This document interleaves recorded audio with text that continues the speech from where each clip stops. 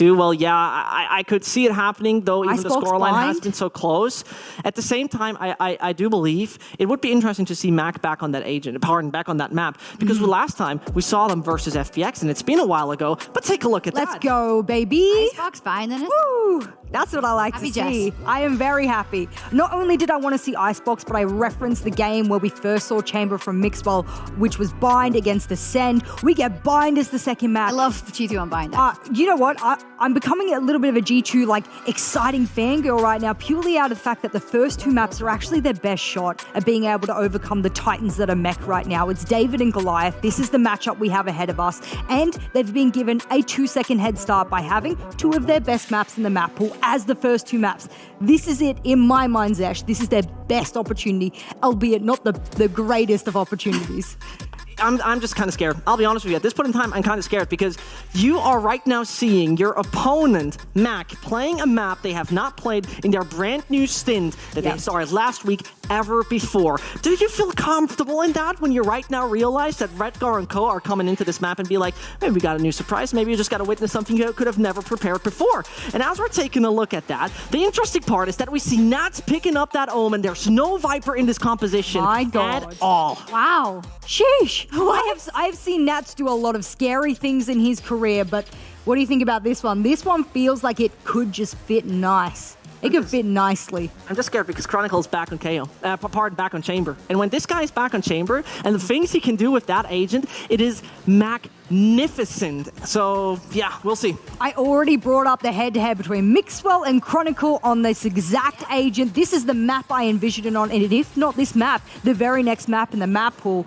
This is going to be a clear indication of, we talk about Jet diff here, but now we have Chamber diff. And that's where I really get to sit down, sink my teeth into one of the best agents in the game at the moment. Chamber diff, and hopefully one of the best games of Valorant we've seen in a long time, since yesterday. For the last 24 hours, sure. Time to get into our elimination games, and the first one of the day, Mech versus G2. And now it is really time for them, Pansy and Hypok.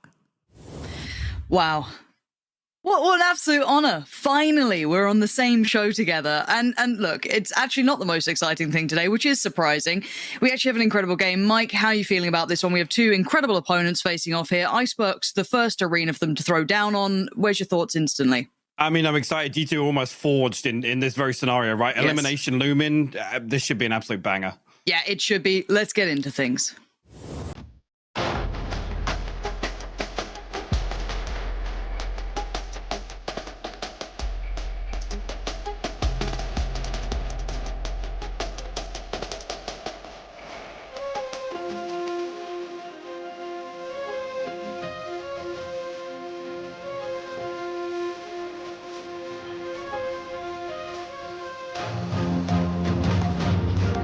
They say there is no rest for the wicked, and I think that's going to be very true of this game. Now, we've seen a bit of a composition switch up here. I want your thoughts on that just quickly as well when we look, especially at Mech. Let's start with that point here and how it kind of compares to what we're seeing from G2.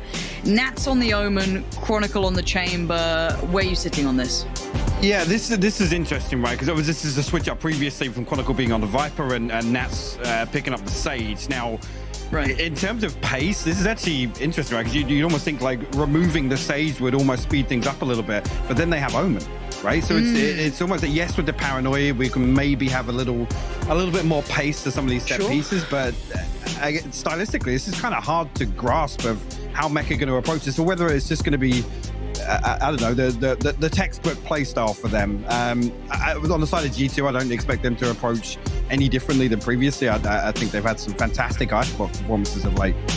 Yeah, I'm complete agreement. And to kick things off, it will be G2 on the attacking side, Mech on the defending side, and it's a chance to stay alive, right? This is a little bit of hope for them, but G2 certainly have their work cut out from their perspective. This is not an easy game by any means, but they're certainly dark horses. It's something you have to say about G2, that they do thrive in these moments. You look at that roster, there's a couple of names that always stand out to me. Nuki, okay, let's say he has a day. Let's say he has this one day where you get those performances. If it be on the Raze, be it on any other agent, this guy can deliver. Ovova, how clutch this man can be on occasion, and you can do the same for the roster. But across the board, I look at Mech, I think, well, every single one of them, right? They are just the absolute best at times, however.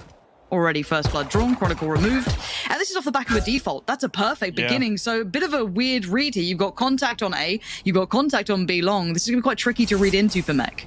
I think on the back of the drone, they shouldn't really, and now actually on the back of the contact here, that should pull a player towards A. Redgar and Defo survive for the time being, but 4 G2 members on the other side of this.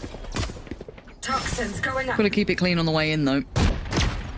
Rotation finally coming in, and that's perfect from Mixwell. Good start for him. Going to crack things open, once on one side and once on the other. So trade out comes in, but the site's really under control already. Jados has to relinquish control, but he couldn't make it out in time. They're just down to Nats in a 1v4 presented, and it's unpleasant by all accounts in G2. Sharp, clean work.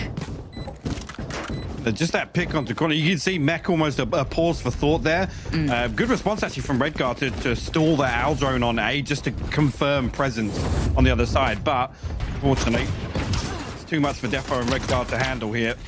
The numbers really playing to G2's favor. 30 seconds That's just an all-round clean pistol round, to be honest with you, on the back of a very slow approach. And just having early success like they did is always going to be a huge tick in the box. I don't think you could ask for a dreamier beginning. And if this kind of boosts Mixwell to have a good performance, now that's something I could really keep my eye toward. Now, Shados going to try and find the information here early on. Yeah, that's a key indicator, and that could then play in Chronicle potentially off the back, as now they know once again they're presented with the same conundrum.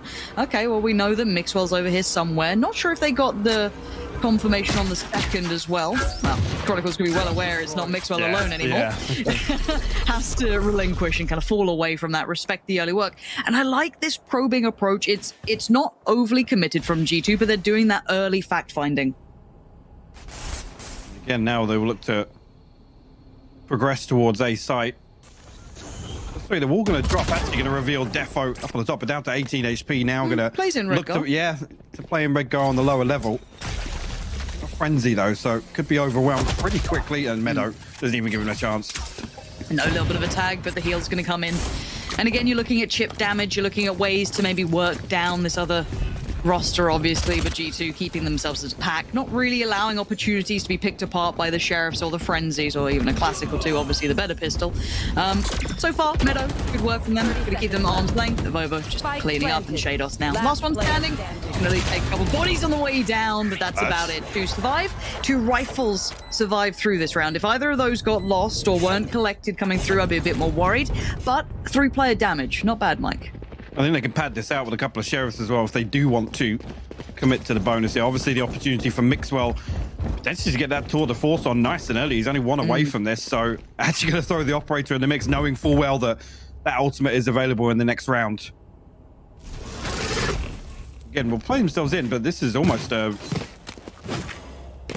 economy reset, really, if they lose this. I guess they have something to lean back on, but not an awful lot behind this purchase.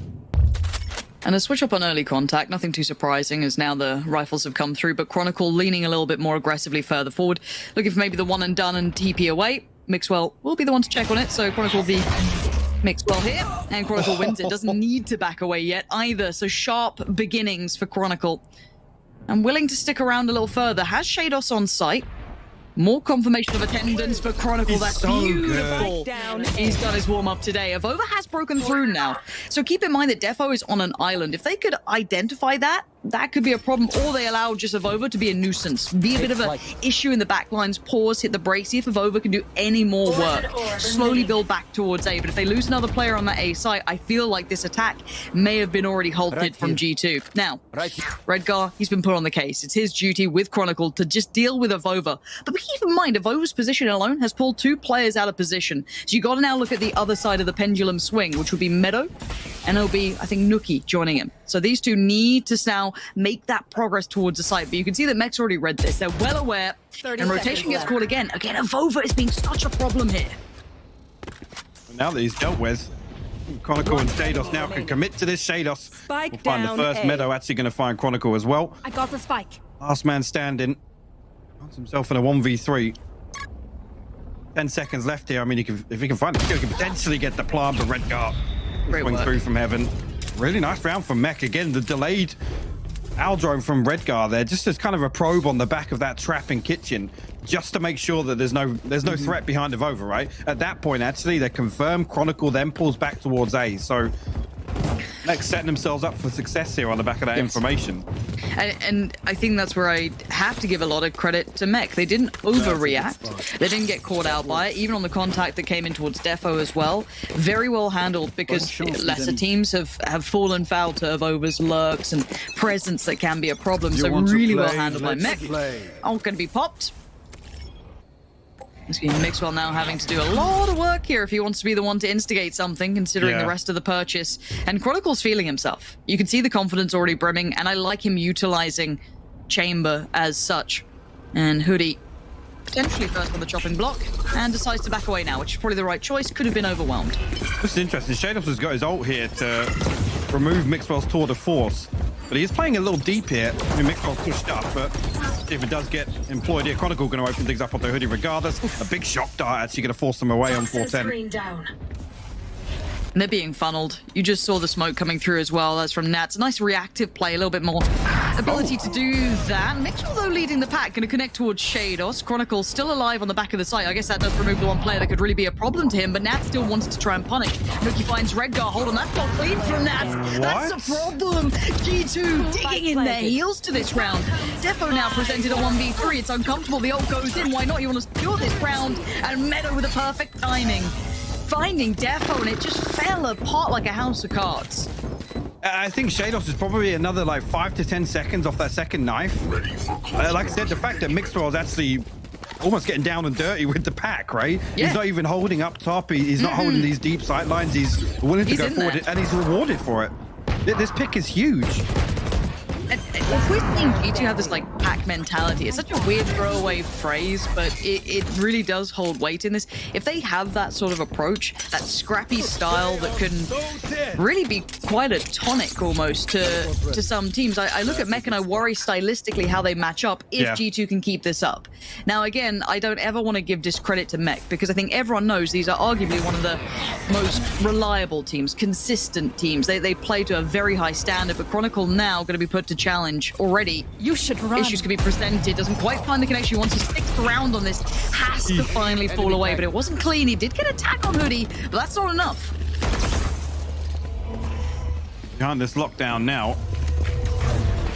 Chronicle gets detained off it as well. That's going to slow things down in the retake here. Still 5v5. You've got so much time and space to set up here. You already control the top of 410, and not even sure how Mech breaks through on this. It's got to be Chronicle to find something.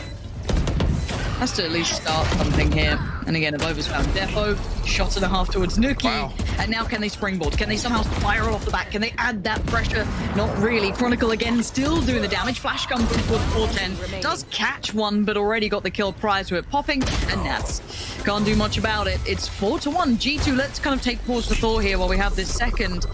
This is the perfect beginning for a potential rough game for Mech, right? We look at it from that perspective. I would say on paper, you favor Mech in this matchup, right? Just from results coming in, accolades, etc. G2 have done what they've needed to at least give them that opportunity now. Absolutely agree. And you think back to that Liquid series, and G2 did struggle on their attack, and it was almost. I don't want to say that Liquid were kind of throwing curveballs, but G2 weren't able to do what they usually do, which is kind of scrap, right? They're so good, and in particular, you look towards those Thrifty rounds. I mean, we've talked about G2 so much recently in terms of no round is unwinnable for them, right? Yeah. Oh, this is a different look. Defo on the op. Spots at least one, maybe two on the back of that, but a big early intention now understood. And Defo trying to deal with all the utility being put to work. Mixwell might be his first real challenge if he actually decides to go for it. No. And respecting at least the counter utility invested for now.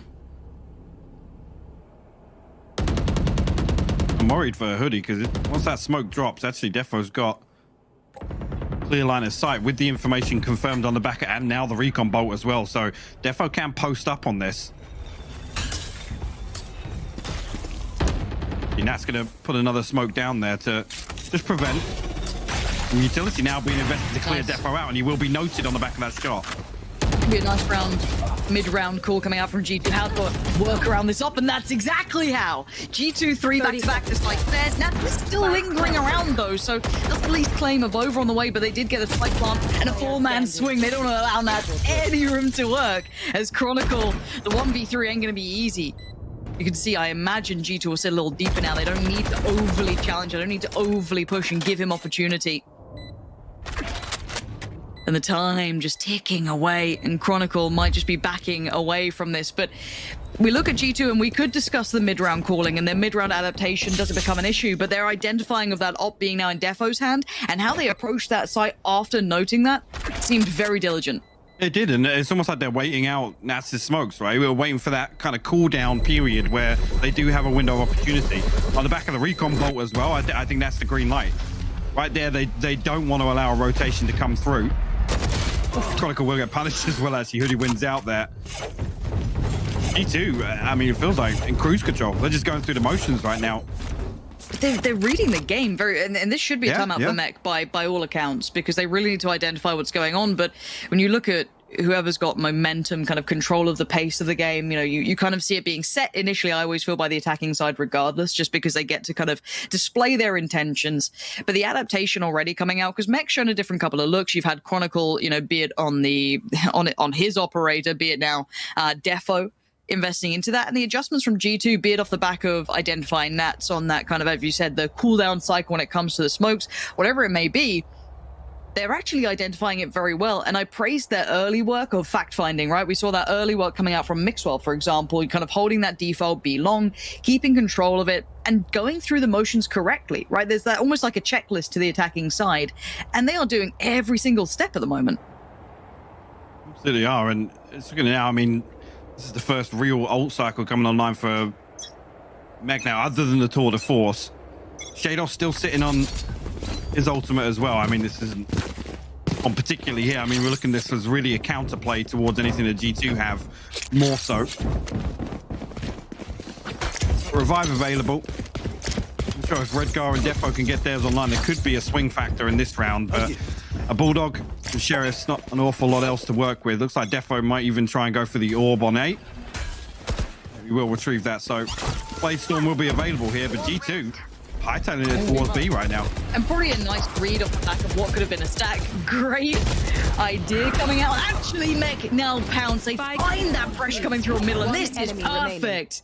What a way to crunch in, and I didn't mind the approach from G2, but Mech was so ready to react accordingly, and now of over a 1v3. Doesn't have Spike. That's a deep in enemy character. He has the burst, but he will not follow up. Mech, what a bit of control on that burst through middle. And let's talk about this. G2 maybe predicting a stack towards A, kind of went for that slice through middle, and it was instantaneously handled by Mech. They were there so quickly on the back of 3 people being on A side at the start. I mean, Defo gets the Blade Storm. Paranoia was lovely as well. Within like 3 to 5 seconds, he's already ready and finds another kill in mid. Yeah. Wow. I would say that was a perfect crunch set. God, Redgar, the timing on that swing could not have been better. Obviously, time being bought between Nats, but lovely combination, wasn't it? So again, it's a stark reminder that this is Mech, right? Like, the name kind of alludes to the point, right? Like, this is something to keep in the back of your minds. Now, early out invested, and Chronicle's gone walkabouts. Now I wonder, have they thought about it? Have they considered it? They didn't have any idea, but it's only a 1-1 trade. I thought there was going to be a follow-up to that. I thought Vova was dead in the water. Not to be, it's a 4v4. Early reads coming out, though, but we are seeing a mid-lurk coming through from Mixwell, or I say lurk, mid-pressure, should I say. As already he's starting to build up maybe towards Tube. He's considering it at the very least. Nats is on the other side. So they do have a favorable fight towards the site, at least in a 3v2, and rotation will be a little bit trickier with that fact coming into play. But again, G2, pause for a second and maybe work through those smokes that are being put down in front of them. It is a 1-for-1, but thinking about it here, the revive they lose, Vova actually going to get the Viper's Pit available here with that orb on 8. There's 3 members of Mech staring them down from the other side of sight. Just looking at Mixwell's not made any further progress here, so it looks like he's intended to be a late piece behind this A plant. Maybe catch a rotation. Redgar does find actually Nookie will fall. Viper's Pit invested. Actually, Mech happy to fight this. Yeah, this is systematic destruction. Mech are done backing away and respecting this approach that G2 are trying to bring. They're fighting them further forward. Nats is way on the back side. There's that secondary layer, but it's a little late in the day. 7 seconds, maybe not. The odd's still there, but Nats denies it. Spike now lost. This is all secondary. Nats just has to play his life. A couple more seconds, and it's done. The time's on their side, and yeah, the kill's there in the end, but it matters not. What a way to close this down. I'm again so impressed by Mech, these adjustments, right? There's that kind of no man's territory in between that set piece that G2 have been running to an extent. They've been waiting out those smokes. They've been pausing for thought. But the re-aggress now from Mech was highly impressive. One enemy remaining. It really was, and I think just ultimately, I mean, you look back to the early rounds, G2 prodding and probing towards B, looking to pull a rotation. It hasn't worked, and now things are just resorted to this slow, methodical push onto A site. I mean, it's taken a while. I mean, we're at round 9 now. Mech finally look as if they have it under control, so to say. It's actually gonna blind off the Aldrone there to deny information, but I mean, it's it key, shows right? It's there. Yeah. Info is info, whichever way you get it, I guess. I mean, it plants the seed to G2. There could be somebody playing a ratty spot underneath there. Or any possibility. Again, Mixwell looking towards mid. I mean, similar approach here. A minute left. G2 is 4 stacked outside 8. It's going to walk up once again. And I will eventually question G2's level of adaptation. It looks like Mech has an answer. I don't mind G2 trying this again, maybe with Mixwell being a little bit quicker on this, but Nats is... His positioning's already been a problem. You saw him at the top of Tube. You've seen him kind of ratting out on sight. Now this is again, Nat's going to find Mixwell. He's really holding that mid presence and being a problem. There goes the ult, and there goes the ult. Going to be gone away, but there's a swing. It's perfect. It's gorgeous work between the two of them. The synergy is phenomenal. Mech are just stunning to watch sometimes. It all looks like it's against them, and they just flip the switch, and it's there for them. Avova has nothing to do but die in this. So many angles to worry about, but Mike talk me through that round. That was perfect. Did Chronicle just bait his trap with the TP? He threw the TP down. I'm not exactly sure where that trap was, but it literally catches 3 people on the back of on the back of when they try and push.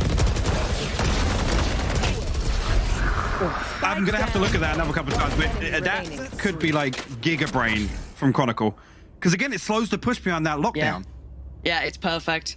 And this is where Mech thrive in my mind, is though they can identify issues and they'll adapt, right? And they come up with a solution that works. And now this is where it goes back to G2. Can you do the same? Do you have that same mid-round calling we looked for now? And you think back to, actually, this was covered on the desk, right? But where you credit Mech and where G2 have identified themselves, actually, we struggle at kind of, troubleshooting on the fly. Yeah. This side, I think, is very indicative of that, right? They had early success, but now, like I said, Mech seem to have a much better grasp on exactly how G2 are trying to play. And now we're looking towards G2 to say, okay, where's the variety? Where's the flavor? I'm waiting to see it. Now it gets tricky here, right? Like this, it's no easy feat to now find that adaptation, because Mech are reading the game and the confidence will be high. You're starting to feel like you got that plan. You've already, you've come up with that first solution to the problem that you had. Everything's feeling right, and you've broken a bit of the money off the back too, so it's even better, right? That silver lining is looking real pretty. Mixwell, of course, can depend on the tour de force. He'll be fine. You'll have Hoodie kind of thriving through this. Still has the res as well, so very valuable to this round. But we have to wait and see now. So Mixwell, yes, gets seen, so that will at least deny tour de force coming out into play initially. And actually, Chronicle again, this guy's looking for new ways to find new problems, but I think I've oversaw it. Yeah. He's got to have, a pixel now noted and seen. Ooh, he's a lucky boy to be alive. 10 HP is what he gets to live on. Phantom moment. Literally. It's going to be a little gut-wrenching, but they'll recover. And again, similar scenes, but I want to see if there's a pace change, if there's something new coming out from G2 here. I'm actually going to catch a rover on top of 410. He's happy for the time being. All comes through. Actually, Chronicle will fall on about 10 HP, but Shock Dart will do the job. They do actually get a clean plant. Oh, look at the pace going back in, a little messy from Shadows, but desperately wanted to clear the front side of sight. Not going to be allowed in this instance, as already you can see this retake getting a little bit tougher. Defo, Naft, and Redgar undesirable scenario, and no one really given many opportunities. Nuki so ready for that, presented so well. And yeah, great work between the two. The pace change coming out from G2 here has been something that's definitely caught a little bit of an attention now from Mech, as Nat's gonna do what he can on the way out. But they're all exiting. Back through snipe, catches Mixwell, 1 HP. But let's talk about what worked there for G2, because it did feel like there was a pace change to this. I mean, yes, it's a pacey hit towards A, but I'm surprised. I don't know if they're anticipating Mech overthinking this now and almost leaning away from A, because G2 have I don't want to say fumbled, but failed a few times. They won't do it again. Yeah, exactly. Yeah, surely not. Yeah, but I mean, that's G2's bread and butter. That's their pedigree. Yeah, it's literally it's synonymous with the G2 name. Yeah, exactly. Just absolute arrogance, stubborn in approach. Doing it again. It looks highly indicative of it, at least. Now, this time, Defo's here. Well, this is the thing. They actually have the benefit of some conditioning here, right? If they do want to flex towards mid a little bit, I mean, they got shut down, stomped, actually, on the one time they tried to split B towards mid, but... And again, the aggression from Chronicle. Desperate to try and pressure this. And Defo waiting for anyone to try and swing and maybe punish on it. There's Defo on the op here. Last time around, he was kind of forced very deep, very uncomfortably on the site. And a lovely shoulder peek from Mixwell to now garner the angle himself, so that's now his to work with. And it's little by little, the space gets removed from Mech. Chronicle now gone, and they start to work forward. Radar Force quite loses it. Defo, yes, gets a trade, but it's a 2-for-1, and the site's now under G2 control. Flag banner is waving. They're going to get the spike plant, and now it's retake time. But what can they do with it? They've still got Nat standing shade off from Defo, so there's still a decent opportunity on this one. But again, they're going to have to clear sight. There's so much of that protocol to go through here. Mixwell posted up as well. Kind of funnels them into the side where they're investing the wall. It makes it very difficult. A big paranoia comes through, but... Nice flash. That's a beautiful flash. Shadows will find one. Everything going G2's way. Shadows, though, brings it out to a 1v1. It's 20 HP in time, and Mixwell's already slipped the net. I like that from Mixwell, just adjusting. Does Shadows consider this? I don't think you do, and he doesn't. Got a little nervy there, but it's fine. Mixwell's fine. He had it the whole time. Yeah. But you can see the individual power that can come through from Mech. But again, you're right. It's that almost arrogance on approach from G2 that works out for them there. They've consistently hit that A site, and once again, it works. I feel like as soon as they work out, okay, Defo's got that up, they know exactly how to approach the site, and once again, it's worked. I mean, also, without any flashes in this composition, they're able to completely mitigate the risk of Defo. I mean, he's not. I mean, he's 3 and 8 right now, and even so, even if you'd call that 3 operator kills, there's no impact at all from him.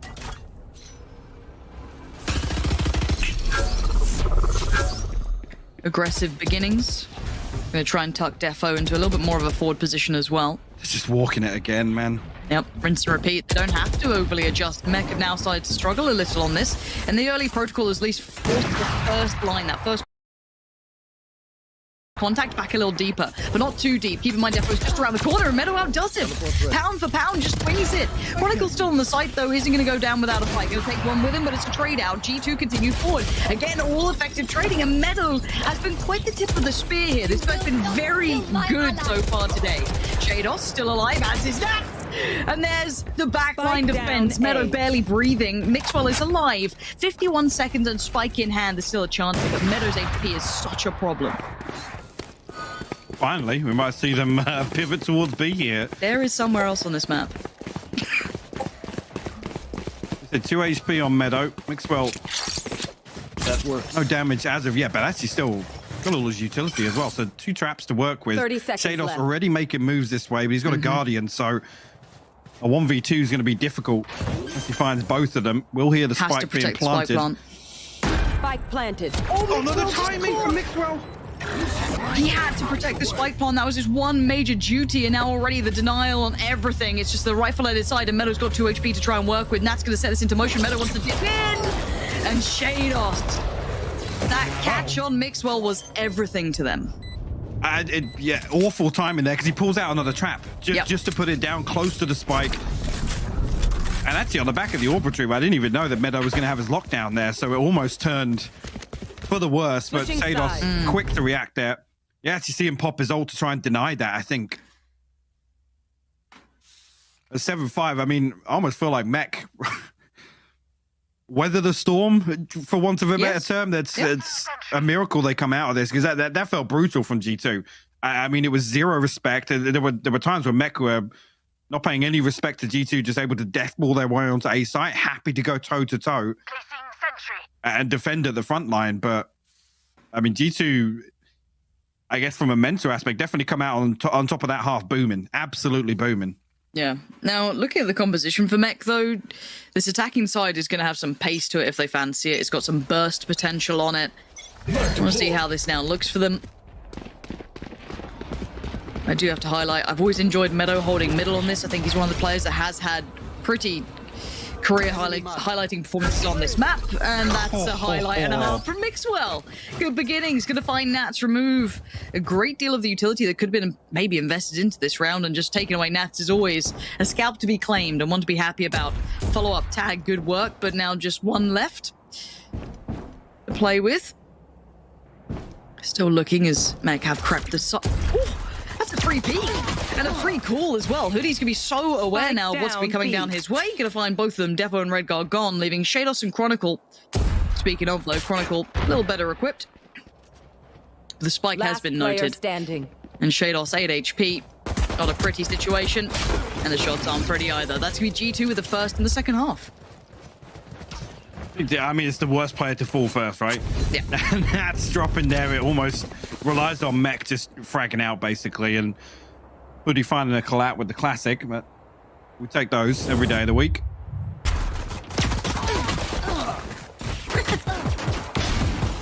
You are a boulder. Mine don't do that. That's for sure. Defo going to throw a Marshall in here. Frenzy for Shados. It looks like they might try and explore B again, so they're planting the seeds really here to almost force G2 to not leave B the weaker side. Maybe commit a second player, but like you said, I mean, with Meadow's variation in utility, notorious on Icebox here for holding mid.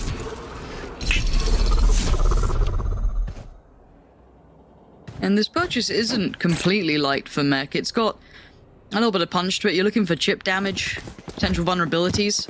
The amount of ghosts coming out, Hoodie and Mixwell both going to be sat on that. So again, it's not impossible to see.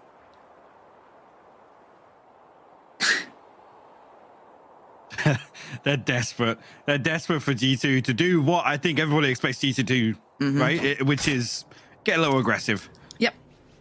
G2 sitting pretty right now. I mean, they've even got Nuki over to support those two ghosts on B site. That's it. I mean, this is a horrible setup to push into. It's a Viper and a Killjoy on A. Yes. Oh, with Over, you're playing dangerous games no there. he was suppressed. Yeah, so backs away. Meadow's going to kind of be the one to now back contact and expectation. Going to find two for all of his troubles. Over just needs to play his life, wait for reinforcements, and he does. The recon Goddamn. the timing to the millisecond there. Dude, I swear these players are so quick. It's unreal. But G2 weather, another potential storm there, right? It could have been dangerous, but again, you're right. The setup is great. Early contact on the back of the site, and then Meadow did swing from 410. Made it look real nice here. And yeah, he gets two and does get traded, but that's a lot of damage achieved. And I do want to watch this bit at the end just look at that. Real nice. Chronicles real nice. Please let me in the poison orb, please. Okay, Mixwell up coming out to play. Purchase on the other side, far from perfect. Yeah, I was going to say, look at it on the back of minimal investment. Now we've got two Guardians here to kind of round out this, what should be a full buy round from Mech. Oh, the information alone from that early contact, Mech should have a fair picture of what's, at least on the B site. They know where Mixwell is, they know where Hoodie is. I don't seem to like that too much. It looks like they're going through, once again, the motions that they seem to happily do. They do the early contact towards B long, see if they can pull some utility, and they swing back through. Now, last time, folks towards the A side, it looks like they're re-exploring middle a little here, and it is Luffy on the other side, over by Tube, but he's certainly not alone. I love that there. Meadow's actually holding onto his alarm bot until this wall is dealt with in mid. And then he just pops it down behind. I mean, look where he can play with the utility to support of Over. And it instantly nullifies any potential lurk in middle, any worry about that. They can peel away. That's great, just time being purchased. Lauren. Yeah, I like that. But again, Mech, they're a dangerous, dangerous team, even down to the last couple of seconds of Over's positioning. He's playing on finest margins here. Players noted, he knows what's coming his way. How much can he do? And he still flings one, but a quick trade out for Shados. Pop on the ult. Now Meadow is going to be just the rifle at his side, and the burst potential from Mech is realized. You see it as clear as day. As Mixwell nowhere near the right side, he does have the op to hand, and how much does he want in on this? No, very much. Again, there's no real possibility of him swapping out a weapon. Even if he finds a kill here, look at where all the deaths, you're all right. the death markers, are. So, yeah, don't fancy his chances in this scenario. But again, the regress there. I mean, on the back of the ability cooldown, Shados, yes, his knife's dealt with, but it reveals the location of roughly where one player is, and they just collapse on it. And there was a slight advantage. Yes, this is G2 riding through a couple of Spectres and whatnot. We'll see exactly where the finances sit after this, but obviously Mixwell conscious to hold on to this because actually in the first half, we came to the bonus and Mixwell was one away from his tour de force already. So, okay, yeah, they're going to be fairly comfortable here. I think maybe a light armor, but Meadow obviously will prioritize his utility. And likewise for Hoodie. I'm going to see actually if they still. But now seeing actually Hoodie drift over towards B, yes, they're potentially going to give up some of this mid control, but his wall in the early rounds, it's really interesting to see with Meadow kind of layering that utility behind it.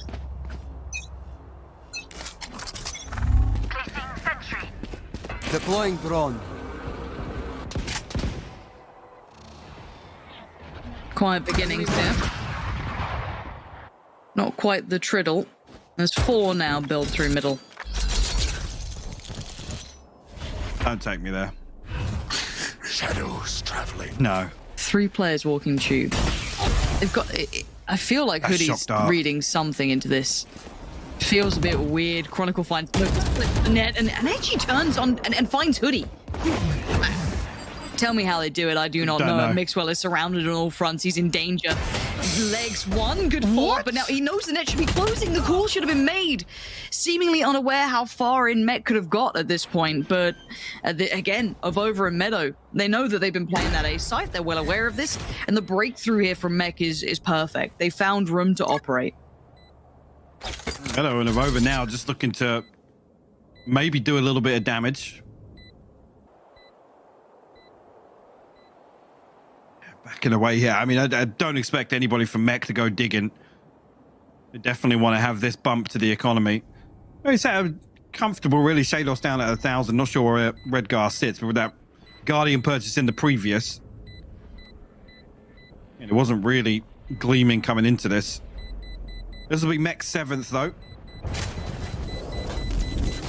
Thinking back now, this is the point where we really look towards that ult economy. Where does Nukia sit? Where does Mixwell sit? I don't think Mixwell's close yet.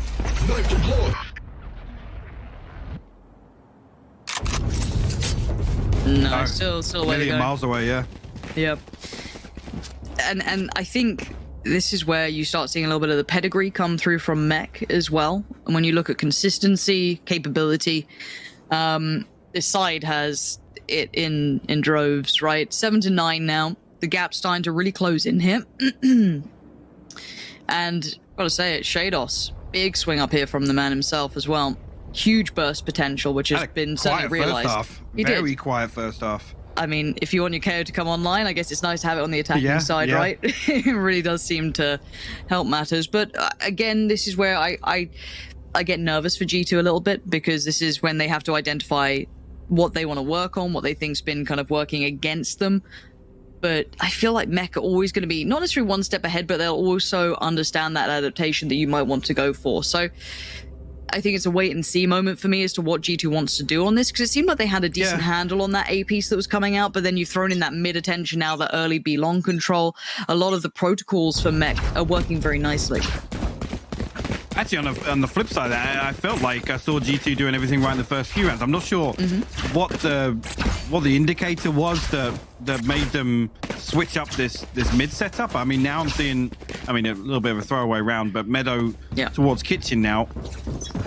But I liked what G2 were doing towards mid, and it allowed them to lean heavier one way, and ultimately was the way that Mech were leaning. This time around, Mech was a little bit of a switch up here. Not sure if Nuki was actually suppressed off that. Yeah, I think he was actually, so he was noted.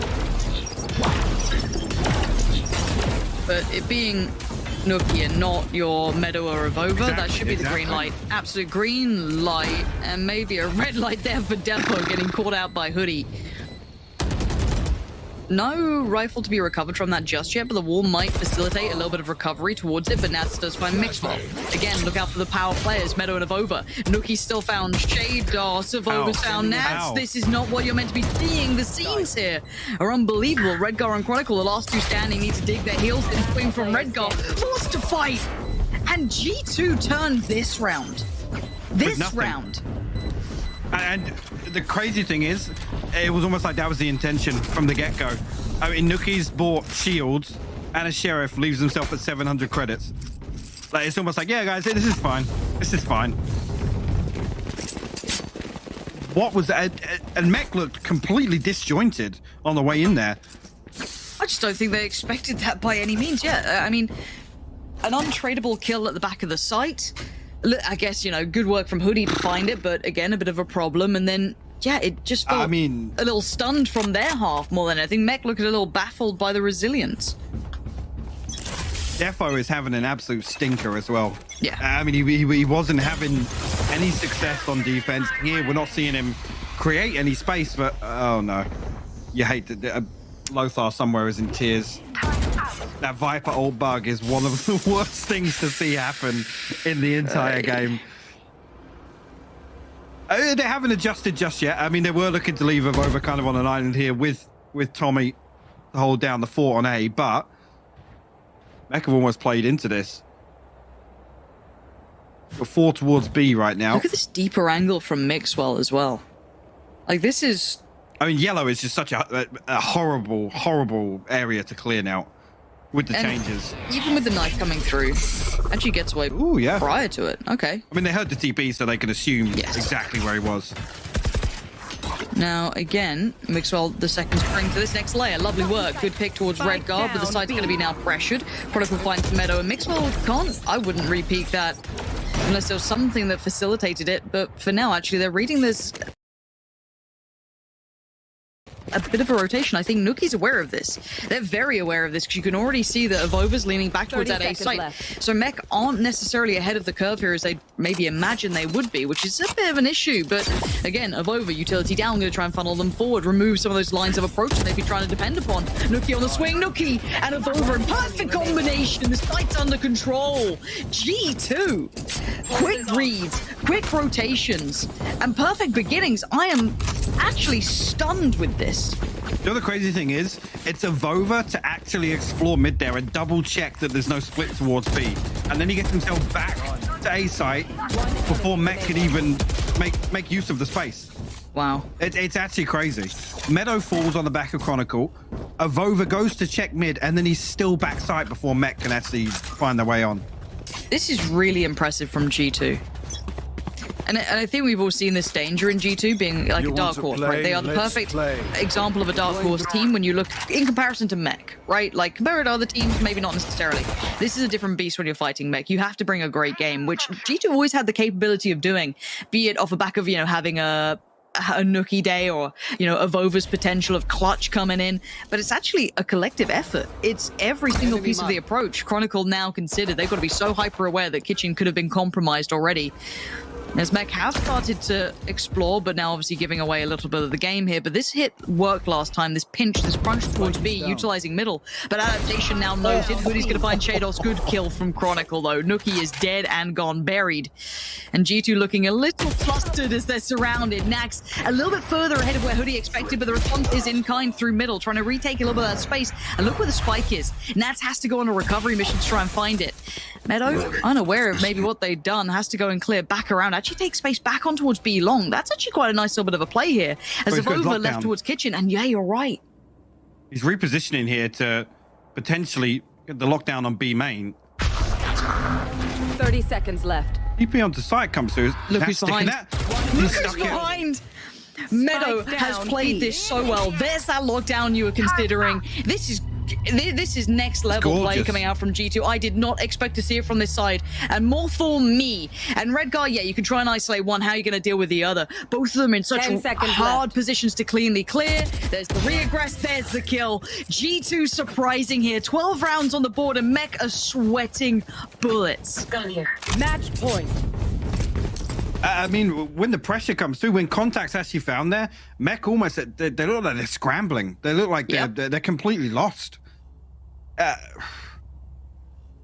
I'm actually blown away because the thing is with Mech, you have to bring a solid macro game. And I got to say it, that's one of the things we've almost criticized of G2, regardless of these roster iterations. Yes. It's always been the first criticism. And right here, they look in total control. Get out of my way! I am loving watching this from both sides because Mech, it's hard to see them lose games in a weird way because they play such a good style, a good approach, but now it's time to see that delivered. Already going to get the first information of Avova. He has to back away, another follow-up. Redgun going to try and punish Avova off the back of that tag. Does get a little bit of chip damage. I don't know if he found much of it. A one right back in kind. But Shados aggresses, finding Meadow in the meantime, now leaving Avova sitting back towards the deeper side of middle. Mixwell controlling still towards Chronicle. And he's actually going to be leaning out quite early. Look at the space he's able to clear here. This is quick work from Mixwell and actually very valuable work. Two still tucked towards the side. He can't quite take them away though. Doesn't know that Nats is around here just yet. And Nats ain't moving. He's digging in deeper. He wants to try and keep this one in check. Avova trying to clear towards the side. Mixwell finds Shados. There's the swing from Nats. They didn't know he was there still. Nuki, how does he even get one out of that? As Mixwell now in a 1v2. What can you do with this? Can you find the last two? He finds one. He's got a time limit though. He has to move quick and Redgar has the freest kill of his life. And Mech are still alive. First kill of his life. They need a couple more of them. There's 4 rounds left to find to even tie this up here. And Mech walk a very thin line in terms of the finances now. They can't afford to have these rounds come down to one player standing. Because G2... I mean, actually, they're probably, with the Tour de Force being thrown into the mix in that previous round, maybe, yeah, 1 purchase, potentially 2. They want to get a little fruity behind this. Mech actually going to pump the brakes here, call a timeout. And I'm wondering if we do see a total switch up here, a pace change almost.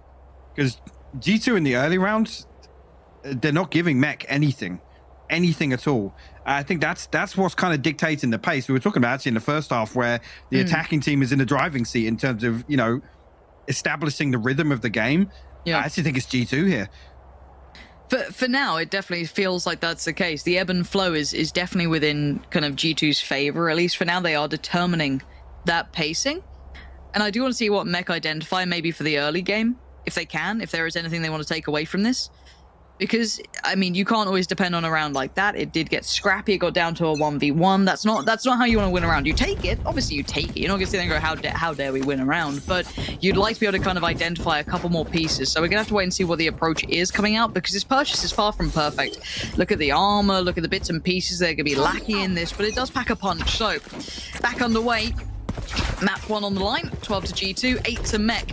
And similar scenes. It looks like somewhat rinse and repeat. And that's the different approach. So Shado's going to try and deny Avova. So he's now just tucked in the corner, going to hope that someone can maybe take the first contact. Oh my God, Avova! You are an animal! Absolutely unchained here. Wow. That is a shutdown. That is a shutdown and a shutout on map 1. Mike, we got a game on our hands between these two today, don't we? In the blink of an eye, it's over. I mean, coming out of the timeout, that's almost what we expect there, a total pace change. But G2 just closed the door. There's absolutely no way onto sight of over. Man, sometimes you put him in a corner like that and he delivers for G2. It's scary, actually. That's the possibility in any one round. Look, the clutch potential on that man is off the charts. Anyway, it's map 1 done. It was 13 to 8. We have plenty more to come up today, so let's head to a break where we'll be joined back afterwards by the desk.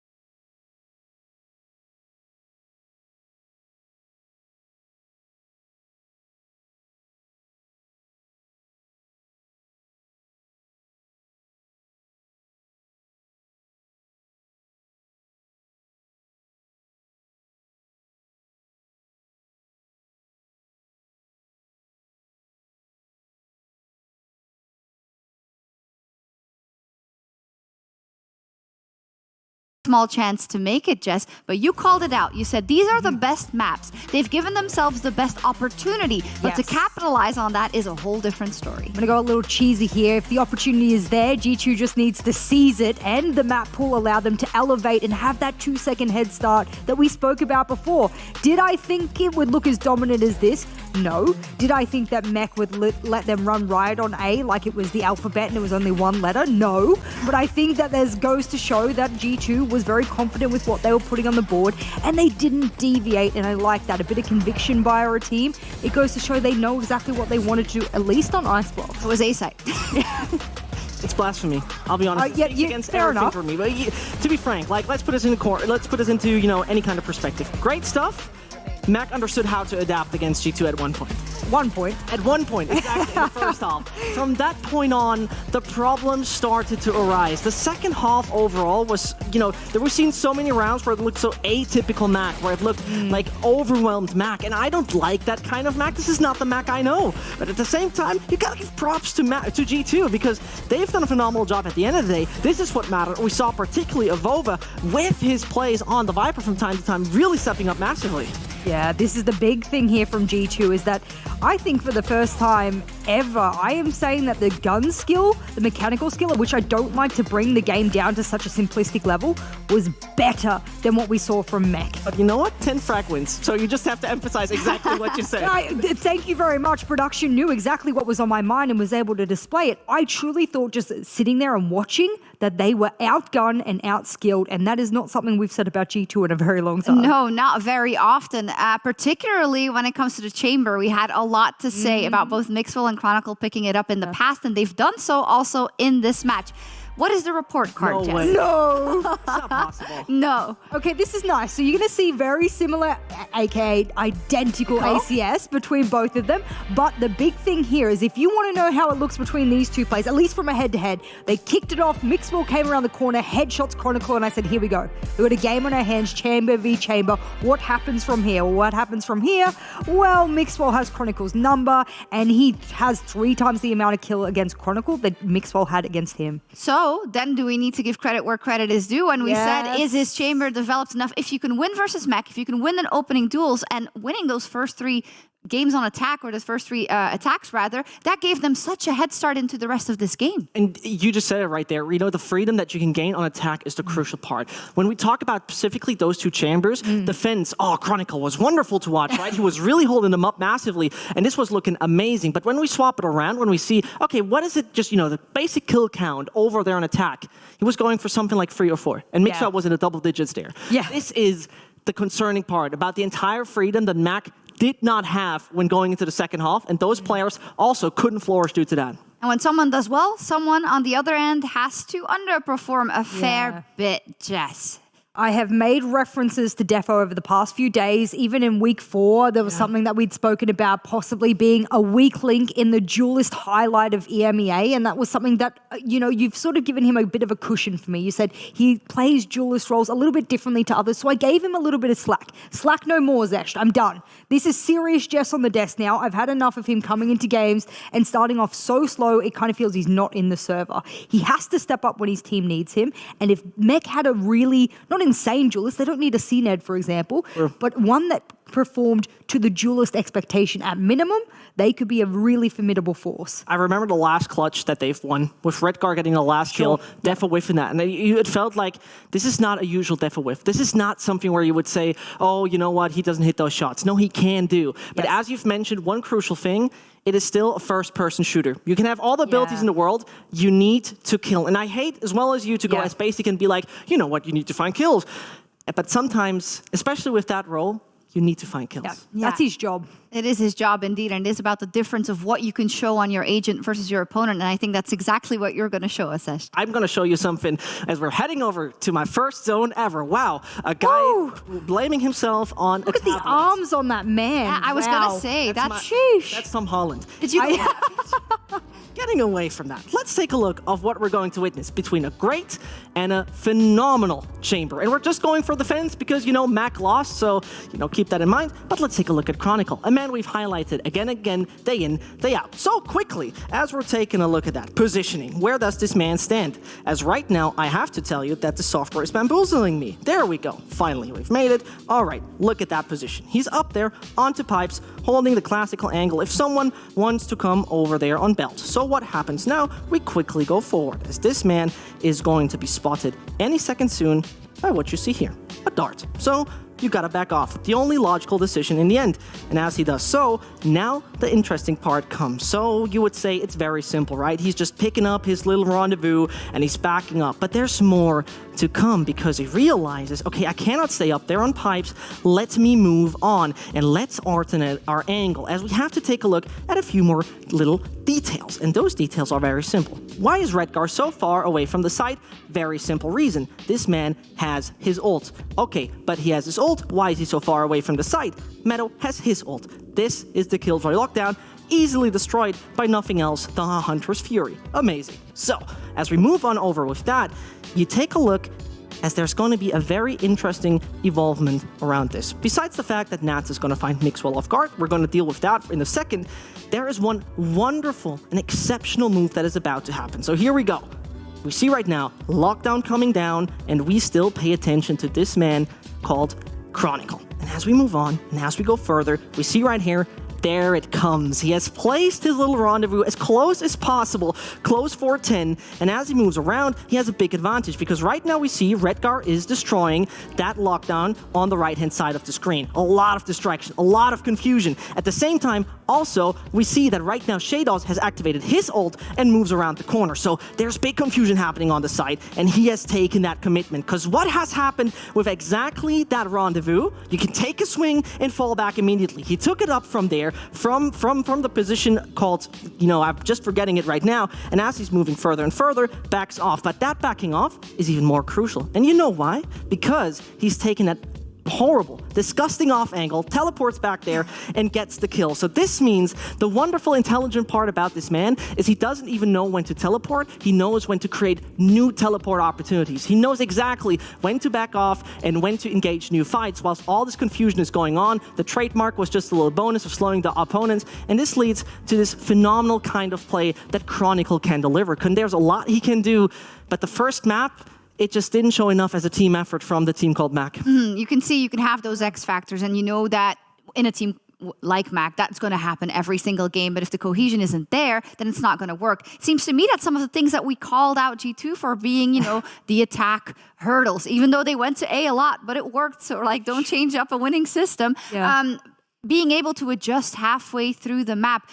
It harkened my mind back to yesterday versus Fnatic. It took so long for them to figure out, Mac, how they were going to take that mid control, right? Because Fnatic kept rushing down it. And then by the end of it, they figured it out. We'll push against them.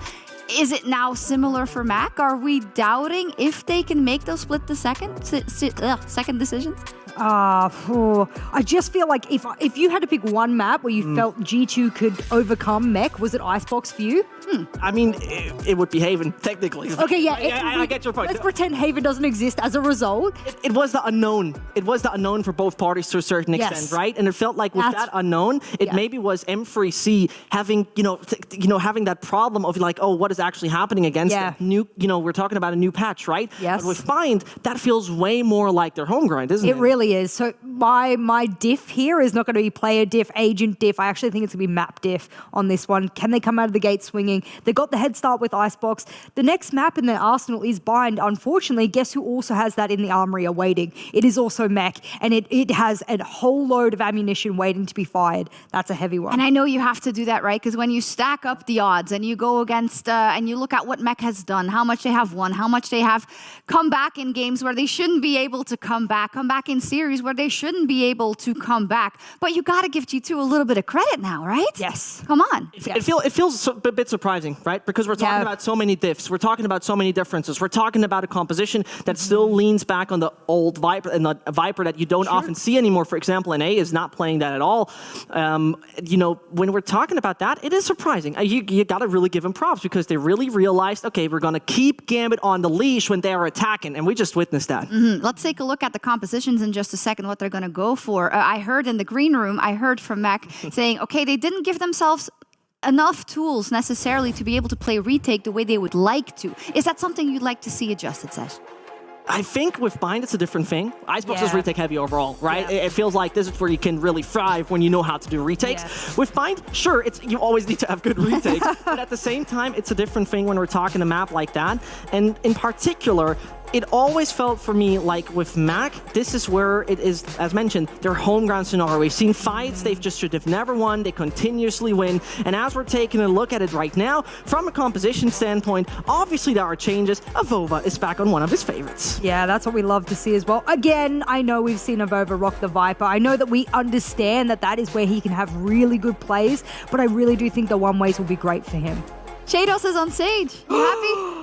My goodness, you know what? Someone, production, if you were hearing me, send me the photo of Battle Shados in Sage formation, because I'm going to make that my phone background for today and just really vicariously live through him. Loving what he's putting on the board with it. Avova on the Omen is going to be really exciting. And for those who missed out on the acrobatics we've seen from Nuki on this particular map on Raze, please go back. It's in 48,000 highlight reels across the world right now. You cannot miss it. I want to see that from him again. The interesting part once more is obviously the difference in between seeing two double controller setups being so differently. Omen Viper versus Brimstone Viper. That's the fascinating part. When we talk about individual comfort level, Chronicle and Brim, you gotta love him for that, right? But I have to emphasize one thing. You're not winning just out of the blue against Fnatic and Guild on this map without letting them into double digits. And I think there should be a clear indicator on how it should go. How it should play out. But, you know, elimination day, anything can happen. Let's see what happens in this one. And if G2 can take it home, or if Mac fight back with Pansy and Hypok. Well, I'm just in pieces, right? Like, surely we are not one map away from Mech being out of champions, right, Mike? Surely that's not what we're about to see, potentially. I mean, surely not. I mean, Bind is going to be such a fascinating map to watch. There are some real composition points to nail here. All right, well, I don't want to wait any longer. Let's get into game.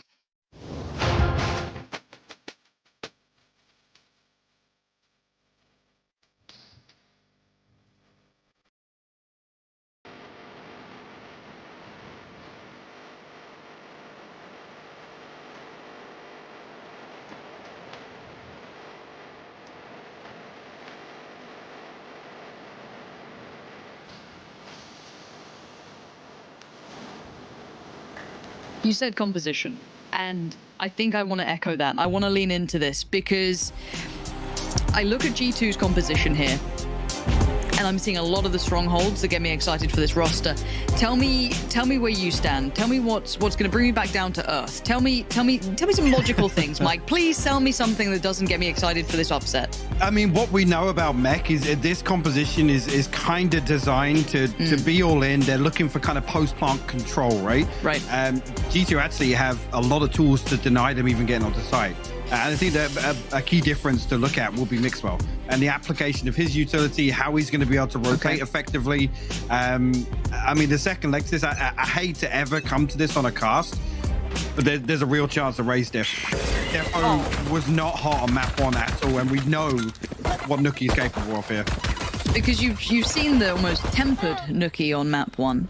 Now Nuki gets to unleash, right? It's like he plays his role, he does his job. Now you get Nuki just off the chain. So I want to see how he begins. Obviously a good start builds the confidence, boosts the player, but we are seeing this early intent towards the ace tie, early attention being drawn there from Mech, who are of course on the attacking side if you're just tuning in, and G2 will be on the defending side. And if you did miss map 1, watch it back. It was Icebox and it was damn good. G2 really turned things up to 11. It caught most of us off guard. It was a little uncharacteristic to an extent because they had addressed a lot of the issues we'd seen with them. However, a new map, a new arena to throw down on. And Mech, once again, they always get a little bit more leeway. They have been into the higher echelons of every single extent in Valorant thus far. You have to give them that little bit of credit there. But you can see the bait on long coming out, and I'm waiting to see if this works. So Hoodie's going to get all the attention. Flash is going to be back online. Noted the player. And Avova not being subtle. Actually, they didn't know the player, but they still get to play in at least Avova. 1-for-1 trade out, TP taken. Leia being now Hoodie. Can't do it. Shados there shuts him down, and all exchanges now at least looking favorable for Mech. Now, yeah, Nookie's on the way. We do have 2 players towards CT, but they have no access now as the spike's going down. Mech find themselves in a favorable scenario here. 4v3 actually now. Red Guard dealing with Nookie's going to make that even better. Meadow and Mixwell have to try and recover something here. Meadow not being given a peek though. Mech now will dig their heels in. Mixwell 1 left in the chamber. Where you can find on the way back out. Recovery there. And what's key, I was just noting, I was about to say, with this heavy emphasis towards long, there was a trap in Hooker that actually enables, potentially, I mean, I don't know if we'll see this, but Meadow to maybe send a snake bite through. Nookie did burn up his paint shell earlier on in the round, but that's something that G2 can lean pretty heavily on Garden. They can stack 2 in there and just leave Hooker kind of unoccupied, almost bait Mech into taking that. So we'll have to keep an eye on just how that utility is sent through the TP if that does become a factor. And again, the other thing is if that happens a couple of rounds, then G2 can get weird with it, right? Pull a link, put a judge in Hooker, switch things up a little bit. See if that conditioning actually affects it. Obviously, for now, that hasn't even been really noted. It hasn't been really considered yet by, obviously, Mech. They haven't seen that. They haven't encountered it. Just that there was presence on long. So it'll be interesting what they can extrapolate away from that. Going forward, patience. Your bog standard default, super deep, maybe expecting a little bit of trickery coming out from G2 and aggression potentially to be shown, and maybe rightly so, considering we can see the purchase. It's going to be Nookie and Hoodie, the ones that, garner my attention here. And Mech don't normally have sloppy anti-ecos. I think they're generally quite clean on how they approach. They're very methodical. They're very sharp on it. But that's one way to disrupt things early on. I was going to say that it's the worst opponent to be playing, right? Because G2 have one of the best thrifty records, I think, in EMEA. Oh, Mixwell's got a real shot on this because he's going to be forced to swing. Oh, I get caught by Nats. Super quick on it. Meadow trying to get a little cheeky. No one there to receive the end of the blade. But there's still players around. Let's see if they can get a little bit nasty with it of overbuilding in. But he was not going to catch Chronicle on this, whose timing actually was quite poor there. Chronicle just looked away at the wrong time, receives a little bit of damage, and you can see them now trying to springboard off this. Nookie's on the way, and Chronicle knows he's in danger. Has to deal with it well, and he does. Succeeds against Nookie, comes back around in time, catches him over. Beautiful play from Chronicle. No threat to be found. And these rounds are a little bit more dangerous than normal because you get both sides of the coin, right? You get Mech, who I think are very good at their anti-ecos, and G2 are very good at being a problem in those rounds, but handled well. So, 2 on the board for Mech. I mean, we saw that become a factor on Icebox, right? There was a number of times where we're just getting Sheriff diffed versus like full rifle purchases on the side of Mech. Again, it's that age-old for G2. No round is unwinnable, right? They come into it and they go down swinging. That's actually well handled by Mech. And like I said, it comes to the point where if they can get a clean plant, literally the sole MO of this comp is that post-plant control. Ooh, similar setup. Now, you were discussing this earlier. Now, I wonder if this gets noted, worked out, seen. Hoodie earlier contact this time. So we'll note the players towards long, and I think they're aware that Avova was playing towards Akabi before, and he has been now seen again. So this is a very similar look, and Avova could be in trouble here if he's not able to get away, because there is that double stack in towards Duka. Now that's going to be noted because, the alarm's going to be removed, so the swing comes out. You're going to be seeing now Mixwell sitting towards CT. So they've drawn the player just by removing a couple of pieces of utility. They've drawn players over. Actually, not just Mixwell. You're going to have another coming through as well. Meadow leaning over towards B. With Nookie getting this deep outside showers and actually back towards short, G2 can commit an extra body here. Absolutely. I guess the only problem really becomes if they lose TP control to an extent. The Red Guard, where did you just get that from? Finds Avova out of nowhere. But yeah, Mixwell tames the problem quite quickly. They could access through Hookah, but they know that there's now presence, and they've lost that spot towards long. Hoodie can make this crossfire work. And there's the first contact. There's the swing up. Really nice push and pull between the two. G2 keeping 4 standing. Comfy round in the end. I thought they could have been a danger, but I'm glad you highlighted that little setup that they've got towards Hookah, because it is instantly a call for rotation. Yeah, it's the first clip, really, where we're going to say, I'm not even going to say it. Say it. Say it, Mike. Defo sat to out of Booker there. Just, yeah, a tragedy. It's a little weird, isn't it? Didn't quite go to plan. Made it into the highlight package as well. But this is important to note, right? Is actually he's the only one here that can close the distance, and the only real burst of this comp. So I have this fight. it's tough. A lot rides on him, especially to come out yesterday. Like the mental fortitude required to endure that series yesterday, and then come in today with your A game. Nuki's it's a tall walking. order. Nuki's going to walk this. I know he's going to walk this. Yeah, he absolutely is. Chronicle's aware of the chance. Okay, information received. Right, they know what I'm up to. Fair enough. I'll sit a little deeper, but I'm going to keep showers full of my problem. You can have short. That's fine. I don't mind that. They're aware of what the little traps have been already from Mixwell. Hyper aware. Haven't been able to clear it this time, though. Still on the cubby. The pre-fire, the spams kind of kept that one safe. But you can see that this is still a fight for the early game almost. They've kept so much space here. This has removed a lot of the potential away from Mech. And Mixwell still going to get some contact, and there's a lurk on the other side. There's the judge. We said that this could be the next level of adaptation. There it is. Avova sitting with the judge, waiting patiently. He's got beat all by himself at this point. You can see almost the rotation coming out from Hoodie there as well, but there's the springboard, there's the go signal, and it goes absolutely nowhere. Mixwell sits in no man's land, does get traded, Shados in it, but Meadow quickly puts his life on the line, puts his body on the line, and Nuki doesn't even see them, just spams in the right place, right time, wall goes up.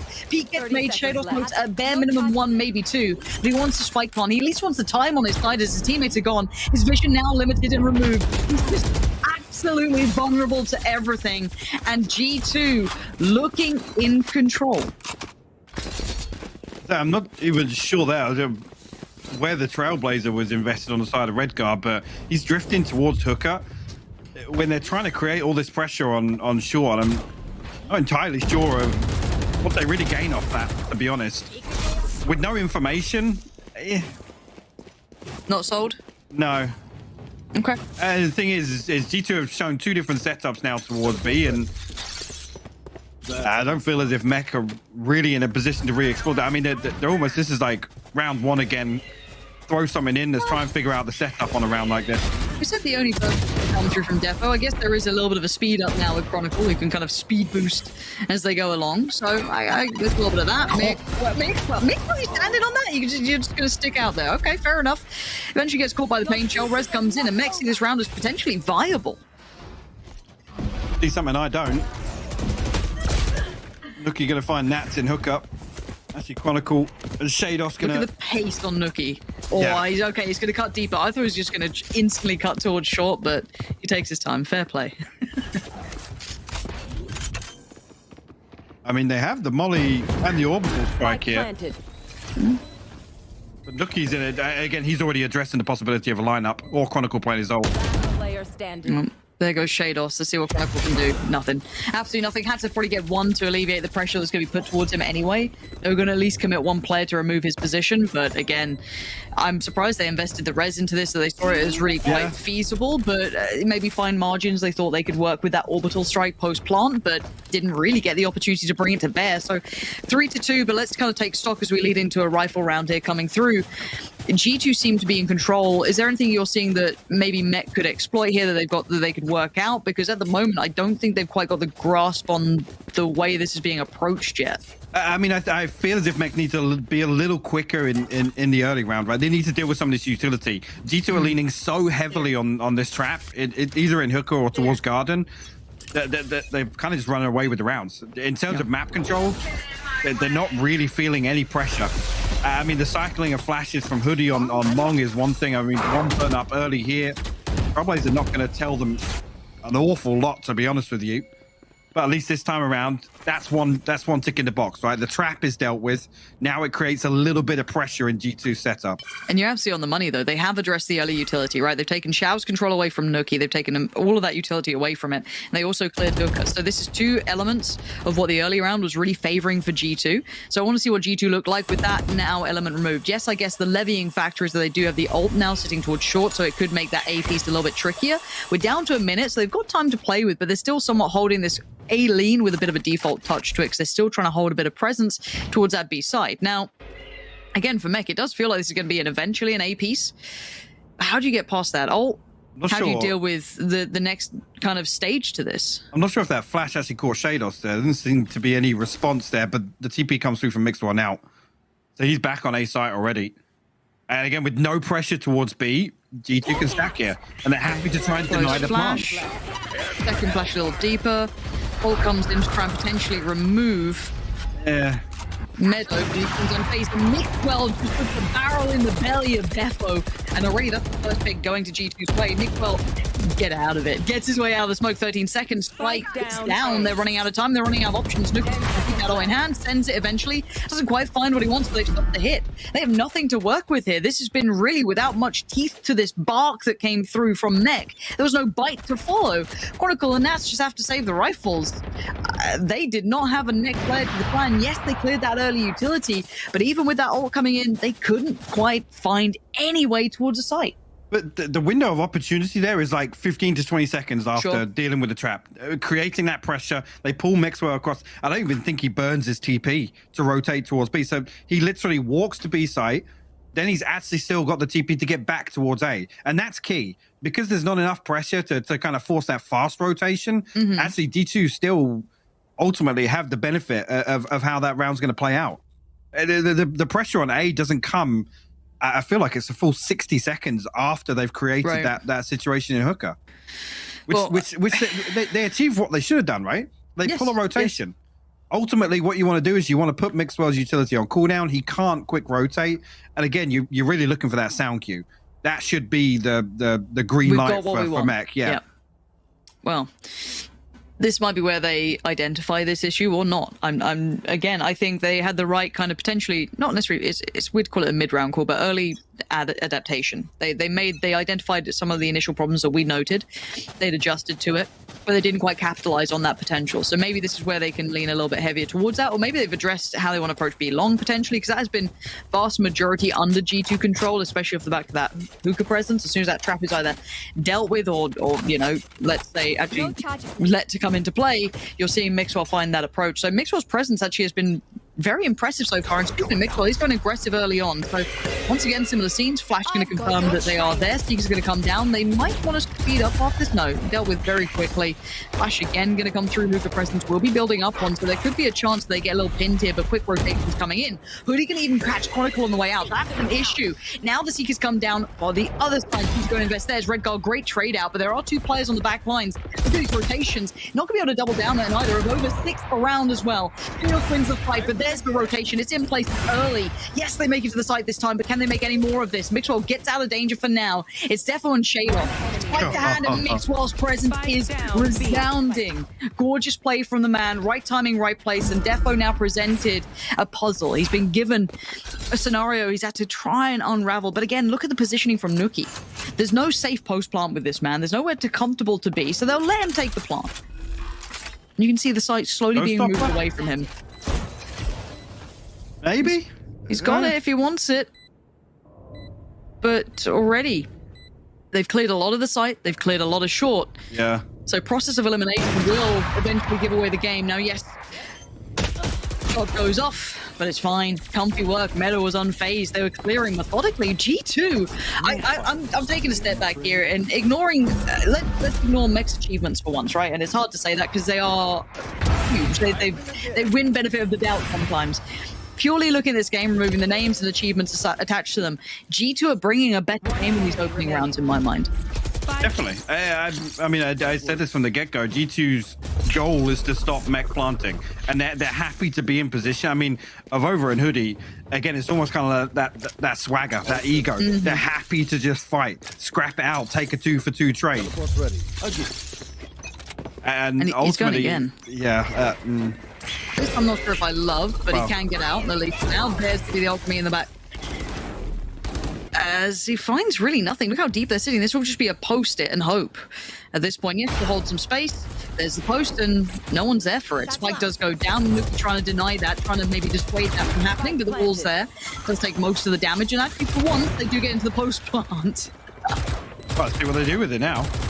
They got what they wanted. Sam is so on the money, though. Shados gets removed. He doesn't even get a say in this round. But look at the purchase as well. Still a Frenzy, still a Sheriff, still a Spectre, and Bulldog's the best that they've got to work with. So they're certainly outgunned, but also, I guess, outnumbered. But the players, maybe a narrative, Nuki tries to defused. He only gets halfway, and this is not a fight for this. It's a 2v1. Nats, have you got any of that magic left in the tank? enemy Being remaining. closed in already. Chronicle from the grave. He has to work towards the rover, and Nats shuts down Hoodie.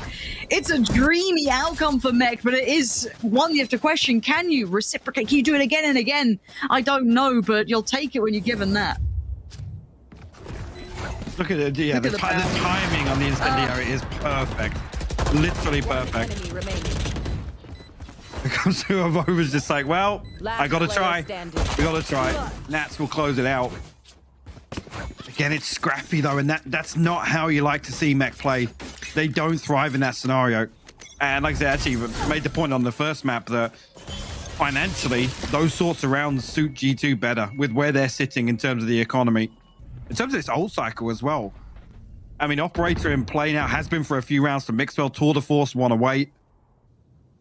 Mech have got to work with Viper's Pit and the Res. I mean, the Viper's Pit really relies on them doing what they haven't really been able to Scout destroyed. do in a couple of these rounds, which is get free site control. They're trying to walk long. No way. They're trying to walk long. This is super dangerous. Yeah, Redgar seemingly aware of the possibility after that deep flash Good and for the second. everything else coming out. And yeah, the follow-up's even better. Unbelievable. G2 trying to get aggressive, and it works out for Avova. Now, what do they do with this? They've had success on one side towards two, but they just lost out to Avova. So they've been presented a conundrum here again of, the res. I guess we have to sit towards that A site. You're right. The res is there if they want to lean towards it. Rotation's going to come in. Nuki is still lingering around that B site, but you're going to see Meadow now coming over. Rez comes out. You're right. Nat's back on his feet. 36 seconds. Meadow trying to kind of puff up his chest, give away a big picture. And Oh, no. Avova, did you just accidentally mouse one? I don't know what the plan was there, though, but something looked a little off stray because it didn't look right because now, well, that lurk's been found. That was all for nothing. And yeah, Meadow's found one, but it's kind of fizzled away. A little bit of a fumble on that. Could have been something to it. Not the case. I think there was a little bit of a desk pop Yeah. from Avova. I hate to see it, actually. I mean, Chronicle still in a position where he's got a 50-50 with Avova swinging that corner. G2 actually now going to call a timeout. And rightfully so. I mean, actually, for a few rounds, you don't look at the top of the screen here. How is it 5-4? I know. How have Mech somehow scraped together 4 rounds? Well, I think you're right in almost your verbiage on that. It has been scraped together. We look at kind of repeatable success, and I think that everyone with a pair of eyes has gone, "Cool, these rounds have been a bit wild, haven't they?" We saw that kind of post plant with like, you know, the with the molly coming in quite late. You saw, you know, quite a couple of bits and pieces working out though. And if Mech have to go to this level, fair enough. If they can repeat that level, brilliant. I think that everyone who's seen Mech's journey though knows what they're like when they're in their best, when they're winning these games comfortably. It's clean work. It's kind of, you know, that good approach. And G2 are disrupting a little bit of that. So again, I want to see what G2 do to try and put themselves back on track because their money's okay enough for a buy here, but it certainly could be looking a little fragile going forward beyond this. And Mech, well, I don't even say they build off confidence. You know, it always feels like there's always a chance for a comeback with these boys, but and a turnaround, no matter what the situation really looks like. But I don't even know if it's confidence based. They're just so good at identifying what they need to do. So I do want to see how Mech continue to address this because I feel like they've worked out long control. They've made Nuki have to work a little harder in showers now. That hookah control isn't as telling as it was anymore. Yeah, it's lost a little bit of that element. But I do want to see what the adjustments are now going forward. Redgar still trying to plant the seeds towards B, but the thing is, I mean, we've already seen it. G2 I've got your trail. they do not falter. The Seeker's going to be invested here. It should get a ton of information on the back of it. Defo already got him well into lamps though. Yeah, the flashes aren't finding anyone. It's just the Defo's been able to close the gap a fair amount. There it is. That's the integral kill here. It gives him so much space. Meadow gets found. Mech with a beautiful burst towards the site. That's the pace change that we wanted to see. I don't know, but the burst was perfect. The flashes didn't even find it. It was the gap closing potential coming out. The Defo, well, look, we said he had a hard first map. He had a hard series just yesterday. I mean, these guys have been through the ringer, but that burst was perfect. They had everything under control. I mean, the thing is, Defo only needs a couple rounds like this on attack. Yes. He's good for this one. Mech tie it up out of left field, to be honest with you. Where the finest is now, actually. Not looking fantastic for G2. Actually, see if they can even muster together the operator on this purchase. Oh, there's going to be rifles here.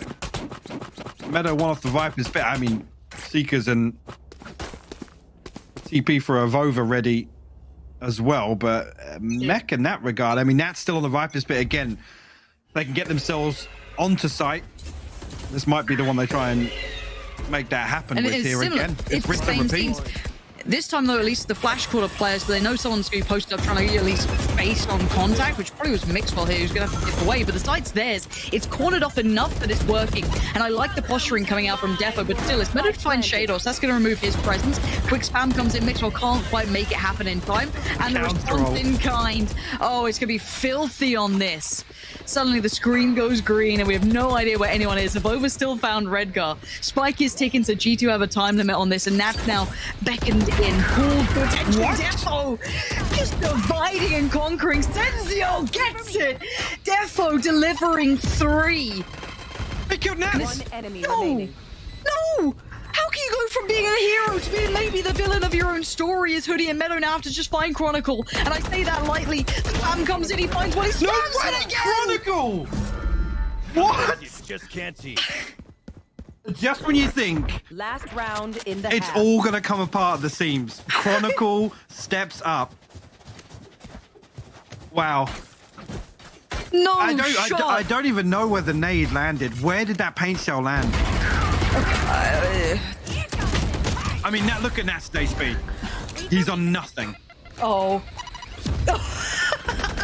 It just absolutely dribbled out of his hand, but Chronicle, because his first spam wasn't there. I was so worried that he was just like that centimeter off, that pixel away, but heartbreak obviously for G2, because that was a much better response, but now things look different. Avova forced to take the TP, they have to respect the ult towards Octagon, so again, stepping back a little deeper, but quick dismemberment. Hoodie going to take the head off of Redgar, and you can see the pace change now really being apparent here.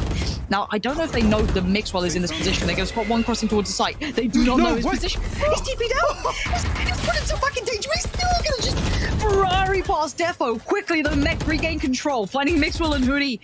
Avova still standing. Meadow tries to just walk out, take a wander. It's not going to happen. Nats has you absolutely pinned down. Spike comes in. It's a 3-man post plant. Nuki in the back lines once again, but again, with nobody playing towards long, it's going to run the clock down a lot. And with Nats actually holding Avova down 47 HP, he's got to try and make a move out here, but it's not comfortable. Here, TP's in, gets one tag from the Vandal. That's 40. Okay. No, wait. Nuki's found it. Okay, Nuki found Chronicle. They've got to know there's another. They have to know there's another. They found the other. They found Shados. They found Shados in that. How? Again, the synergy was lovely, but this is just ridiculous to me. Can we just, the last couple of rounds feel like a fever dream in this, Mike? What the hell has just happened in these last 3 rounds? And if G2 lost that, I was about to say, actually now, the tables have turned. G2 look as if they're scrambling to cope with the pace of Mech. And then it comes down to, I mean, they flip a 2v3 and Avova 47 HP. Takes one tag with the Vandal, there's 40 damage, and he's sat in a smoke with 7 HP. Nuki comes through, the savior, to tie up that half 6-6. Again, with how that started, I don't even know how we're on the scoreline. With how it ended, I don't know how we're on the I don't know, scoreline. Mike. This game feels ridiculous. I've never seen Mech slip into that sort of gear where they've gone, right, we're going up, we're shifting, we're moving now. This is something completely different. And G2 forced to try and handle it. They did, okay at the end. They kind of stemmed the bleed, but now, obviously, we're in the second half, of course. I feel like this has already been a marathon of a game. We're only in the second half of the second map. How fabulous this is. Shadows going to catch one on the cross, spots Nuki. He goes down to Chronicle. Chronicle still stands, tries to deal with Mixwell, stands away. The ghost going turbo speed didn't really help, sadly. As it is down to a 3v3, though. They haven't quite cleared the site. The TP gets taken, but A is completely open for the taking. Yeah, actually, Avova will find space towards heaven as well. They wouldn't have heard this TP nowhere near. Nats his knife out. No, he's not expecting it. Will be punished. That gives G2 the advantage now. Removes some of that possibility away, doesn't it? Mech now have to kind of funnel themselves forward. Defo has slipped further than maybe they'd expect, but Evova's going to be a problem just the whole time. He's buying time. This is all seconds on the board that G2 will love thanking for later. And a kill would have been ideal, but it's fine. He's done the damage. A tap on the spike kind of reveals at least Defo's position. They know one was towards Heaven. Hadn't dropped yet. They want to deal with the spike diffuse, and they completely ignore Heaven. And Hoodie now, post flash comes in, catches him on the cross, notes him on the site. Closes the gap and finds the kill. G2 going to start off with the first round in the second half. Really weird post bar as well. Again, obviously making sure that the plant is good for Heaven and then having to play lamps. How Defo won that? No idea, but the punish comes through. I think Shados just a lapse of concentration there allows the pass from lamps to backside, but G2 strike while the iron is hot here. Mech will throw, yeah, a couple of pistols in, nothing else really to write home about. I'm intrigued to see what the pacing here is for G2. Yeah. Fascinated, actually. Yeah, this is one of those games where I almost wish I was just purely a spectator at times, because I just want to sit back and observe, because look at this absolute madness. Defo, not again. Shados. Oh, what is going on? Chronicle's got 3 more in front of him. They're on the site. This has been just a bloodbath, hasn't it? That was just a battle. Meadow just going to spray away, and it will be the second for G2. Defo trying to find some sort of record. Not sure it's the one that Mech will be reliant on. We're fine with that. It happens to the best of us. I mean, look at that. It's the snake bite. It's the snake bite as well. You can't blame that on Defo. What a bizarre beginning. I'm still kind of taken aback here, because we're seeing such weird and wonderful scenes just playing out of the norm, but we go again. Now let's look at the purchase, of course. We do see the full purchase coming in for Mech in the bonus round for G2. They do have a little bit of something to it. Hoodie does at least have a rifle. The rest are on the Spectres. That works. But again, keep in mind that Nuki is here. And this guy, when it comes to pace, when it comes to that next layer he can provide, it can be quite substantial. For now, it all gets shut down. This is good work from Mech. On B. Defo will find another as well. Meadow. Last one left for G2. Again, any sort of damage you can do here to force some of the repurchase. I don't think anybody actually on Mech have taken a single point of damage just yet. Nope. So anything you can draw out in terms of utility, I mean, it's all a bonus, but Spectre in hand will be noted on the back of that flash. And they will post up, I'm sure. Well, hell. This man's beaming people. Okay, he's down. He's dealt with. But that was... Red Girl's like, really? No charges. Ow. From there? With a Spectre? Come on. Why doesn't my Spectre do that? 8-7. Yeah, this is... my eyes just turned to Mech here, is how they handle this, because I know that G2 have a lot of the agents they've selected and the players that are playing them. I think you're seeing some of them at what could be their pinnacle to an extent. I don't know if we'll see it come through here, but I do think this could suit them. Nuki's having a quiet one, right? Like, this isn't even Nuki's performance. This is, Mixwell, Meadow, Avova all having the games. Hoodie's doing his job, but it hasn't been the normal superstars finding that form. So I'm quite interested to see how this carries on, because Mech are willing to go to a different look, right? We've seen them change pace completely. I want to see if this continues now. Oh, yeah, that flash. You gotta check it though, right? Yeah. Oof. Thank God. It looked like he almost looked away for a moment there. Redgar eventually goes down, but he takes 2 with him. The site is now under G2 control, but keep in mind, Nats, that Judge could be hard to bring to a position to really utilize, and you can see the slow creep coming around from the backside of Elbow. And Nuki's there going to find it. And Nuki really is going to just stay on patrol here, isn't he? Yeah, Nats should be tricky for him. The Judge has its uses, but this won't be one of them, so I'm not sure quite what Nats can do about this. An interesting one here really is, I mean, G2 could have thrown some bodies at this with the ultimates that were coming online, but find themselves success. Yeah.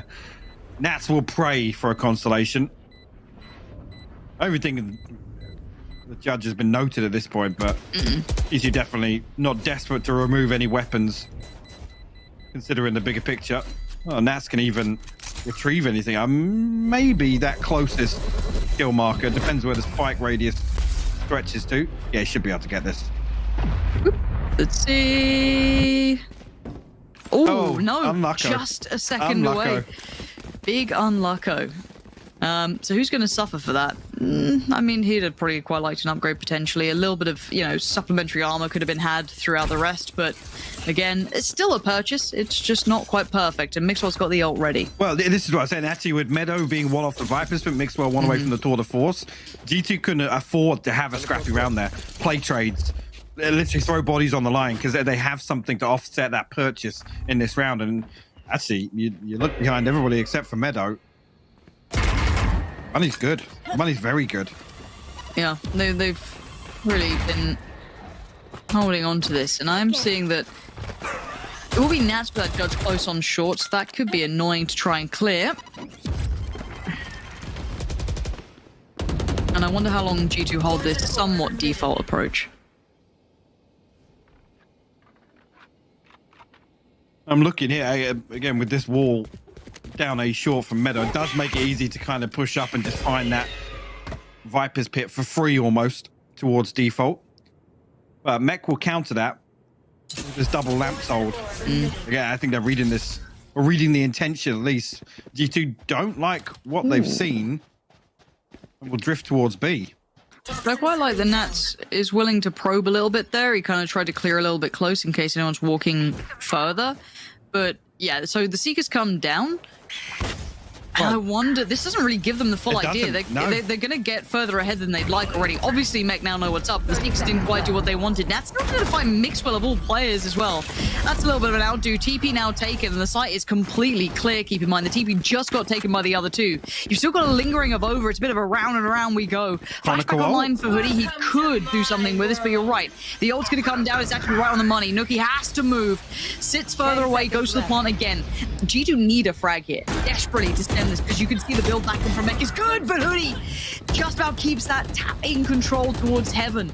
The ult comes online now, can only smother the site, keep that one safe for now. Nuki outdone by Defo. Now, Lamps is back in Mech hands. Avova, though, backfilling this. Does have a gap to watch this cross pots. One takes that chance, pulls the trigger, finds Defo, now considers another, and that is going to actually kind of catch Nats. That buys time to allow this cross to be watched. And again, he knows there's going to be more here. Time being bought. This is all playing so well into G2's hands, but there's still rifles ready for Mech, and Meadow is just threading the gap in between the two players. They had no idea, and Shados is being presented no options. Avova being so hard to clear here. TP taken, yeah, it doesn't matter. At this point, the round is G2's, but Avova being such a nuisance to get rid of on that site. Wow. I mean, literally using Nats is one way. I'd call it a one way. It's on the default smokes now on short, but using that to punish the cross of Defo from Lamps. And I was talking about the economy. That's in a fairly pivotal round in terms of the timeline here.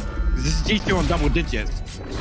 I have to see, if anything, what Mech decide to throw at this. I can't. G2 are on 10 rounds against Mech. Yeah, let's just take stock. Let's hit the brakes for a second, right? Because look at how this half has gone so far. Look at that timeline that's being presented, 4-1, and I haven't seen Mech get a grasp on the economy right now either, which is worrying me, because it'll probably be 11, right? And this is why the timeout is now, to address some of these issues going forward, because they need a string of rounds. It's not going to be good enough to have a couple of close exchanges, because numerically G2 now have such a grip on the game. There's something so mental about seeing 10 rounds on the board. There is such a mental difference when it comes to it. But look at the cash, Mike. They're sitting pretty low down. I mean, this is the most rounds the Mech have conceded on bind this year, I'm pretty sure. I wouldn't be surprised. I would not be surprised. And I'm going to come back to something I said in map 1. Mech look a little lost. I'm not going to lie. It's there are flourishes of that comfort, but overall, G2 win most of these rounds in the late round, by the way. It's at that pivot point. Yes. Deep breaths, everyone. This could be something that will catch many off guard if this continues as it looks. Chronicle gonna back away now, but don't write Mech out. Never write them out of these scenarios. P2 holding on here.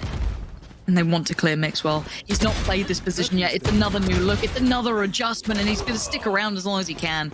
Gonna get 2 for his troubles. A rifle is recovered. The spike's down.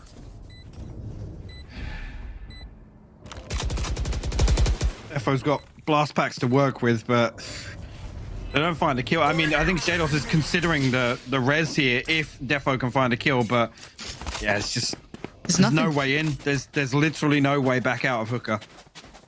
So they decide to maybe give Long a try. I mean, G2 are just going to drift into their spawn. They don't want to give away anything else yet. I mean, the ult point's not really a factor. Both the Showstopper and the Revive available anyway, but it's too late. It's too late in the day. They could try and do what they want. Defo desperate to try and catch one on the way down. Oh, do anything for it. It doesn't matter. He's found. It's 11 rounds. G2 on the verge of the unthinkable. This is something that I thought maybe a third map. I thought at bare minimum a third map, right? Like let's be reasonable about this. I thought at least this would go all the distance. I did not see 11-7 being the scoreline. The buy is back out. It's far from perfect, Mike. They do have ults to play with, though.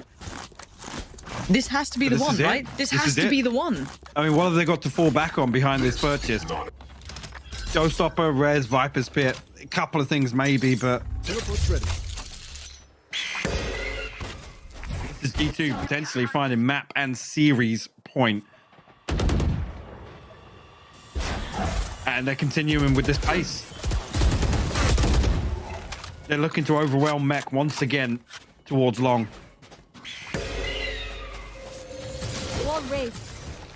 Wall will go up to slow things down a little bit. Chronicle here, he cannot fall. Actually, the Paranoia going to force him out. Fate Cell to clear out the second corner. And Meadow will actually find a kill onto Defo elsewhere. Yeah. Player advantage and no trade. A gap created. It's going to pull Shade off for the res. They have to consider the res. Now, Nats has kind of pushed around from showers, so he's got positioning to maybe watch for this as well, but this has taken two players away, potentially. Seekers come in, this is the worst timing, you're feeling uncomfortable, and look at the HP at the back of the site. There goes Redguard, the first man, the point guard's gone, and G2 have the site. The res could come in, and there it is. There are three back on their feet, but this is desperation. This is a necessity. As G2 have full hold on the site. They have a 5-man post plant, and Mech are a mile away. They can do nothing about this. This is a save. This is 12 on the board. G2 are absolutely, categorically outplaying Mech at the moment. I mean, they've been totally shut out of the second half. Coming into that, I think Shados only purchased a light shield here, so he's got 2,300 in the bank. He can throw across a weapon potentially to Chronicle. I mean, Nat should give up the Phantom to Redguard, maybe throw down the Viper's Pit, a Judge, or anything. Try and make anything work with these ultimates here, because backs against the wall now. This is elimination on the line, by the way. At the start of the game, right, you give the throwaway line, right? We do our jobs and we say, hey, Mech are one map away from being out of champs, but you don't see it coming down to now one round away from being potentially out of champs. This is Iceland gone for them.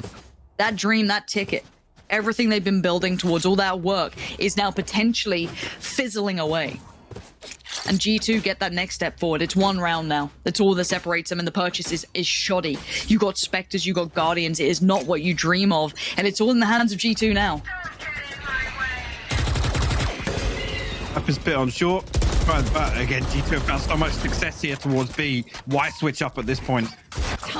We'll run through the same protocols here. 3 members of Mech here once again.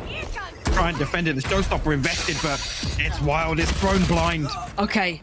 Now, the one bonus is that Redguard just got mixed well. That's going to remove at least the tip of the spear and give them a little bit of control back towards Hookah, but Meadow's read it, but Meadow goes down. Brilliant work from Redguard. That's even a rifle retrieved. This is good. This is maybe just going to stem a little bit of that bleeding. Here. 3 remain. The ult's still in place on A. Yeah, they're going to try and rework towards that, and no one's actively facing this way right now. It's all 3 players facing towards Long.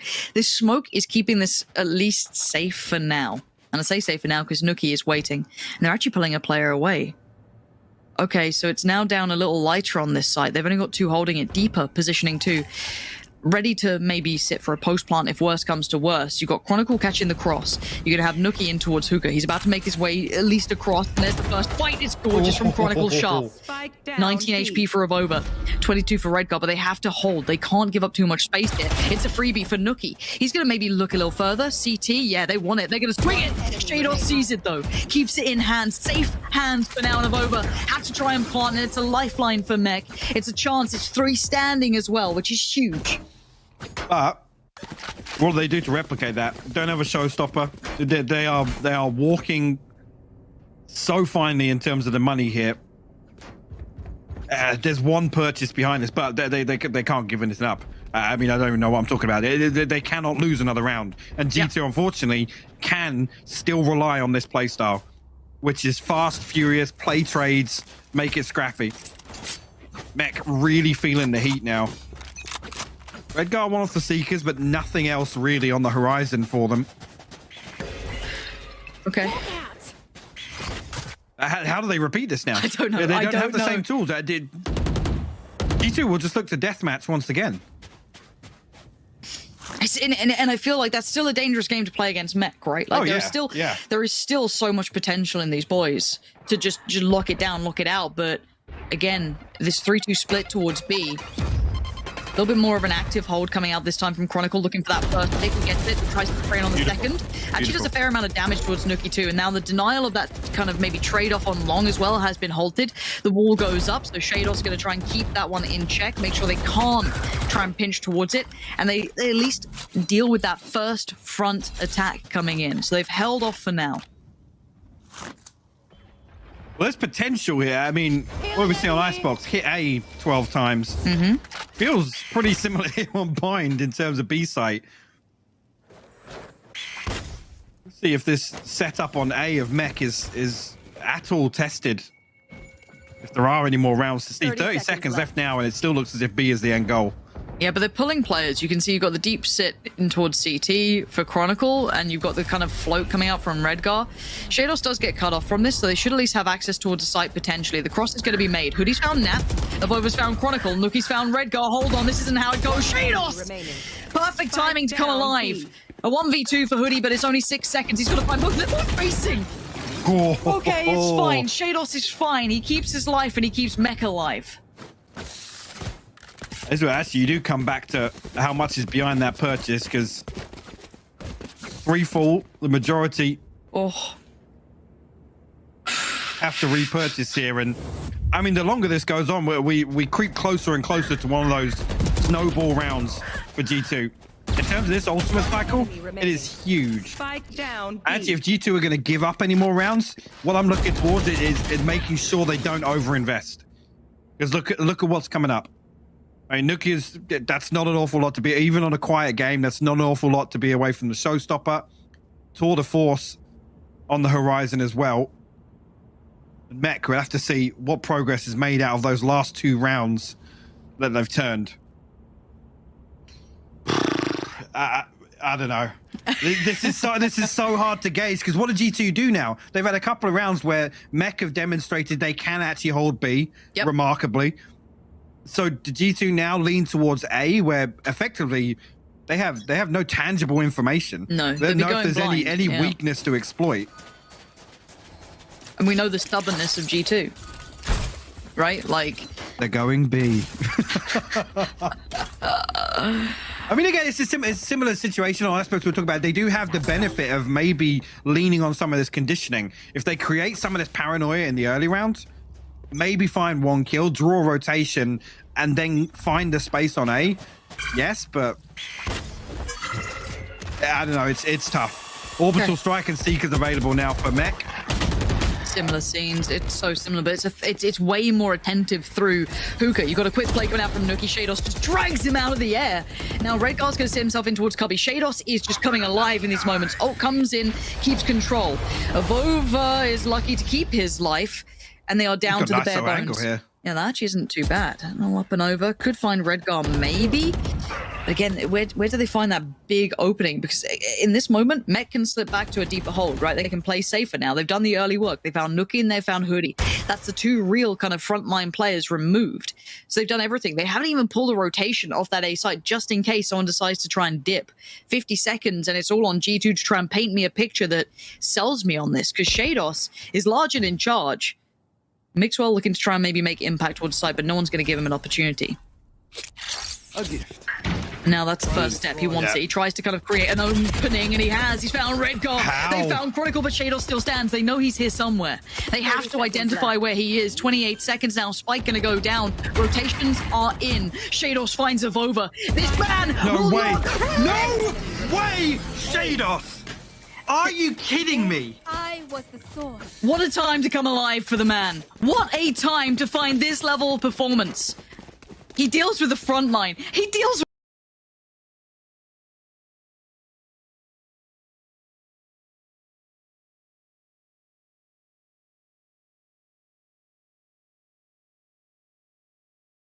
with all of them. Shados does the unthinkable, and we're at 10 rounds now for Mech. And you start looking over towards G2. What do they got in the tank there? Yes, the ults are not far away now, but still 12 to 10, confidence brewing in that moment of realizing we are playing against a Titan here. There's a reason the Mech has this reputation. There's a reason that they are one of the best in the game, because this is the points they can bring. They can dig deeper than most, but they have to keep doing this again and again. They have to hold the line, and Avova's getting tired. You can see the frustration kicking in, I'm sure, as Shados does back away, even after a tag. What is this setup on short, by the way? You tell me. Scout destroyed. They were both inside that poison orb. Now G2 planting the seeds that there might be an A hit here, but no pressure just yet. Mech can still sit pretty deep on this. Spike not committed either. Slight variations to the B-side setup as well, with Chronicle now posted up inside Hooker. Shados actually, operator in hand, he's punished by Mixwell. Trying to thread the needle on that angle. Well, there's your danger man gone, isn't it? Shados for the last couple of rounds has been a huge factor for them on that B-site hold, but it looks like they've been eyeing up A. You saw off that initial contact, and you're right, Seekers do come down, and they're being followed as well. Chronicle is trying to kind of keep an eye on this around the back. Hoodie deals with both. And the early show from Mixwell, he's trying to pull players in. Nat's on the other side, but what do they do? 40 seconds, they're still not sure where they go with this. They're still keeping their options open. Oh, and that's a TP. Has it been seen? No. Avova's behind enemy lines. The flash goes in. It's not to the smoke. He knows that Redgar's trying to find him. Flash still doesn't find the follow-up. Avova's found Redgar. That's in the back lines. He's pulling all the players away. And it's going to be a B hit. G2 might have hit him with the most ultimate rope-a-dope piece. The double fake. Almost a triple pump at this point. Nats on the TP is going to find the pointy end of the stick. It's 13 seconds. The spike's going down. Avova is just destroying them. A man behind the wire. As Chronicle now presents the unthinkable, the undoable. Maybe he can dig deep enough to do damage, but how much more? Because right now, G2 do not care about the odds. They might just be forcing Mech to go home, to not see Iceland. And that's what this is all about. And 2 HP, it's Meadow, and G2 stay alive, and Mech are done. Wow. I can't actually believe, I can't believe they closed this one out as well. This was such an amazing performance from G2. We keep talking about how this roster has been revitalized here with obviously Mixwell coming back in, the addition of Pipson not so long ago here, but wow. I mean, you look back at how many times this roster, actually I'll say it choked in terms of these massive elimination games. Here, man, I mean, they took the fight to Mech, and they made Mech look pretty damn lost at times. It's very hard to see someone like Mech not have answers. I think that's a big thing, because normally they're always ready with an answer to it. But G2, what a performance from them. But I can't believe that's a 2-0. We're seeing an exit on a 2-0 for Mech here. I'm stunned. Anyway, we need your thoughts, because mine are in absolute shambles. Player of the match, let us know. You've got a couple of options to pick from. Who do you think stood out to you? Avova, Mixwell, Meadow. I think there's a shout for all three of them in this. Who would you go with there, Mike? Who are you opting for? Honestly, that bind performance, Mixwell takes it. I mean, it's great to see him come back and find form. Avova definitely the headline performance, I think, but Mixwell solidly put in work for G2 today. Yeah, 100%. I think you could argue for all three of those players, but I can't wait to see what you guys at home decide. But what a game and what a conclusion. A surprise from start to finish, I think, here. We all knew the potential in G2, but see it come out in a 2-0 and Mech not making it to Iceland. Who'd have thunk it? Anyway, enough from us. We're going to go to a break. When we're back, you'll be joined by the desk to talk you through everything we just saw.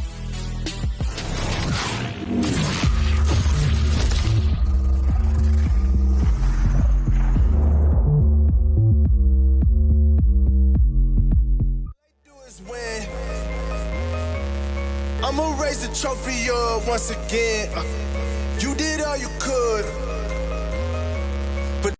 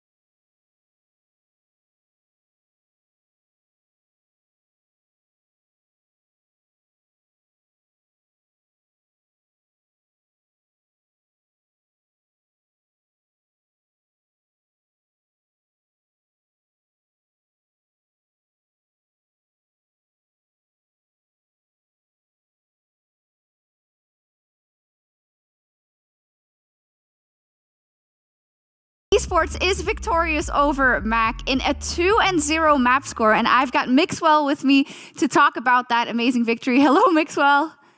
Hello, how are you? I'm good, but I think you're better. It was an insane match, to be honest, especially after losing against Liquid the other day. We stepped up, and I'm happy because everyone did his job really well. I mean, I was going to say everyone did their jobs really, really well. So far, even that it looked just comfortable for you. And I want to talk about you specifically because obviously there's been a lot of changes on G2. In the end, you got the spot to play. You were working on your chamber. And this time around, it was almost flawless. How do you look back on your own performance today? I mean, we VOD reviewed against Liquid, and I just realized that I wasn't playing aggressive enough. Nivera was taking so much space, and I wasn't. So I just told the team that if we do some setups where I take more responsibilities and I play much more aggressive, we will be much stronger. And after reviewing the game, I just played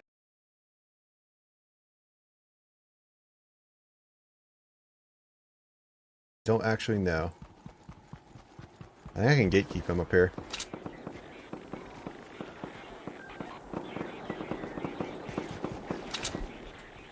I don't see him. Oh my gosh, this guy is Naruto.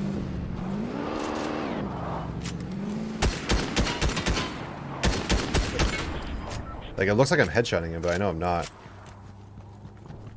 He's still in his car. I hear it. He's getting shot at from over there, too, though.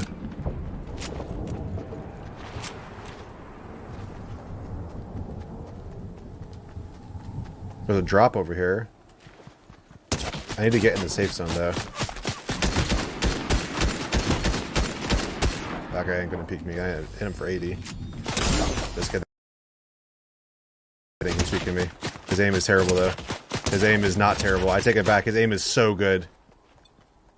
He's gonna push me, though? Okay, well. I'm in a bad spot now. You pushing me?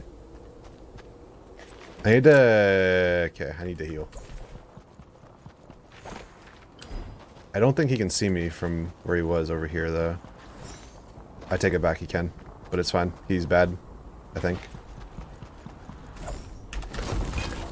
Hopefully I don't get shot. Okay, I'm getting shot in the booty. Maybe all good there. Give me some sprint. He's up top there. This might be safe here. I see him over there. He sees me. He's stopping to shoot me. It's bad. This is real bad. He's up there. Please, please, your aim is terrible. Your aim is terrible. You're a Fortnite player. Please. Maybe this is good here? I think I have to push up and kill this guy. I don't know if he's going to be able to kill this tree in time, but if not, then we're pogging. Alright. It's going to be very hard to get up on this guy. Okay, well, that sucks. And I'm getting shot in the back, too. Okay, that is cringe. There's no more building in this game? No. Not right now. Throwback with...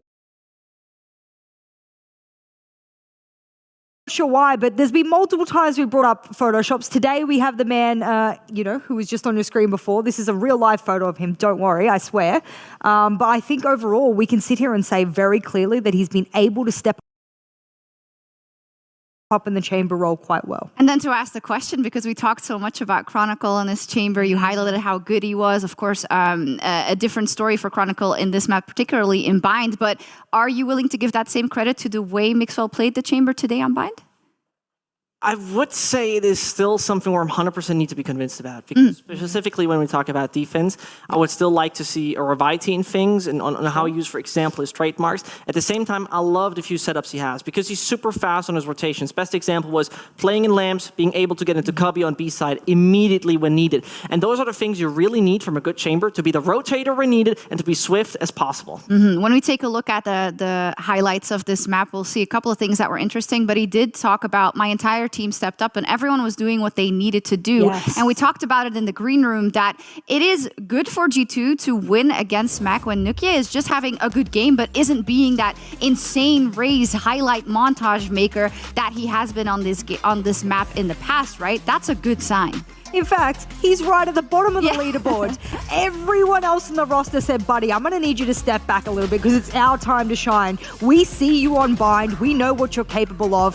How about you give us our little montage moments? In montage, we will give you on your screen right now the opportunity for a Vova to step up, not just in this map, but the map previous. And then we have the shadow MVP in my mind of Meadow. He just does his job so well, so consistently, round after round. Support players coming in clutch. Whew, I like that. Sentinels are usually underrated when they're not called mats. Yeah. That's so crucial to emphasize. And you know, with him, I very much felt like we had exactly that vibe with that guy. It is consistently finding fracks. You don't need to be the flashy guy, right? Correct. If you find the kills, if you do your job right, your team is benefiting from you and your utility so insanely much. And it's very interesting to see how much we talked about. Maybe it isn't the time yet for G2. There were so many shuffles, so they need some more rounds under their belt, and they pulled it together just in time, right? In the nick of time, they made it work, and they keep their chances alive to get to that. And now the question is, what is the limit? Is the sky the limit? We heard it from Mixwell. Pretty sure they are going to make it. And I mean, you got to give them that advantage if you look at the way they played versus Mech here today. Just. I think it's one crucial thing that we got to mention. G2 played awesome. I think we don't really need to emphasize that. There was new synergy found. Their attacking sides didn't look that lackluster. But it has to be mentioned for me personally that it was not the Mac we know. Far away from the Mac we know. And I don't want to be that guy who says, G2 just won because it was Mac performing. But that's the case. With Mac, one of the worst performances I've seen in a while from them, period. You know what it was? And I want to throw an analogy at this so people really understand the day that Mech had is not only the G2 had their number, but they were calling them over and over again on their way to work. And then they hit a nail and they got a flat tire. Then they didn't have a spare tire in the back of their car. They couldn't change the tire. They were late for work. They got fired from their job. Everything was just cascading for Mech. I'm going to add one thing to that. One of the nails that was in their tires was put there by one of their mates being Defo. So unlucky, and it really sucks to. And also, I don't think if you single someone out, the entire team underperformed massively today. But you did allude to it earlier, Jess. I did. I said he takes a little bit to warm up in the series, especially recently. I've seen him struggle on the Rays as well. I don't know what it is for Defo that's not clicking, but his movement today, you kept bringing it up, Zesh. She just said, I don't know why he's moving like that. I don't know why he's doing the things that he's doing. 2 paint shell team kills. How many times do you see an accidental team kill with the paint shells? Not often, but 2 in 1 half? Unlucky. Come on. I mean, it feels like I'm here at the analyst desk bingo where I'm going to say that confidence a crucial aspect, right? But at the same time, it has to be mentioned. Confidence seems to be a thing that within with the system of Gambit, it might be just not the same way he can flourish. And I think that's fine. If your system works that way, that's the way you can enable a duelist. At the same time, Mac feels for me, and also he himself feels like the confidence today was lacking. In so many fights, you saw him being a little bit shaky, a little odd in his movement and his behavior.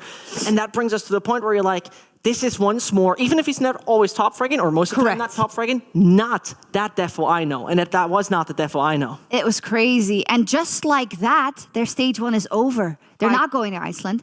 They're not going to Masters. And this is one of the teams that we have expected to be there and is possibly, we can talk about that in the post-show, but a big hit to Europe that they will not be representing EMEA at Masters. And we can't talk about it more because we need to move on soon. We just do have to crown the player of the match. It was Mixwell, which is not really a big surprise. And a big fan base, but also just a great performance today. Overall, what's great to see about him, he always comes back. He always bounces back. Initially benched, and you see yourself, Kellogg's coming in. I think there was no bad blood between the two.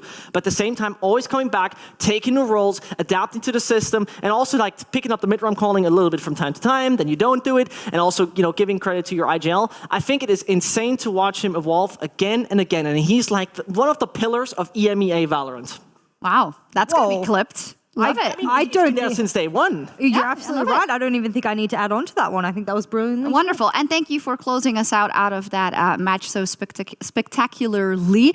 What an upset we had here today. And we still got another match to come. It is Team Liquid up versus Guild. So let's dive straight into that one. What is on the line? Well, it is a spot at Masters. You need to fight back and fight for a chance to now face G2. For Team Liquid, that would be a second time. For Guild in this bracket, only a first time. So let's start by talking about Team Liquid, who started off, as said, 3 games, but they overcame G2 Esports. And yesterday versus FPX, it didn't work out, Sesh. What went wrong for Team Liquid? So for me, it is once more that you have to accept that we cannot face a team of FPX just the way they did, because FPX themselves are insanely strong in preparation, in team play, and all that stuff. At the same time, when we're talking about it, you're playing some interesting compositions. You're playing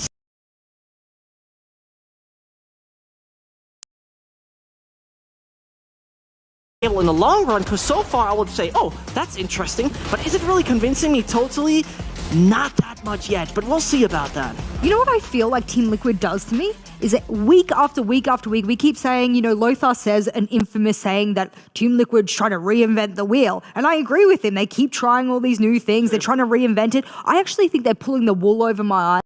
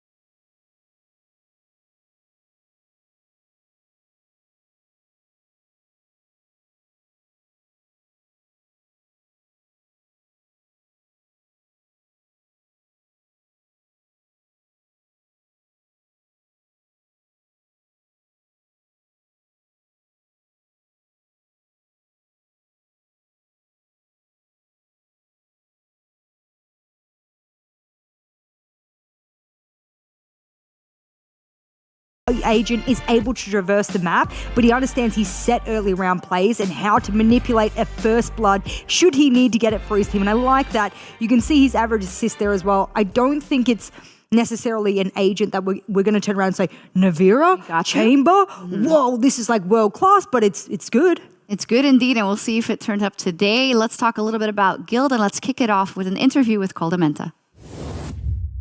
And I'm happy I get to talk to Coldamenta here before their match versus Team Liquid. First up, I want to ask how the team is doing. Unfortunately, there have been the losses versus G2, Fnatic, and now most recently Mech. How is the team morale overall? Well, after a really good run in the open qualifiers, a bit shocking, you know, because I guess we were in use for lose, but I think we're learning a lot, and we're actually feeling positive about it. Mm-hmm. So I think we're dealing with it in a way.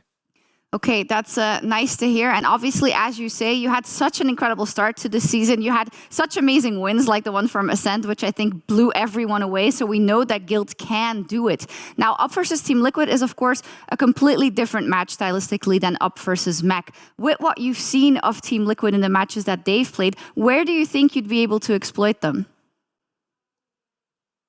Well, I mean, I don't want to give them the keys, right? Mm-hmm. But I mean, we know them for a long time. It's good, and I think they have some sort of playstyle that you can try to find some pattern, you know, right? I don't think. I mean, they changed a lot, right? I think they changed a lot, like everything. Lately, they're playing with different comps. And it's not that easy to study them, because I feel like come up with a different comp even today, you know. That's how I feel about them, at least. Oh yeah, absolutely. They're so difficult to prepare for. So I think the best thing is to focus on your own team. And I know that you're the kind of player who sinks so many hours into preparation, into micromanaging new compositions. And obviously you had a new patch to play with. Can you let us know if we're going to see some new ideas coming into this one? Yeah, there is some tweaks. There is some changes that we've done due to the patch, and also some role swaps in a couple of maps that can work for us now.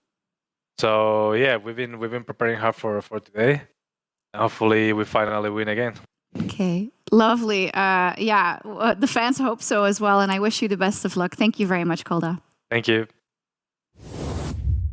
Well then, yes, maybe some role swaps. Okay. What is that? That's taking a page out of Team Liquid's book. I thought it was really interesting that he said there, Team Liquid is just too hard to prepare against, and you are better off not bothering, really. You know, of course, watch their games and see what you can get from that. But overall, Jess, what is Guild's game plan going to be here to beat Team Liquid today? I mean, if you can't counter, if you can't anti-strat, then you really have to focus on your own fundamentals. I know it seems ridiculous to say that, because every team should fundamentally know that. But I think if you're sitting there as Guild right now, play everything and your set plays to perfection. Don't let Liquid have those 2Ks, 3Ks that they are infamous injecting into a round. Stop them in their tracks, get the trades, and those multi-kills will be cut. And that's what Team Liquid is relying on a lot of these rounds. One thing I found most remarkable when we take a look at the entire road of Guild is, even though they struggled towards the end, I always adored them for the kind of team play that they deliver. I remember very vividly that first week they had against Ascent, and man, oh man, they were playing a game where, for example, Safe as a Jet, a duelist, you know, an agent where you can make a lot of mistakes with, they are the ones where, he's the one where he's just always having Safe kind of picks. He's always finding kill, backs off, and he's one of the components that I want to see shine, because throughout the playoffs so far, he hasn't been on top as much as I'd like to, and for me, he's a key component to make that Guild get up there on the top. And you make a great point, the fact that they love to strat things out. Anti-strat, their defense is incredibly solid. They were just unlucky that they ran into the wall that was Mech, right, on day one. And that means it's going to be hard for Team Liquid to get those rounds. What are we looking at here in terms of map pool for these two? I know that Guild loves to play Breeze, so I don't think it's going to be there. I wouldn't let it through, but what are we looking at? We saw G2 get 2 of their best maps possible and win off the back of that, Jess. What's the plan here for these teams? We could even just reference the fact that Mech did ban the Icebox against Fnatic and then refused to do it the next day against another team. What's the right strategy? You know, when your coaching staff is standing there and going, do we ban their best map? Do we play a comfort for us? I do think for Guild right now, there is no room to take risks. You already have an unknown quantity inside Team Liquid as a whole. You never know what you're going to get, so try your best to write the script before it begins. What we definitely will not see is, though, fracture. I think we can be comfortable with that. We can be comfortable with that, but again, this is something where Guild was looking decent in against Mac, if I would go in that direction. So I'm still thinking, is it going to be turning around into something that could even favor Guild a slight bit more on the composition side of things, apart from the map pool side of things? Because, you know, Liquid is trying out things, they're trying things, they're alternating a lot. That can backfire in the sense of, oh, maybe we didn't have enough time to prac on that because, let's be honest, that patch isn't out for too long. You played on the old one during the regular season. Or because when we talk about Guild, the changes there haven't been too big in the composition department. So this is where they might just flourish a bit more because they only have to swap out basically Astra, and otherwise they're fine. Let's take a look at the maps that have gotten through the map Fido and what we'll be seeing for our second best of 3 of the day. And it's Breeze. Ooh.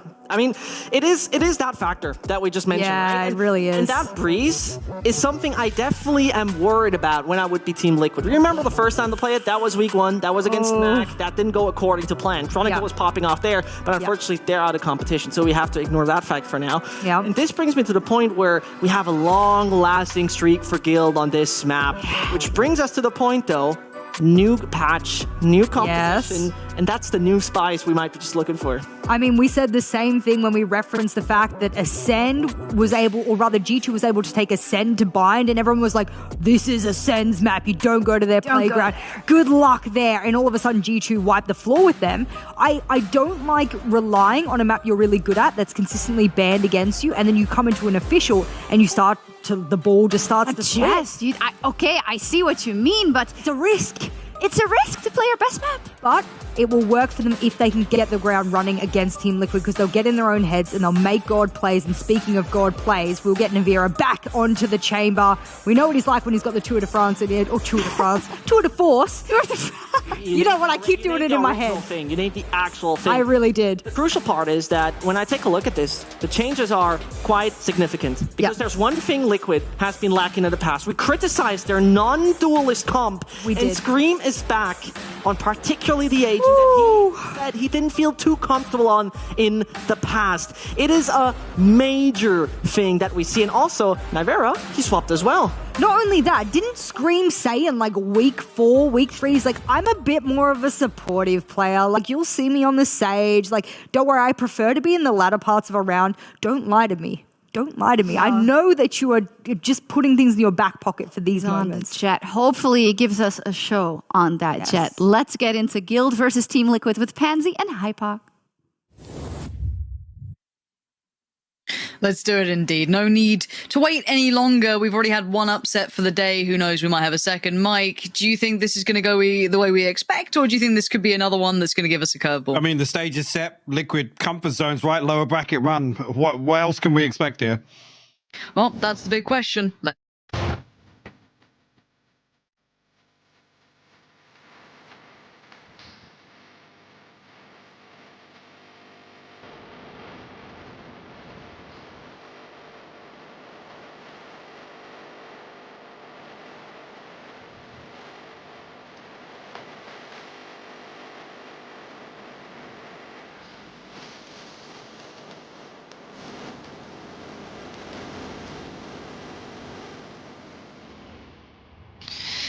So looking at this game, let's look at it almost just from a very external perspective. Let's roll it back a little bit and kind of talk about the two sides. So in my mind, when I look at Guild, it's a road to recovery initially, right? So it's been that build back up to being a very dangerous team. Trex being a highlight for me, someone who's definitely garnered my attention, but then also finding their limit for now, I think, has been something that's also been at the top of my mind. Now, where do you sit on Guild at the moment, at least performance-wise? Where do you think they currently reside? I mean, they are a curveball. They are still a curveball to me. I think we've probably seen as close to the ceiling of any Guild roster we've seen with this situation. It's looked great at times. but we're back in unfamiliar territory, right? When the pressure's on, elimination obviously on the cards here. This is the biggest test yet for them. I think actually it's kind of picturesque that it's Liquid on the other side of this. Again, another team that's kind of forged in these sorts of circumstances. So real tough egg to crack, honestly. Yeah, and I do want to have that same sort of insight towards Liquid, but the game is underway, so we can dive into things and have a quick glance as to what to expect. It will be Liquid on the defending side, and then, of course, that meaning Guild on the attacking side. Now, Liquid, I think you might be of a similar mind, maybe not. I think sometimes they've been overcooking the pot a little bit. Some of those adjustments, some of the compositions have been a little out there for me. Couldn't have said it better myself. Reinventing the wheel, and in some scenarios, unnecessarily. This is almost kind of a... I mean, I'm glad to see at least a duelist here. Previously, this was one of the ones, one of the compositions that Liquid had got a little funky with, but this does rely on Scream having a big game, obviously. See if this is a better look for them. Initially, though, Guild have walked their way onto the side. Trek's actually going to find Yampi up in Tube, and that's going to force Soulcast a little deeper here. Liquid still left guessing, though. This looks like a slow death for Liquid in this round, potentially, as you already have the site being taken. A deeper push towards a little bit of a CT lean. Almost you're going to see that I think it's going to be safe exploring a little bit deeper, set up by the box. Yeah. So again, this is going to be quite tricky for Liquid because they don't really have much step back to the side, and it's going to be a long clear to come back through. So first challenge has to be Trek. That young man has been someone to look at. However, this time loses out the fight to Scream, and Safe instantly replies in kind with quite the shot as well towards Soulcast. So once again, site's still there. Look at that late mid lurk as well from Russ. He's waiting very patiently for any cross towards door, which it looked like I think Link's about to try and traverse. So that call should have been made. Not 100% sure if he got noted. No, maybe not. Maybe the call was misheard, misread, or maybe not even happened at all. But time, keep that in the forefront of your minds. It has gone away from Liquid. Navera and Scream, nothing really here to be seen. Russ gonna find Scream, and Navera just has to accept fate. Down we go. Actually, everyone dies that round, but the round does go to Guild. It almost took Liquid an eternity to try and address how they wanted to retake A there. I mean, the fact that Trek pulled that, I think the reason that Russ is playing so late, that spy cam above cannon is literally there to make sure that there's no rotation through mid. And ultimately, I think when Trek falls, maybe there's a little misunderstanding with the timing there. Russ lets one slip through, but the plant's good for double doors anyway. So even if Russ does allow that to happen, the plant's good for him. Yeah. But I don't want to say an even purchase, but a little bit of danger coming out for Liquid here, at least in the form that they are going to have a couple of marshals and odds and ends. But bear in mind, the first blood's already been drawn. Soulcast is down. So early fight, very favorable to Guild. They've had a couple of opening picks here that have worked very well for them. That does create such a problem on this map, especially considering how long those rotation lines can be, how hard it can be to get from one side to the other if someone has maybe found some placement in towards either tube or middle. But for now, we see it's just kind of very much a look towards B. As Guild slowly build up. No real rush. They got that initial pick very quickly, so they're not particularly in a hurry. They can take their time on the cross here. And they should be, because Navera is waiting on the other side. And yep, not that's a freebie. Navera are going to be so happy with that one. That's instantly going to even things up. And it does give away a bit of an indicator. And keep in mind, we already have Scream exploring middle. So Flash comes in and says, hey, we know where you're at. We know that someone's up to some business here. Let's see if we can exploit this, because that's a rotation being pulled away from A. Actually, the Flash just confirming that there's already a rotation through mid, at least. I love Scream. I mean, he's got to get a jog on here, 30 but seconds left. Yampi already with a Marshal going to post up behind default. Jump spot from Trex will identify, but still lands a headshot. Coldamental will fall, and that's the smokes down. This could make it difficult. 20 seconds. Yeah, Flash comes in. Yampi's not going to be blinded by that particularly. Just pulling away from the angle, catching one on the cross. Scream delivers towards Trex, and now there's problems aplenty. Leo and Russ need to dig their heels in here. They've got 10 seconds, and they can't quite navigate a safe plant just yet. There's the attempt at it, but Leo, brilliant catch on the cross to keep that spike plant safe. Now, they have the time on their side. Flash not quite what Russ was really after there. And Link is being a problem. This is a huge nuisance. It looks like they may be aware of it, because Russ is lining this up, but tagged with the sprays too wild to tame. As now just Russ left alive in a 1v1, 17 HP in a dream to try and keep this one on track. Catches the corner of Navera, but barely does the damage he wanted. and the gap being closed. The next pixel makes the difference, and Nivera copped a headshot, sure, but the round will be Liquid's nonetheless. And it was a very close round one, everyone eliminated at the end, and round two, right back all even. The reposition from Yampi, absolutely, and again, it's the one kill that matters, right? It's that one safety net to allow safe passage onto site. And actually, Link doing enough damage there to make it really difficult for Russ. I mean, he's going to effectively buy 15 seconds here for that flash to come back online. Otherwise, he's just dry swinging. He has to gamble this. Unfortunately, I mean, like I said, the damage done, Nivera can just charge him down with a right click. Yo, actually...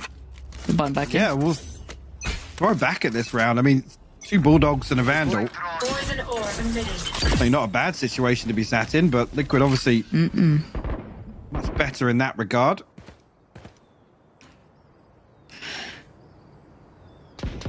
Be interested to see when they work out that there has been this repurchase coming in. Keep in mind the Trex has a rifle, like he's ready to go, and he can be a round changer. Timing's awful for Nivera. Gets caught, none the wiser by Russ, and this is going to call in. Screen Flash comes in, blinded, but still able to deliver one. Safe now, cold. Looks for a second, but can't quite get it as Trex is still trying to control. It's Yampi to just deliver a fade away towards Russ. And look at that Spike, still sat towards that B-side. Cold Dementor in danger. Spike now lost, a labored couple of shots. And this purchase may not have found exactly what Guild had wanted at all. Hey, Constellation would be doing a little bit of damage, but Leo now, a 1v4. Spectre in hand. I mean, he's in a tough spot as well. Will get noted as well on the back of Soulcast utility. Yampi just ready to swing. Obviously, Liquid really risked too much just to close out this round here. Them. As he does, but yeah, Scream just happy to post up here. Doesn't care. Yeah, doesn't care. You can see where I am. I'm fine. I'm going to sit out here and keep this one going Swing the way me. we want to. Swing me. Yeah, literally. 2-1 now. Guild will have to relent even just slightly, surely. I'm seeing sheriffs. I'm seeing a bit of armor come through. They're still trying to bite at the heels, it looks like, but I don't dislike the repurchase necessarily. I kind of understand you get kind of forced into that forced buy scenario. We're like, oh, that round was kind of close. We can still break the back of their money here, but it's going to be now an extended bonus almost coming through as well. If Liquid want to stick towards it, they're going to have a pretty decent purchase when that comes around as well. But look at this buy. It's not without danger again. Guildso trying to get back into this even ever so slightly. And is Nivera going for an early walk as well, it looks like. I quite like that. Flash comes in. He wants to swing it, try and bring that Spectre to the ideal range, but now gets found. Leo, crisp shot towards Nivera. It's only a Spectre to pick back up. So not a huge upgrade, but it could be something. Something to work with here for sure. Soulcast and Scream now here to hold down A site. Guild cautious for the time being, almost anticipating a little bit of aggression elsewhere, but Yampi unnoted as of yet. And I'm wondering actually if that wall is to kind of play him into a safe position here. Yeah, actually Cold Dementors creates a little bit of a pocket for him in mid, but he's going to walk through. So loads of information, and actually a little bit of a misread here from Liquid, because Link's drifted away from B site. He's coming back now, but maybe just conscious of, I don't know, to push past the trap in halls. I'm not sure. I don't know if there's been something they're misreading, but now with that Aldrin, they have to know what's up. Exactly. There's no two ways to look at it. But there's still time being bought, and that's great utility investment coming out. And there's Yampi striking towards elbow. Perfect timing to find the swing. And now you can see that cross being challenged a little. Now they're going to give up the side control, it looks like, allow Guild to get that plant and just kind of posture towards the retake. Already going to note one towards the pillar itself on site, and note those knives going to be coming out probably as well here. Safe looking to be the one to really do some damage. Get a little aggressive towards CT. That could be nice. He has someone by his side, that being called a mentor. They could do some damage on this. The fighting's great. Only able to get one link. There's a bit of damage towards Cold Mentor, but Safe still stands now. Looks across, trying to catch another. Spot some more out. Spring trying to close the gap in, rightly so. Seekers get dealt with and a tap on the spike. Looking for correct spots, it doesn't matter. Russ has your number. And Guild turn it around. I'm amazed actually with Yampi finding that kill. Again, the timing was perfect. Just ahead of the execute onto B. Unfortunately, they can't cling on to control that. Green got the Blade Storm here. Whether he's going to ride this through and look to get I mean, this is the age-old discussion, right, of the operator. And that was always the thing with Scream picking up the jet. Yampi's got it here. I mean, Yampi and Navera, two very capable top players. Scream early swings mid here, and nobody from Guild will show anything. Actually, I was going to say potentially plays in Yampi to pick up that position, but immediately Timing with the owl drone. Ooh, the perfect swing from Safe. Can't help but enjoy watching those sort of things. Very, very well played. Scream relinquished that attempt at that mid presence early. He's going to dip back here towards Tube, but Trex has been on this case. He has been the entire time, be it on the left, the right side, it doesn't really matter. Information now free flowing through. Soul Gas position will be red, and now he's in a bit of a tricky spot here. No man's land, you could argue, but Trex keeps his life and keeps Soulcast now noted. Fight gonna go down and get caught safe. Lovely timing, good synergy for Guild here. The push and the pull of the peaks. As Link and Navera are nowhere really near being able to do much about this. This is a sit back and maybe do some damage, maybe if possible, but keep the rifle. I don't even think they can retrieve the operator either. It's down the double doors. Nobody from Guild picked it up, but they will definitely look to police that weapon, that's for sure. Guild actually in a position to come forward and punish just a little bit, and they do find Navera. I mean, killing him gives them the tour de force next round, so make of that what you will. Link, though, I guess we'll try and hold on to his. Guild will put their third up here. A couple of, I mean, I was talking about this being the biggest test. Yeah, actually, a lot of that rides on Coldamenta, right? Talking about him as an IGL and kind of the preparation factor and how many just, you know, minute details there are in terms of anti-stratting that he's brought to Guild's playbook. This is one here for me. Liquid is sometimes so hard to quantify, especially with where they've started going a little bit, I don't want to say off the rails, but getting weird with compositions and how they apply them. It is quite hard to characterize both of these sides to an extent, right? They both have a similar thing in different aspects. That Guild I still find hard to pin down because you don't know quite what Guild you're going to get. Exactly. You're going to get the one that can cause upsets. You're going to get the one that kind of sits, exactly, they can sit just below that top echelon. You know, they have a couple of losses to some exceedingly good teams, which is pretty reasonable. On that rebuild phase with a new player. Now, Scream tries to get a little weird with it. I'm not going to get anything out of it. Guild catch it safely. Now, keep in mind, even under their previous iteration of that roster for Guild, I still think someone like, you know, Leo was always a highlight to me as like the safe pair of hands with pop-off potential, right? Like the guy was always solid, safe, again, like the entire roster was exceedingly good at their job, but now with that additional like punch to firepower you've brought in, it makes a difference. And speaking of making a difference, Navera going to find Leo, so not going to be a scot-free round coming out. Liquid putting up a bit of a fight here. There is the one on the side, that being Soulcast, but it's been hard to find much room for Soulcast recently. He's been kind of noted a fair amount. Huge information. That should pull a rotation, or at least a little bit more commitment to the rotation, should I say. Navera posted up comfortably now with his tour de force, though. Actually, no wall. Ooh, is he going to pull trigger? No, he's not. Viper's actually going to get popped pretty close to bricks here. 30 seconds left. A little pocket to play. Soulcast already looking to get behind this, though. Oh, I like this.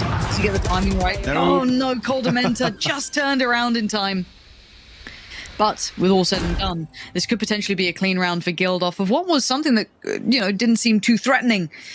And then obviously Navera's ult definitely kind of made some impact. As Link, yes, he does have a rifle. But how'd you get past this? You're left in a 1v4. You've got a post plant in a Viper ult. Well, that's a step. That's one way to do it.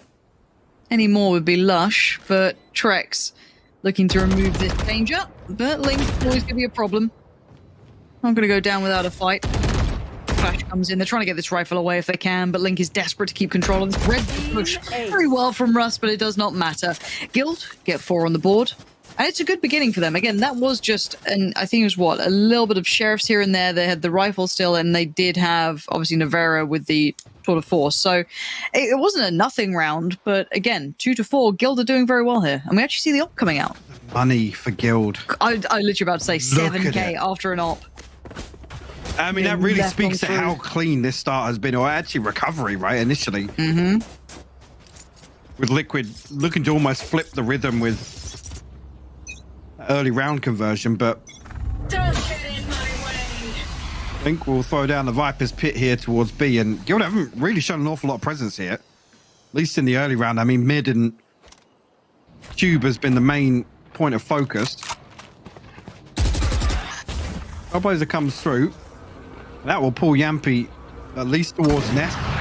Aldrin invested. He's going to look to it. I mean, it's the worst person he could tag with it. Save who can hop his... Okay. I was going to say, hop his way around and avoid that, but... How dare you doubt Yampy? The fans are in pieces. Did he have his dash there? I'm not going to say anything. Yeah, nice shots, It's Yampy. best not to. Yep.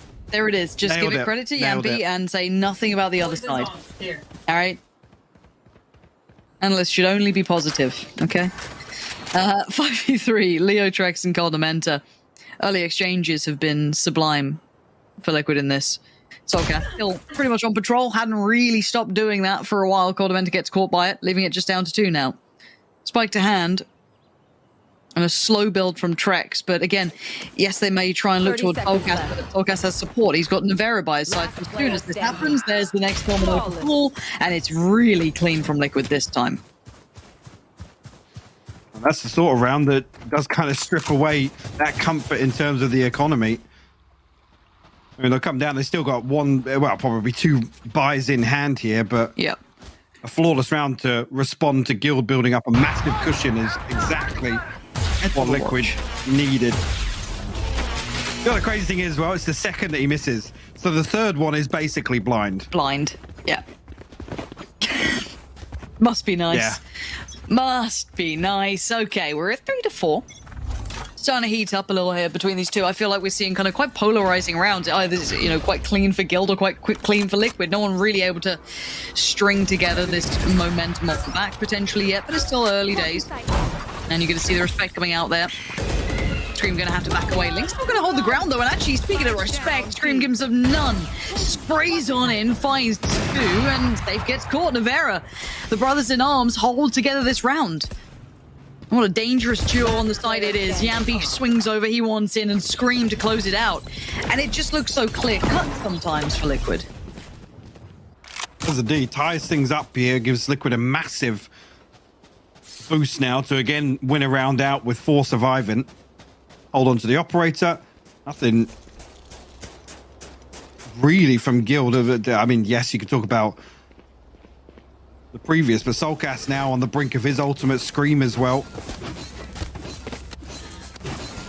Seekers and the Blade Storm available, but again, in this round, don't expect Safe to be throwing them in. Maybe the next, considering he's invested 7,200 here, so already dropping across to try and aid that economy. Nevera just posted. I mean, there wasn't even a peek ahead of that to check. No, nothing. It's kind of scrappy. Are we playing deathmatch right now? This feels very Link might want to do a little deathmatch with that awkward exchange. It does come through, but both of them just strafing around each other. It's a horrible fight. As Leo and Coldamenta, the last 2, and again, Spike's pretty much under Liquid control. Keep that in the back of your minds. It's something that's going to really change potentially the outcome of this round, as it's not to hand. Shout out to my observers. Damn.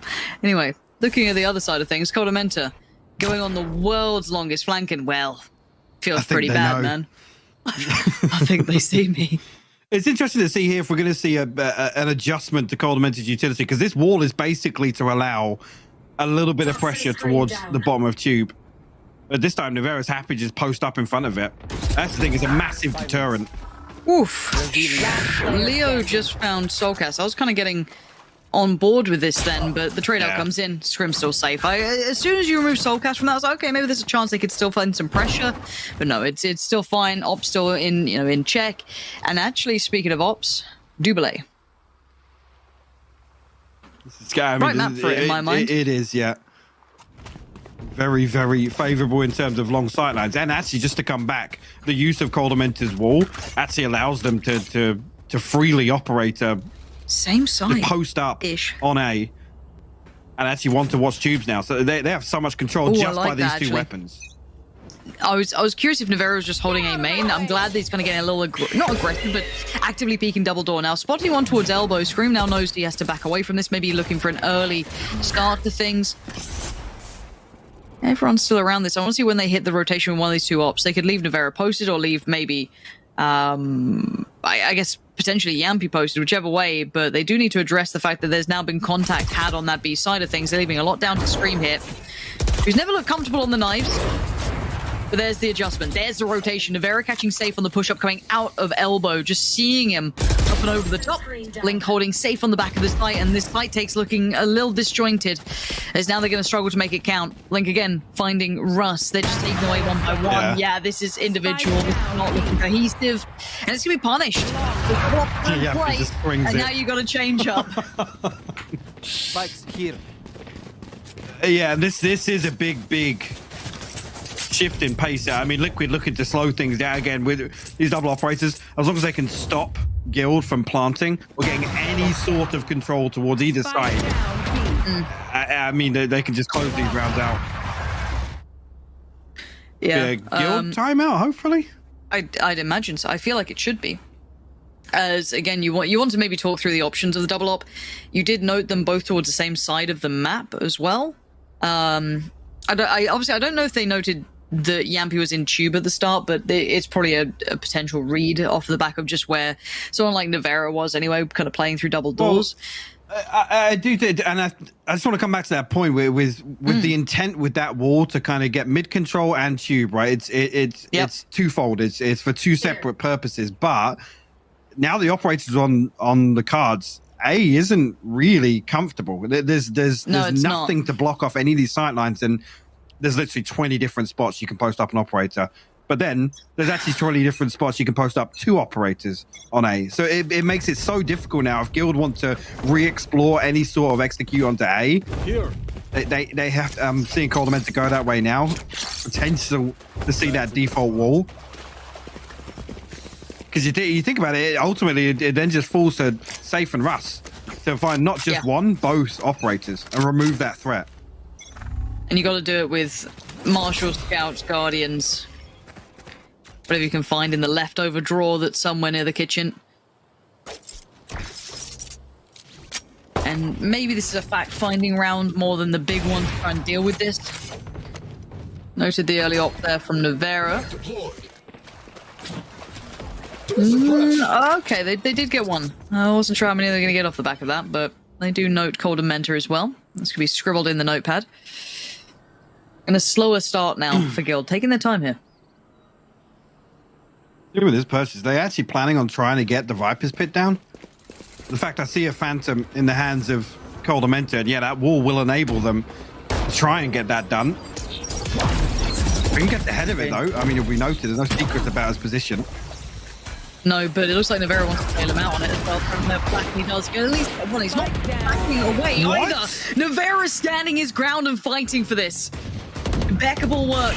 And again, he's still holding dominance, but you can see the pressure now going in from the side. Yampi catching the cross. It's the shutdown of the ops.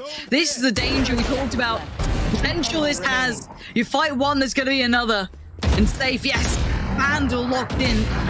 So much to deal with. Navera even pulls the tour de force. He's got an operator, and he's like, well, they're coming in quick. I want a reload buff. Before the switch. I'll pull it out. Yeah, sure. You got 3 ops, Liquid. You don't need that many. It's too many.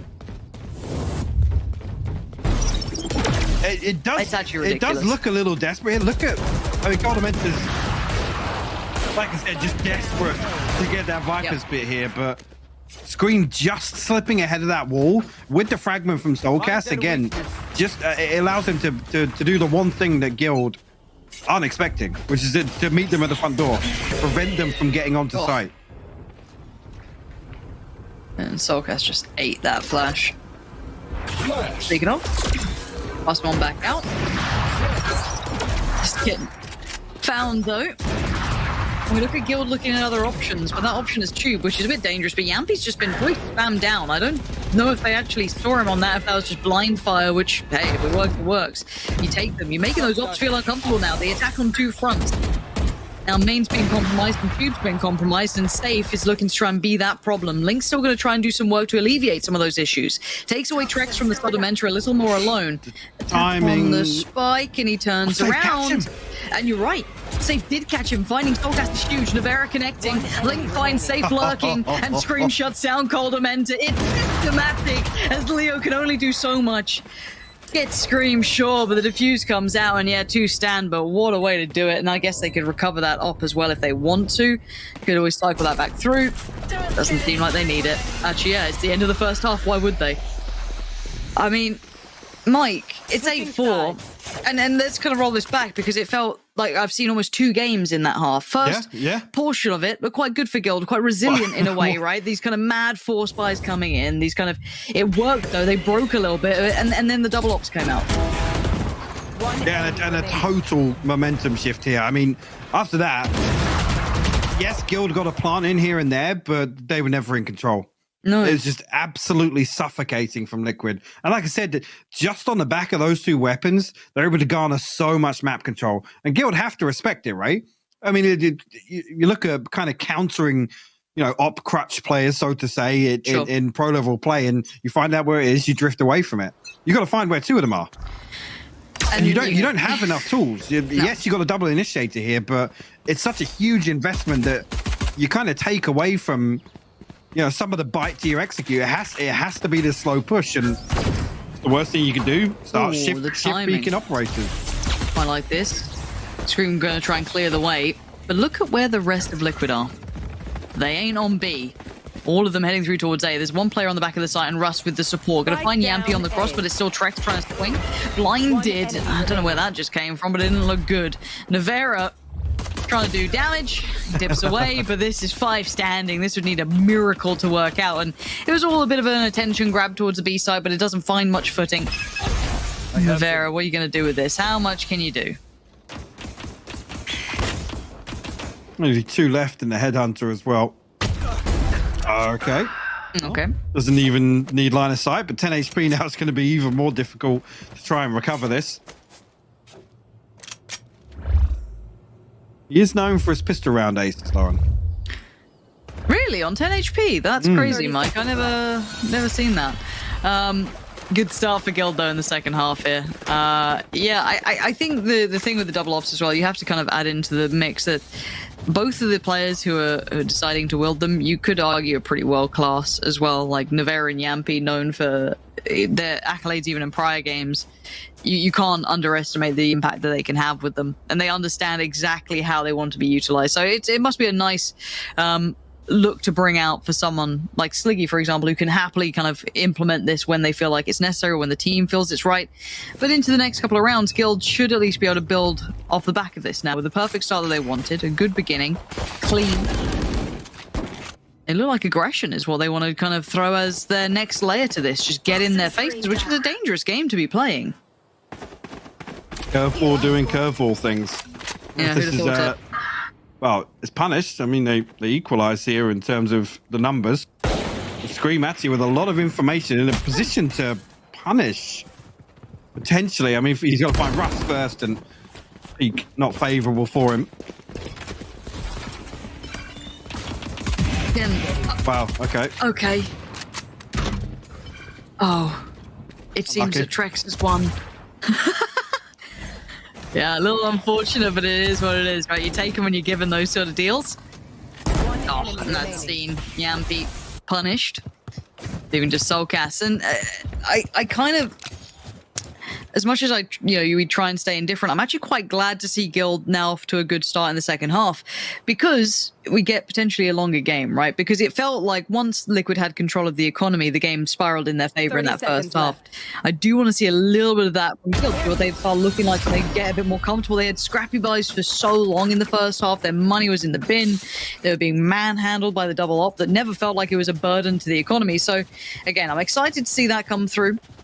Bonus round them coming in here for, what was it, 3 Bulldogs? Yeah, and just a Phantom and a Marshall. So nothing too crazy coming out, but again, the buy on the other side, far from ideal, and Soulcast is having a bit of a stinker, isn't he?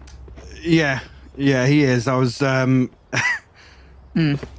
just looking, and again, he's on a roll in terms of information gathering, but yeah, as long as you're doing your job. But I mean, the attack is really where those numbers then start to become even more concerning. Yes. Scout destroyed. destroyed. Let's see how he looks. First man in. Has to deal with a lot. Does have Scream by his side. And Rust, though, dealt with by Navera. Forecast goes down, but if it facilitates the trade, you'll take it. However, speaking of trades, there's one right back at him. Navera still able to operate well enough. The site is theirs, but it's not safe, and the spike can get lost on the cross. Navera is still putting on numbers. This guy is gunning him down, but it is still a 1v1. Trex, that's the man. That is the man you need to be seeing come alive today, because his capability, his potential is huge. I mean, he's been one of the headlines for this revitalized guild roster. So sharp and delivers there around the... puts guild right back in this game. I mean, Liquid down on this should do. Scraps here and there, maybe some scares. I think the Tour de Force actually available here for Navera. That could be something that sways this round, makes it a little more doable. One enemy remaining. The guild looking pretty comfortable so far at the start of this defensive half. Yeah, they look pretty solid. Navera, just hearing that whiz past him. Look at the rest of the purchase.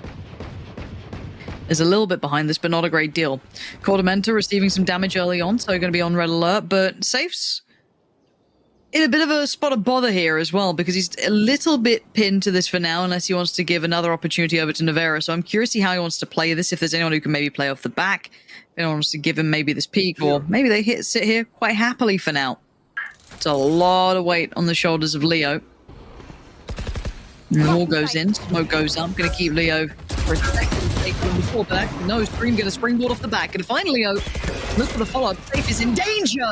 What a burst from Liquid. The site's theirs. That was incredible work. Without breaking a sweat as well. Tracks, whether you can find that, I mean, damage doesn't really equate to anything here. Liquid brought nothing into this other than the Tour de Force and a few sheriffs. Wondering what it's even... Ooh, did Link just catch him? Yeah, it looks like a couple of other players readjust. Yeah.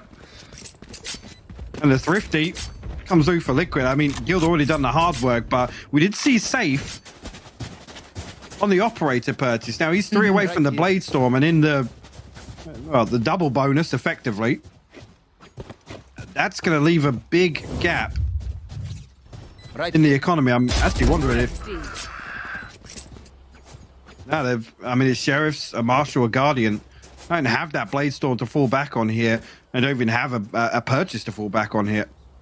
No, Liquid actually gives themselves a massive buff. Look at their money now.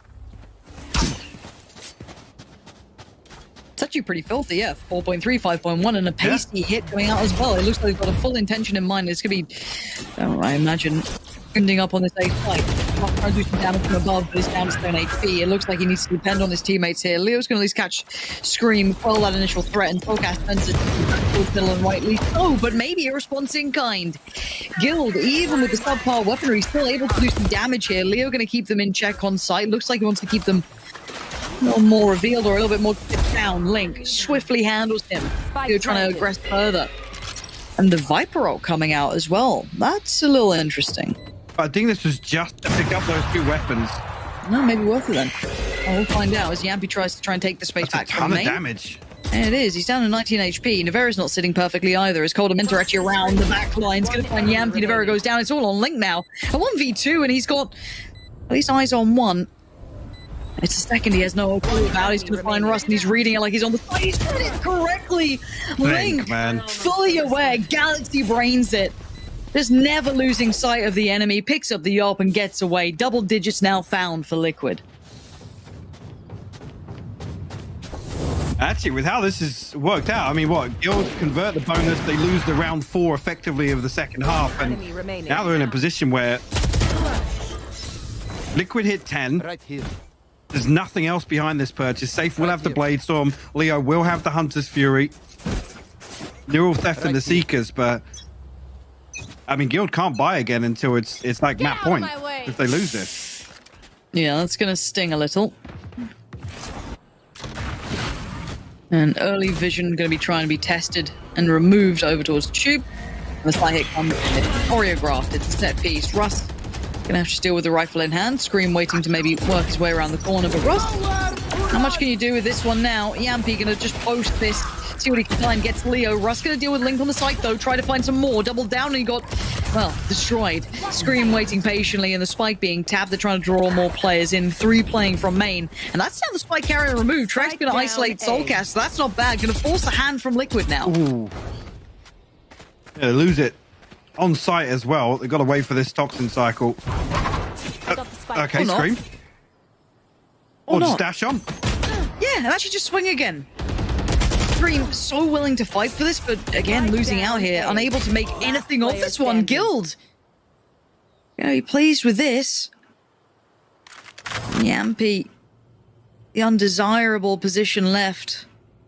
2 tucked towards default. 30 seconds 1 off left. towards side. Free fire on the corner, hoping for a connection. Spotting the cross, no one quite there, and you're looking towards the site. Again, no one giving him a chance. There's the first little shoulder peek, quick to react to make sure the cam gets dealt with. But again, he knows there's eyes on him. How much freedom? Not much. Safe gonna catch it. Deal with the threat. And Guild actually handled this well because that initially looked like they had everything they needed, right? Soulcast on the site, Spike potentially going down. Trek somehow denies that.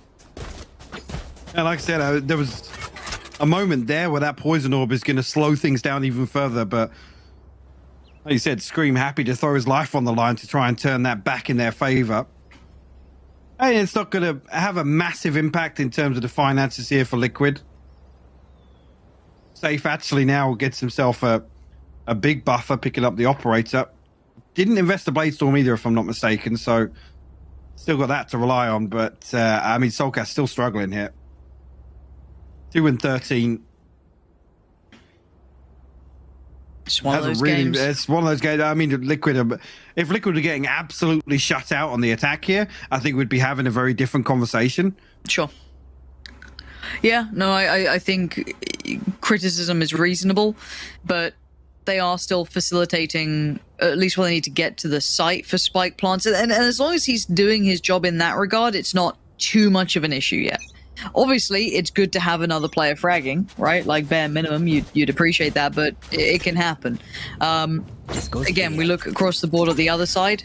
A couple of quiet performances as well. No one doing the big standout game. Trex, certainly a name to be thrown into mix towards the top end, but Nevera and Scream on the other side, obviously very different in that regard. So as long as he's doing his job, I don't see a problem. But if they start struggling on the attacking side, then we look towards how much opening opportunity he's giving them. Are they able to facilitate what they need? But you can see the flashes are good. They're creating space. They're allowing Scream to lead the way. Going to pop the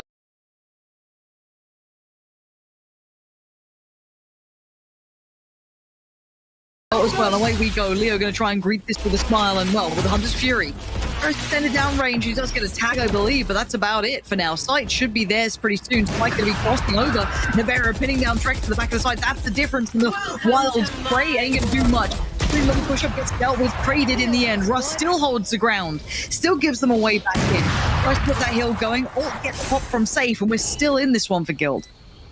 3v4 though. The other Trailblazers try and find out exactly where they get. Actually, we'll get noted. He got found. Unbelievable. Yampy down, Link down, and now Nevera once again called upon. He's the last one standing. Soulcast fell. Flash comes in. He's just have to accept his fate. Turns it quickly. Looks for one. Tried to get the shot through, but safe. He's taken the space. I love that from him. Oh, it's no way. No way, Nevera. He's still standing. Trying to clutch himself the shoulder peak. The man is ice cold. He ain't giving this one up. Oh, and again, Nevera. The guy's a god.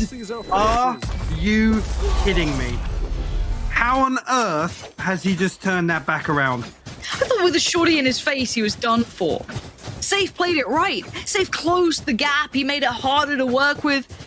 Let me watch it again, please. I think Nevera actually catches a tag with a jump peak when he's got the headhunter. Here, look. He gets that tag. What? One enemy remaining. And Russ, what can you do in that scenario, right? That's not on Russ. No, of course not. Not at all. That's not on anybody. Nevera shouldn't have won that. Absolutely not. Those are one of those situations that are baffling. And speaking of baffling, safe. Well, he's just going to go berserker mode, isn't he? Straight down middle. He just wants to battle right now.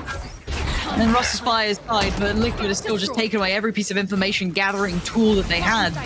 And Safe just wants maybe to back away at this point. They try to do something with this, but man, that last round still has me reeling. It still has me reeling.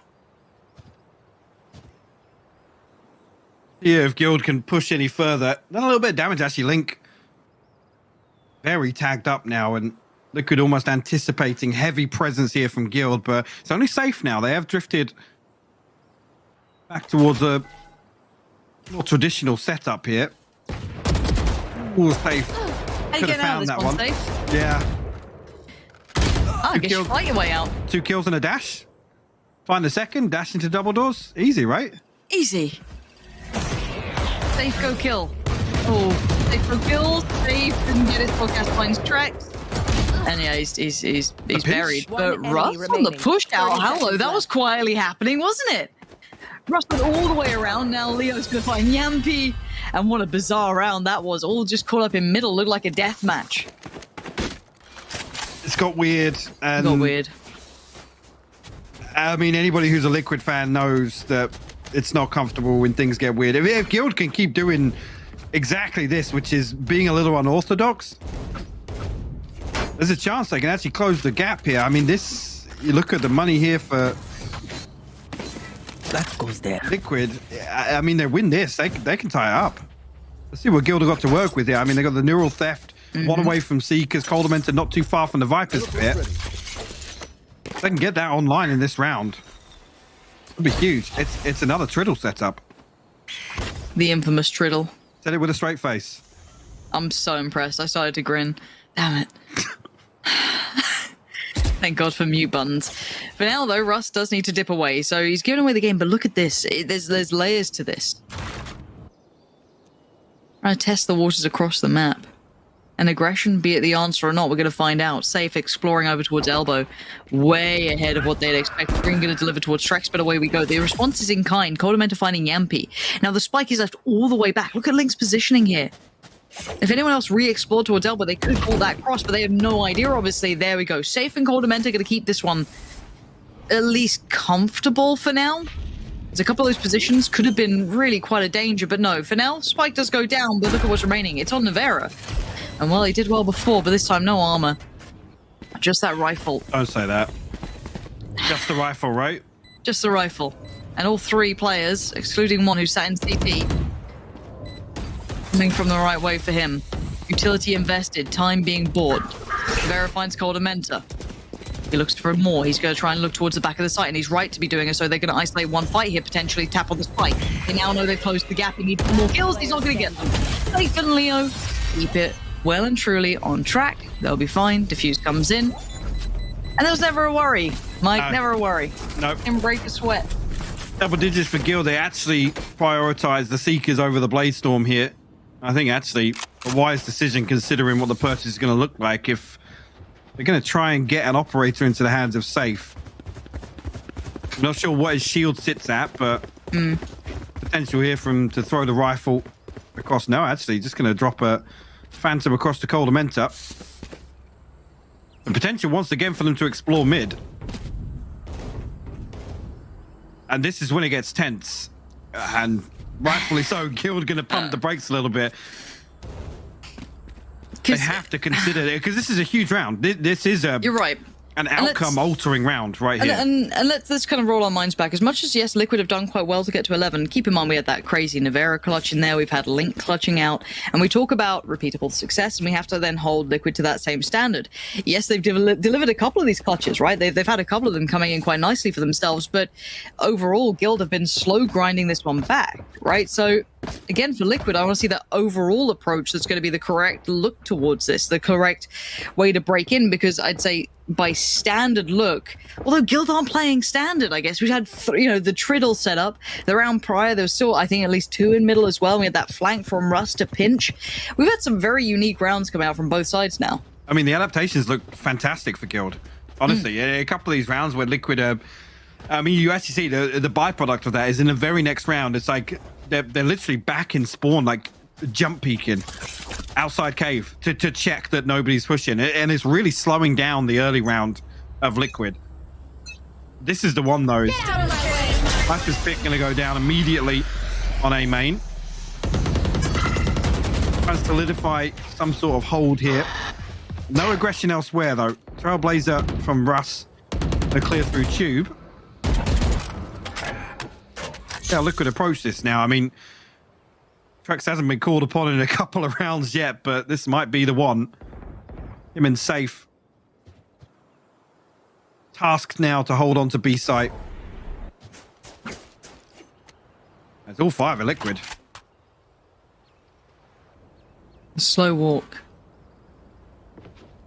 Looks like another burst piece coming out potentially for Liquid here. And there it is. This should be the go signal. They've got to make them way on. Trex got suppressed. He's got no utility. He can do nothing. It's literally just give it the back of the side. I say do nothing. Keep in mind it is correct. Great work from Soulcast. Diligent work from him there. Picking up Trex removes any danger from the immediate site. They can get a safe plant down. The sneaks come online. The wall drops. So Nevera finding Russ. There's still going to be a boom to be had. Scream up and over the top. Going to pin down safe. And we're down to 2. And they made little to no impact towards the site. Leo and Coldamenta. This is a really uncomfortable spot now. Already noted. Already seen. Scream takes away Coldamenta. We're on 12 now. Again, just that first pick and the way that they suppressed him at the back of the site, Mike, that was essential to that round. I mean, you can drop 5 kills in a map. If you're getting rounds, who cares? Exactly. And that's on the back of just one piece of utility. They know that it's only Trex. The wall goes up. They isolate tunnel. They know that they have a favorable engagement. I mean, the only adjustment there from Guild is Viper's Pit on A, throw an extra body towards mid. Have something else to make sure that, or even have safe playing on site and Trex playing away from his utility. That would be the ideal setup, right? Relying on safe to make use of the traps. And it looks like a very similar scenario. However, this time you can see the adjustment from Trex himself. However, the ult then comes in. And safe is left with what I think a classic at this point. At least for now. Spike going to go down, and once again, we're going to be in this post plant. Look at the post plant from Team Liquid as well. Sitting very deep here through Yampi. Overextends a little towards elbow. Tried to get involved, but gets caught by safe. Quick flash comes out, doesn't find what they want. And look how deep they're sitting. Scream further back, tucked away. Going to catch anyone trying to play back in on this more backing-sided half of the map. Scream still not finding what he wants shot-wise, but it just shuts down that avenue of approach, and there's a time limit. Coldamenta just going to push on forward. He knows that these players now stacked towards a really unorthodox post plant. Scream finding Safo. Nevera going to destroy for sight. Re-aggressive finds Russ. Trade comes in. It's all down to Scream now in a 1v3. First challenge found? No. Sounds like he can't replicate what his brother did in a 1v3. This time, Guild will stay alive. It's so important as well. That pressure comes through, and Link still had 2 snake bites there. The plant's good for window. I'm pretty sure he still has the poison orb down. I mean, I think I caught the poison orb going down on the spike as well. You see there, that's why they want to fend Guild away from elbow. They fight for it. They force them to go back towards tunnel. This is it now. I mean, Nevera tour de force. Doesn't look like he's going to purchase a rider. 28 and 12, by the way. I didn't even notice that. I haven't caught that the entire map. Quite a game, isn't it? Quite the game. You want to play? And away we go. Early intention noted towards that A site. And once again, we're seeing similar looks from Guild, though. Look at this proactive approach towards at least clearing through B. 3 players have now cleared elbow. They've cleared, the B main. They're looking down towards pillar. They've got to know what's coming their way. Now, the response in kind to an extent is that Scream has explored, but now, okay, position noted. We know the tunnel is now completely and utterly open. Tube is pretty much compromised. Now, looking towards the rest of the map, though, that's big information on the other side of things, though. Link now noting that players have slipped through on towards B, or gets popped by Yampi, doesn't quite get what he wants. And Liquid, what do they actually have for the entry on this? Yeah, this is going to be interesting. It's almost brute force and approach. His Soulcast will open things up, though. What a time to find that frag. Gonna take down safe. Now Trex still stands, though, and removes a big player from this. Are they backing? Surely not, right? I mean, Link's got space in mid. He can cut off this rotation perfectly. Just if he gets overwhelmed, though, this is awful for Liquid. This is such a fine margin. He's going to get 1. Does he expect the second? Russ is still there. He turns his back. Oh, but a whiff shot from Russ. He recovers. He makes up for it. He does take down Link. And now the cross is being watched. From one bad scenario to another. They don't have a clean cross here. And you're right, it's 15 seconds now. They're on the site, but at what cost? Yampi's there, Soulcast is there, Scream's found Leo, but there's the swing! Yampi finds Trex, none the wiser, and Russ! He goes down as well, Team Liquid! Always doing the unthinkable, the unimaginable, and it works out for them. I mean, what a way to... that was so close. And credit to Guild, honestly, of bringing a fantastic approach to Breeze. I mean, previously they've looked fantastic here, but really throwing a spanner in the works to Liquid, and almost hard for Liquid to grasp in a lot of those rounds. You can't take anything away from Gil's performance there, but Nevera and Scream, man, the dynamic duo, 4 first bloods apiece. I mean, 28 kills, 24 kills. What a performance from those two. It's hard to characterize, right? There's something about them when they have these performances that definitely put them across the line. A couple of clutches here and there certainly did the same. However, that's only map 1. Keep in mind, this is elimination, so map 2 could be everything. But before we get to there, we're going to go to a break and then the desk.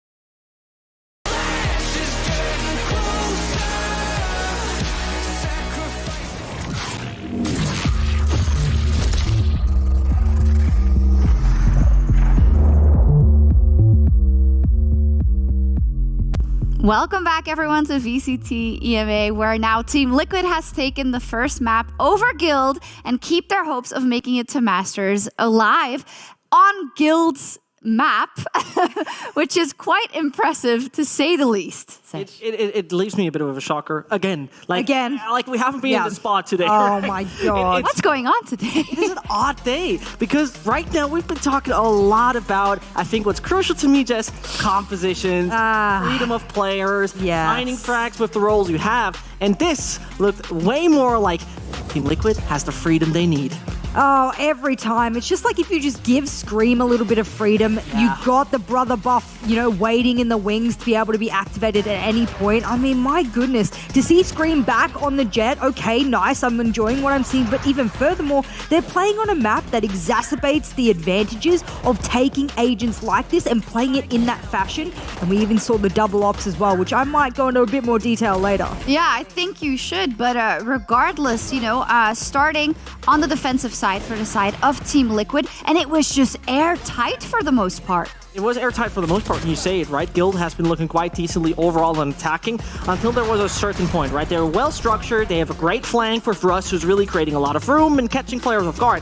But at one point, it became too fast for me. That sounds odd initially, maybe. Okay. At the same time, it felt like there was a lot of tactical prowess that Guild can work with. We saw many great set pieces being broken down in the past when we're seeing them play it on map. But it felt a lot like, okay, we got to be fast, we got to be swift, we got to get out of there, and that in many situations didn't feel too well. And if you let me, I heard something great from you, Jess, in the green room, saying you can have your set plays all you want, but if you get a bullet in the dome as you walk into the site, you're not going to be able to plant the spike. I mean, just imagine like a gladiator coming in with his spear and then you just cut off the tip of his spear and then suddenly it's a wooden pole. I'm not, one to know a lot about martial arts. I'm sure many people can do great things with a wooden pole. I myself know. So it has to have the point on the end. And Team Liquid was just cutting it off time and time again. Really well done. Talking about tip of the spear, two of them, Nivera and Scream, the brother buff in full effect. As you said, even on one round, both picking up the off. And we had, of course, the tour de force as well coming out of Nivera, but they just held that defense down incredibly well and almost did not as much in attack, which you would think with the Jet, right? But, who's to fault them? I'm still surprised that they have done this decision of being, bringing us usually this very elaborate kind of compositions where you're like, you know what, we'd rather keep Scream, for example, the supporting role. Same goes for Nivera, swap and roll every single map, at least is what it feels like. And this once more was this comfortable showing, right? This was once more where they really, as simple as it sounds, and I really hate to put it that simple, but where they find those frags in a way where you say, you know what, this is, where I realize, okay, they have this fragging power, and this is where they flourish. And Guild didn't see that coming in that sense. All they needed was one of those players to activate them. And there were support players like Link, who was that middle ground, especially from the early to mid round, that enabled them to get onto site and get the damage done that they needed. Maybe it wasn't so much on attack. Maybe we saw their prowess on defense. But either way, Link seemed to be that link for them, pun intended, to be able to get those kills and get that down into the mid to late round. Perfectly well done. That's why you have a job where you take it's not about my height or anything like that at all, So please, Riot, give me a little box to stand on. Hey, but I'll give you a possibility so that we don't notice it as much. You can go over there in your own corner with Jess's jurisdiction. Let us go to Jess's jurisdiction because I spoke about the double op, and the reason I wanted to break it down was the double op wasn't really necessarily the win condition for Liquid. It's a nice little addition, and of course on a map like Breeze we love to see it, but I wanted to talk about Guild a little bit because the Guild fans are going to be disappointed. This should be a map they should have won, so as a result let's break down where things started to fall apart from them. And I spoke about when you cut off the tip of the spear, well, Nivera, he had a spear of his own and it was on this round. Let's jump into it. You can see we're going into a post-plant situation. Pit is up. I mean, you're looking at the attackers here going, they should have a pretty damn good opportunity here, but Guild takes it back really quickly. Have a look at this. Bladestorm out, Safe and Coldamenta are able to take out 2 players in quick succession. Why is that important? Well, they've instantly taken back this ground that they initially didn't and should not have had. Then it cascades even more. We'll stop right here so you can have a little bit of a look at what I'm talking about here on the minimap. You can see we have Soulcast over towards doors, power position, Super important for him to be able to have that position across over towards the side. But guess what? We're talking about people who are able to hit their shots. Suddenly, we're also having players able to shut him out of sight. Russ takes Soulcast out. Look at this. It's a 1v3 situation. There is no way in God's green earth, for me at least, that I see this going into Navira's hands. He has an operator in hand. If you overwhelm him, there's no way that he holds this in a post play. And he's close in cave. Instead, this is what Guild tries to do. They go, you know what? We've gotten your position. Hawk goes out, identifies his exact position. They know he's there. What do they do instead? Have a look at this minimap that we've been talking about. This, all they need to do is hold angles towards cave. We could even have, of course, Coldman to move up and then Russ go for the defuse. Does he do that, however? No, I'm going to let this play out for you. If you missed out on it, Safe decides short-range operator engagement. Oh, that's my kind of thing. Let's jump into it and see if I can hit my shot. Navira just does a quick shoulder peek. Safe misses, goes down. Now, this is still a winnable situation here for Guild, and it's an opportunity for them to recollect. Unfortunately, that doesn't happen.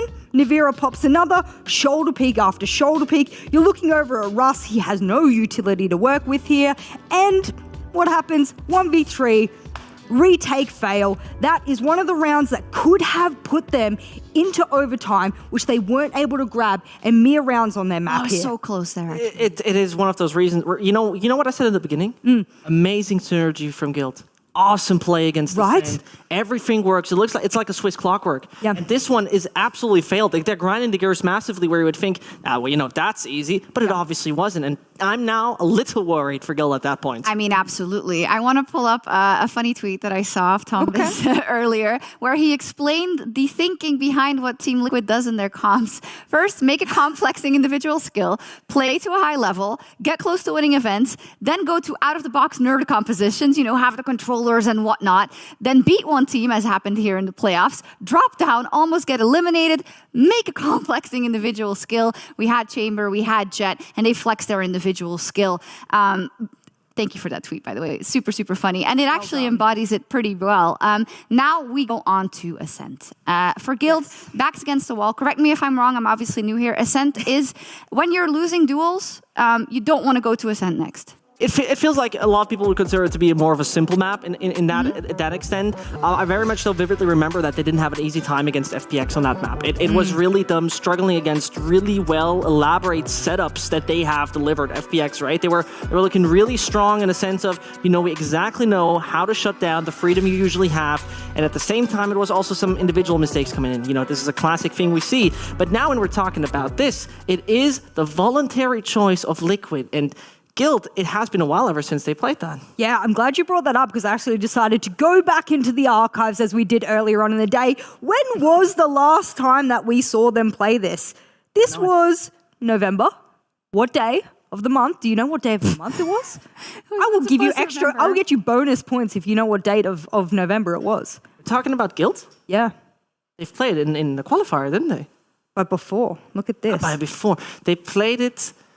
Come on, we need to talk about it. It was a Wednesday. It was a Wednesday. Tell me it's Wednesday the 1st. Zesh just has no idea. I don't know if it was Wednesday, but the 1st of November, 2022. Okay, I thought you were going to go say 2021. 2021. Okay, good. Guys, we have no idea what days Hey, are it's gone off the rails. Lost it. Just to paraphrase, it's been a while. Thank you very much. See, this is why you're the host. Please rein us in. We need some reining in for a moment.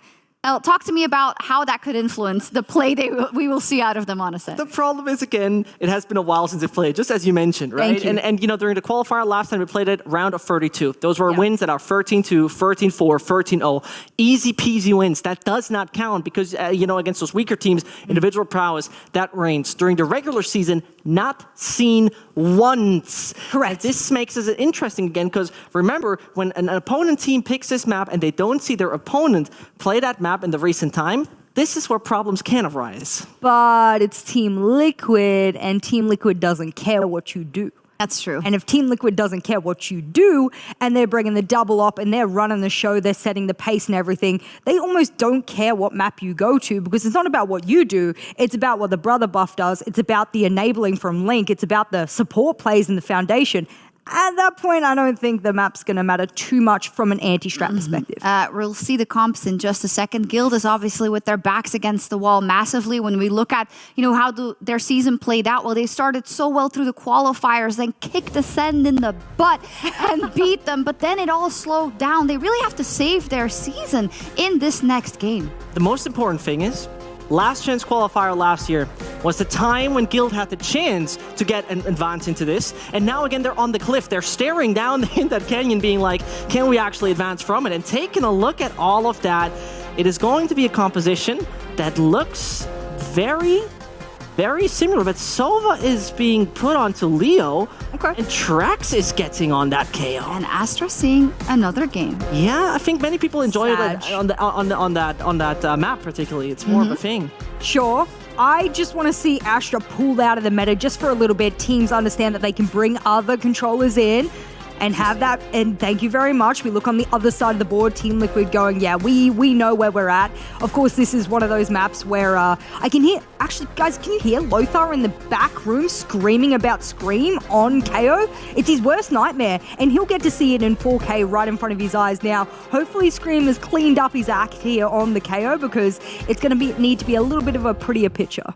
It brings me, to this point where I'm more curious to see what is going to be brought in by Guild, because they hardly change up their comp. There's just a few role changes, but not by player changes, but role changes.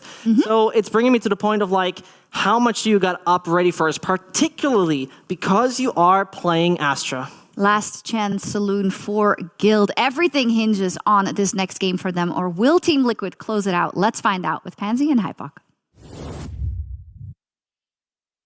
You're absolutely right. It truly is the last chance to dance for at least one of these two teams now, and well, Guild are slightly under the gun. Mike, do you see hope here? Do you see a chance, or are you starting to wane a little like me? I'm concerned with the way this veto has panned out, that we're now here on Ascent. I mean, Guild as a name, no strangers to this, right? Backs against the wall, the final hurdle. That's what's always eluded this team. Well, as said, last chance to dance. Let's get into game.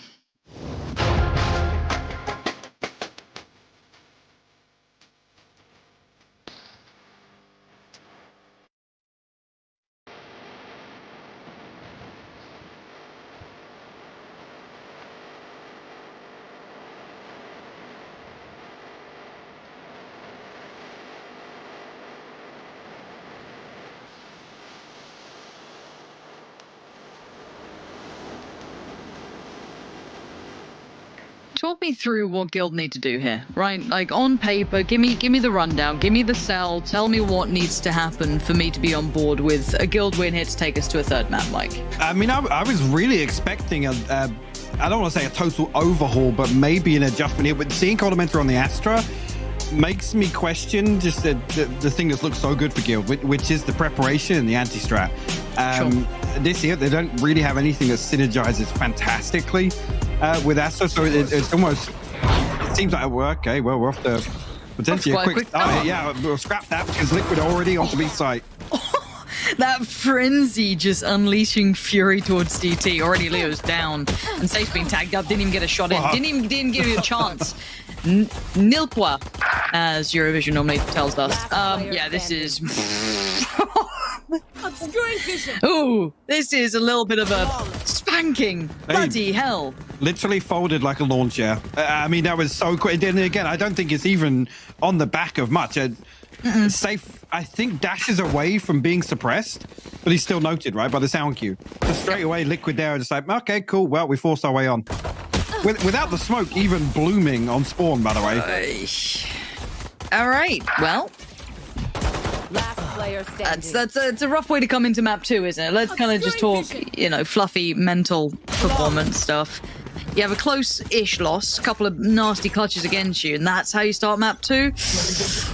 All right, see if they can shake it off. That's going to be a grand reveal here.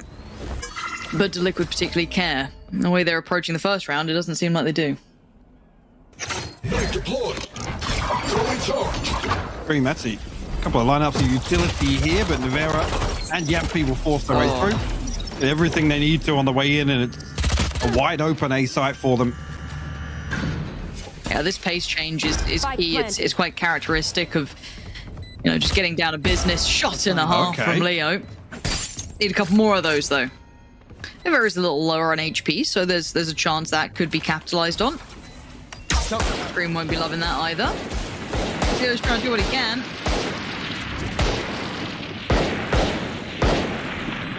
But you ain't getting much for this. Yeah, I was gonna say whether or not Liquid want to give away another one. Yeah, the aim of the game here, damage. Yeah, well, okay, well, Safe will still swing out. Leo now one to find. He will fall. Safe 10 HP in a dream. Nothing else to find. 3 survive, and that's key for Liquid here. Should be able to avoid this fight. Gas Scream does lose his, actually. I think it's going to have a massive effect. I think Liquid will still look to play this out as a bonus. I just saw a Bucky flashed up. No way. No. Surely not. I mean, if anybody's going to do it, it'll be Yampy, right? Yeah. Yeah. Man who just rewrites the book on occasionally how to play. No, it's a judge. Okay, it's all right. All right. You lied to me, didn't you? Dude, I miss the Bucky. I miss the Bucky so much. It was a time. It was such a time. You know, some people. I feel like if you were there, from 12,000 meters away. You're definitely not exaggerating, and I remember that. I remember. However, though, bonus round time. Danger Man, eyes on Soulcast, has the rifle. Everyone else kind of specters, judges, odds and ends. Scream already has his ult. Oh, fair enough. That's huge for the bonus, actually. They're going to pop it. Yeah, this is going to facilitate the side cross. Look at Safe. He's going to I guess I'm just chilling here. Big chilling. Back of the side post, still holding on is going to be Trex. Nice combination of the two. Trex still unable to do much without this other than the gun at his side, but it's seeming to hold the line for now. 2 players now dropping to the side. Soulcast, we said it. One with the right. Oh, Trex! It's an absolute gunner. That's what you want to be seeing from the man who's caught RI. Mechanically, certainly gifted. They come back and again, I mean, that's a key point to make. Really, is how comfortable and how sharp Trex has looked, particularly on that sentinel roll. And here we see actually Russ come away from the initiator, and he's going to pick up the cipher. So it does give Trex a little bit of room to flex. That's a terrible rhyme. I'm ashamed of myself. Say it again, just one more time. Go on. No. Next round starting, round 4. All right, well, this is still your time as an analyst here. Tell me my expectations, like someone walking middle. How about that one? It's quick. Okay, well, Safe's already been suppressed, so surely they're like, how's this occurred? Well, we're going to find out if they can handle it well enough. Already we're seeing a very bizarre approach. What on earth is going on? Safe's sticking around. I mean, he's got a double stack on short helping him out. He's got a player at top middle. Safe. Or the unhand. Got it in time, and Yampy though burst on through.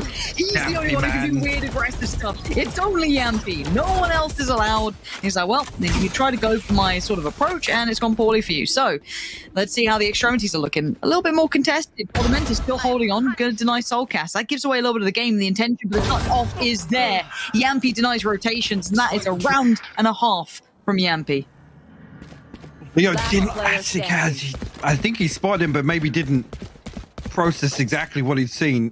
Coldamenta now the last man standing here for Guild. 1v3 Link should hear this. Yep. He's posted up. Does he check it? Nope. Liquid now. Again, another round. We saw Guild kind of resort to this a few times on their defense on Breeze, where they're happy to just brazenly walk out mid, look to garner that control very early on, and even in that scenario, they trade out 1 for 1. They can pivot back to one or the other side.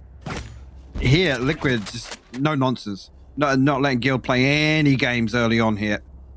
Yeah, I think that's a really good way to summarize it. This kind of no-nonsense approach. We saw it from the very start of the pistol, right? It's that, right, down to business, quite fast, quite aggressive. No messing. Now, bear in mind, there's still a Guardian here coming out to play from Nivera. And I love this combination work. I quite like the concept of Scream on the KO. I still do like that. Let's try and play in Yampy for now. Yampy's aggression could play very nicely on this jet. Wasn't so sure about the Omen in the prior series when I think it was Soulcast and Link both played the Omen there, and I wasn't 100% sold, but again, it's it's one of those things with Liquid, it takes a little bit of time, and we've seen Neon coming out, we've seen some very unique things, but I want to see how this looks, how this suits them. So it looks like this A piece is going to be coming into play pretty soon.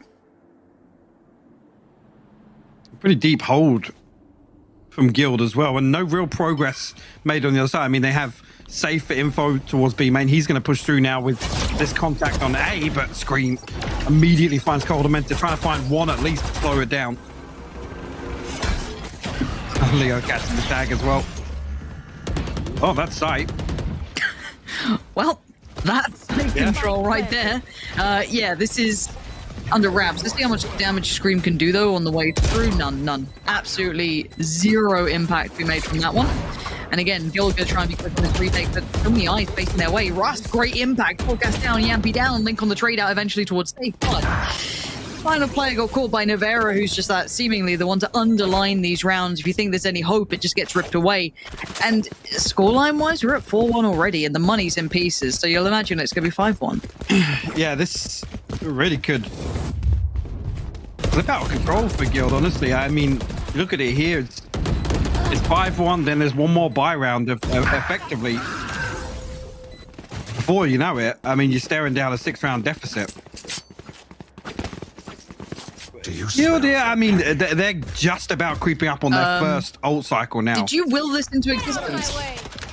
Look at Coldamenta. Please don't get a kill with it. Please. Is this your fault, Mike? It's 2022. We're tired, all right? It's been a rough couple of years. How dare you do this to us, Mike? This is all you're doing. I genuinely blame you for this. Like, at the start of the day, if there was like a, an odds on, I wasn't going to think it's too likely, but here we go. One, of course, it's one, and now he gets to disappoint the smoke, play the other angle in the Owl drone. Gonna see him, but does Coldamenta care? Probably should do. Scream's there for it. Ruff's gonna at least engage in a little of damage there, finding Scream. Not gonna find much more in Leo's position, though. It needs that. What? Gets it, Leo, you're unreal. Okay, 2 now remaining, and safe off the ult. Why wouldn't you? You're invested in this round. You know where that player is. Temptation beckoning. Around the rosy! Oh, it gives him the little fade away. Oh, and it's not going to be a lovely end for Navera this time. It's going to be Leo to shut it down, but that just spiraled, and it's probably because of the bucket. Mike? It all started with a bucky. That's how all great stories start. The first line. I mean, hopefully that's just a blip. Again, how do you can't anticipate that. I mean, the Owl drone actually comes through. I'm not entirely sure because the flash from Scream is perfect. The Owl drone actually, I think, prioritizes towards switch there, so he slips through. But I mean, at that point, actually, the way the Guild collapsed is ultimately what concludes that round. Good now. I mean, heavily stacked outside B. Safe already slipped up close. Gonna find a freebie and get out of here. Oi. Yampy? Yampy's going to get a freebie and then doesn't need to get out of there. What? Yep. What a read. The guy is something else. Bloody hell. This cycle is unreal. By round 7? I mean, not to harp on a Soulcast again, but already the KO value is just infinitely higher here for Liquid on Ascent. Oh, it certainly is. Divide goes in. Tempering a little bit of maybe intention, but what, 48 seconds? It's still time to play with. That's hitting the panic button so early on. That's like desperation. Please don't hit B site. Yeah, and actually, there's not an awful lot of adjustment behind it from Guild either. I mean, Coldamenta's now slipped into market, but they don't know anything 30 seconds left. about the setup. I mean, they'll find Link. Yampy. Okay, Yampy. Okay, we're getting one of these games. Huh. All right, if Yampy is just walking somewhere, I'll take over because he's going to do something mad. So Link's got to the back of the site. That's already there. Shot from Drex again. I feel like we're going to get used to saying that. However, Scream's found Leo on the way back through. So a bit of a trade out. Link's still going to be doing damage, but time. Spike is yet to go down, and maybe Coldamenta can do something. No Bucky this time, sadly. But it is a 1v3 with Scream still chilling. Kind of an early warning signal, maybe. And the timing's right. He gets one. Gives him space for a 1v2. Can you divide the other two? Divide and conquer in this one. You've got Yampy watching the cross, and Yampy doesn't have to be over proactive in this. He can kind of play to the cross. There it is. Nice work from Yampy. Didn't have to overextend. And the balance of aggression with this man sometimes is hard to characterize, but he's got it right there. Now, again, scoreline 5-2. We come back to it. We have to kind of cycle back around to this, and I'm not sure how much faith I have in Guild yet. I haven't seen a traditional round that they've turned yet. No. And I think you can make the same argument that still there is a real chance that this half gets out of control. I mean, look at what's behind this purchase here. Russ is actually down to, I mean, you don't want to see that. Or a Sheriff coming out in what's a full buy round here. There's a forced purchase from Guild. They're talking mid. Can he do it? Can he deal with it, Yampy? Mind hitting with the glimpse. Oh! And he's got punished. Soulcast finds him. And they're desperate to try and make this aggression work, to take some space, to try and find some room, but that was a little unfortunate, but it's really not found its footing as they wanted. And Yampy again exploring through middle. Last time he got the punish on the rotation as well. I think it was on Russ trying to lean away. And this time it's going to be on Leo, seeming to find this everywhere he goes, and Russ finds nothing but doom and death. This is a disastrous round as Trex and Coldamenta. Okay, Coldamenta's been found. I'm pretty sure they can work out where Trex is going to be as well. Oh, it's... Oh, clean, so clean. It's nice. so clean. Okay, so why'd you steal that away from Yampy? He was doing so... I mean... How did you embody Reddit so quickly in 1 second? That's crazy. That's crazy. It's actually a full-time job keeping track of Yampy on the minimap. I mean, again, somehow he's in spawn, finding a kill on Leo, and I'm like, where are the rest of Liquid? Oh, they're still split between short, Link, and B main. But this is one of the things that we've said about Yampy is that sometimes he's so slippery. Yeah, he is. And he's so unorthodox. He's so good at it. He's so weird with it. Like, he will do stuff that you don't necessarily imagine works because he plays almost the unfavorable odds, right? Like, and he makes them work. And right now he's fallen back into a more traditional approach. Nothing too crazy about it. Same normal, like, slight take. And actually no one's here. Soulcast finding Leo. Safe tries to slip through, sees the barrel of a gun and receives the barrel of the gun from Navera. There's no response. They're walking it right now. And Guild unfortunately don't have an awful lot to work with on the way back in here. A Guardian, a Marshal, a Sheriff. Even going to be given one note. Screaming Yampy will find two. I'll ask another flawless round. And they need a timeout. You just got to do something. You have to stop the bleeding here. Yeah. Again, because nothing has worked for Guild. Now that actually they've shown a little presence towards mid, Liquid are like, okay, well, we'll fight you. We'll deathmatch. Yampy's loving it. Yampy is like, oh, I've got an opponent who's willing to challenge mid. Brilliant. Brilliant. Last player standing. Yeah, at this point, Guild just need to get a grip on this game because they're as much as this is kind of. Well, the other thing is here is that you got to credit the ult management. Again, look at the kill spread on Liquid. We're coming back to the buy round here. Neural Theft and Hunter Fury for Guild. But Scream one away, Yampy two off, Link threw away. But they have two massive playmakers, the Lockdown and the Hunter Fury, which we haven't even seen them have to rely on yet. I mean, the way Liquid are playing, they could almost rely on the Lockdown in a post plant. Oh, 100%. They're not struggling on entries. No. Early game's fine for them.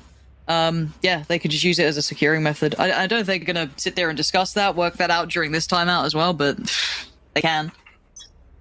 I mean, this is the one. If Guild have a chance of coming away with, I say, with a shred of dignity from this first half, they need to win this one. Yep. It goes any further than this is round 10. It goes any further than this. I mean, I'm looking at Liquid to close out double digits in the first half here. I don't see it going another way. The one difference maker this round, safe. Up in hand, right place. However, that's a bit of a counter, Mitigated. and now they will now push. Yampy wants to close the gap, and he's willing to die for it. He'll put his life on the line for it. He doesn't quite find what he wants, but now Leo's there. Punishes Yampy, quick trade out, but Trex again. What's up with the trade? They've decided we can stick this out. We are going to trade every kill we can. We will fight as best we can to hold them off. And finally, right about now, they stem the bleed. Now, Spike has been found. Ruff tries to push up, gets tagged up. He needs to play his life. He needs to step away from this, and Coldamenta's by his side, so they've got a bit of safety here. But don't open up the book of opportunity now. Oh, Link will actually get a load of information on the back of that. Coldamenta should clean this up now. Yeah. Player standing. A bit of a run and gun. Soulcast now left to try and recover this, but damage being key. You can find anything. No, Coldamenta going to close it out, and that's the one that potentially, I mean, Guild have to build upon this. It's not going to matter really about if anything, that almost suits Liquid better because we were talking about the ultimates. The Hunter's Fury's invested, yes, but they're now a step closer. Scream has the ultimate again. Do they stack up in Death Ball? I mean, it's looked fantastic for them. They absolutely can. Yeah. They don't necessarily need to change too much in my mind at the moment. They can still kind of run similar scenes. Is Link going to try and get the orb on A and then TP to B? Let's have a look. It doesn't look like the hit on B is going to come out. No. It would be interesting to see that. I mean, the smoke's come, towards mid. It's going to bait a little bit of presence here. I thought we were going to see some 5-head execution now on the back of the TP, but Nivera posted up. This could be an interesting engagement. Safe repeat that. I dare you. You gotta know Hopefully you can't hear me. You gotta know that's tempting fate a little, as we do see what's going to probably be a 3-2 split over towards that A side. And there we go, Yampy once again finds that board, happy to do it. How to find tracks? No issue, quite pretty much ready and available for the taking. No one else is there. Look how far back they are. Sat towards CT, 4 players. Spike can go down uncontested at this point. Leo could do some impact. It feels like it's necessary. The suppressed. Can at least catch 3. Didn't quite catch on towards Leo either. So still a potential for that. But there's the plant. It's already down. This is a little late in the day. Does actually do damage on 1. However, look at this. At this point, you've got 3 players trying to play back in. They're already so tagged up. And you're right. Lockdown just to add insult to injury. You said it. They can lean on that in a post-plant. They don't need it to get into the sides. And once again, they don't. It echoes to be true as Leo can only do so much damage. It's done for. I've got to say, Liquid looking just a step ahead. Yeah, class above. Round in the half. That's what this performance screams to me. And actually, previously, look at this coming back again. You're right, the Hunter's Fury does. It comes so late because of the use of Scream's ultimate, though. He has to play deep enough here to, you're right, to desperately create some sort of chaos, some sort of damage for the rest of Guild to follow up on. But Liquid posted up deep enough where they can challenge the Heaven Swing freely. I mean, this is a stark contrast to what we saw. But I mean, FPX embarrassed. Okay, well, stop what I'm talking about. Yeah, sorry, mate. Cold Winter this time doesn't have a Bucky, so I don't know how they're going to stop this one.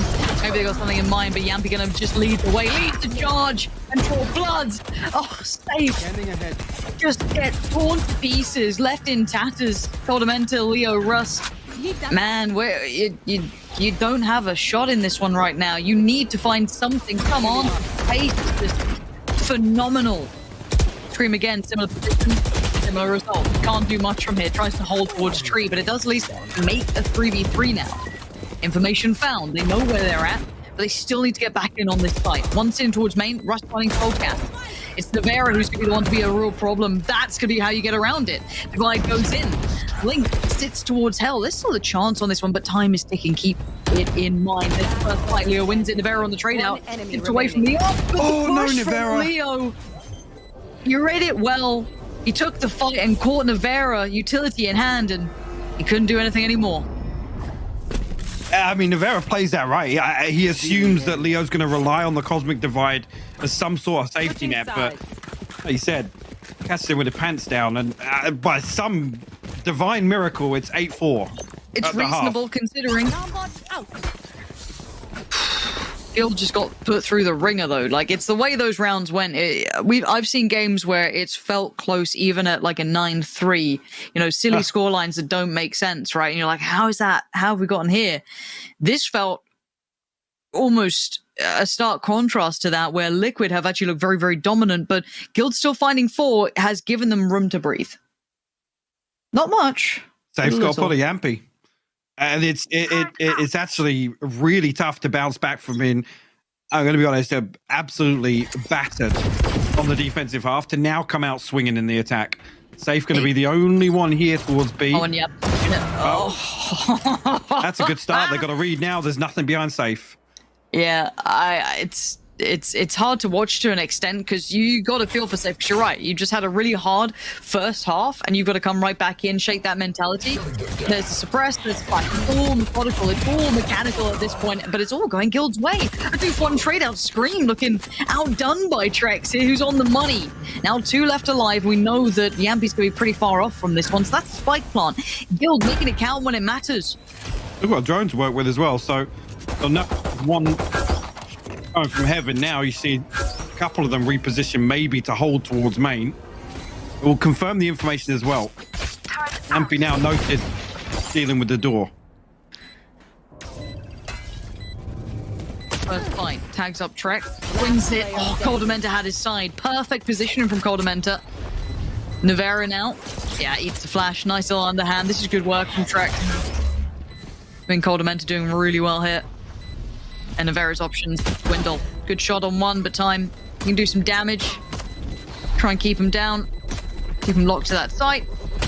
That's all he's going to be able to achieve here at this one. So, it's the start they need. Again, with all of that, we saw the beginning to that round once the site here actually came in, excluding Yampi finding that pick. To be able to land that after quite a tough start is actually very impressive.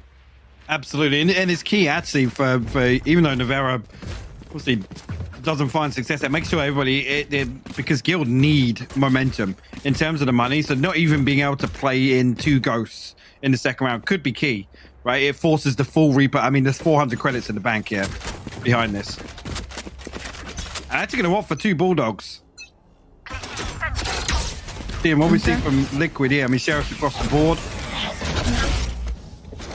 Scattered utility link with the Paranoia is the one I look towards here. He can make a play. He's not sure. He could actually just throw this down. Could throw it into main. He does. And Spam is relentless. Yeah. Not allowing a second for that. Actually read it quite well. It's good work for Guild there, trying to, I guess, navigate any threats that could have built. Pre-play stack on the other side though, so they have to still be aware of this.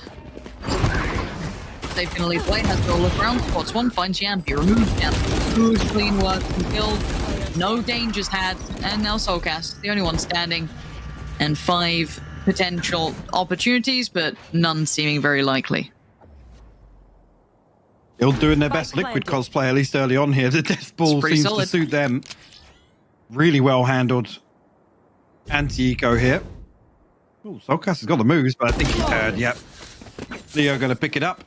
And a flawless round 2 for Guild. Now, that's key. If they can convert this bonus, that is huge. It puts them right back in this game.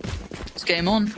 This is a chance to survive. As much as this has looked quite powerful from Liquid, we do have to look at it from that Guild perspective of it's tournament life on the line. This is, it all comes down to this, right? Like all that run of us getting kind of excited by this new roster, the new look, that they'd been kind of pushing the higher end teams, which has been really impressive. Did they break through against all of them? No, they kind of got halted by the very, the top end, but they'd been putting up numbers. They are a threat. They're a danger. Now, how far can they take this? Already good initial contact. A bit of a trade out. And it looks like very much a default coming in with a little bit of mid exploration. Oh. Let's go safe. That's one way to get yourself back in. A little bit of confidence there. Remove a key piece of the puzzle as well. Scream. Sharp with an respond onto Coldamenta, and that's the smokes removed. A little overzealous there from Coldamenta, if I'm honest, but see if Guild now can recover. Russ looking to reaggress behind that. His Scream's shouldering it, though. You can see, he spots there at least. Scream just a pixel away from finding another. He goes towards A. I mean, the fact that he spotted Russ is maybe he's reading that that's the lurk. Yeah. Soulcast should know now. Yep. Yeah, they're in danger. Soulcast, the best he can do, if he can buy time, you take that right now. Well. And he's in danger. Scream does well to find Russ, going to deny that. Just swing out Soulcast, still going to claim safe. But it's not over just yet. It's 2v2 and a straight up 1-to-1 fight. Leo wins it against Nevera. 13 seconds, Spike get to go down. They go for the fight together. Trex re-aggressing towards Link. And Guild are clawing their way back into this game. I mean, I'd argue that's it. They're back in this game. They absolutely are with the money now where it's at. Yeah. That's going to be the Liquid timeout. Surely. It's getting back on. Leo on the brink of the Hunter's Fury.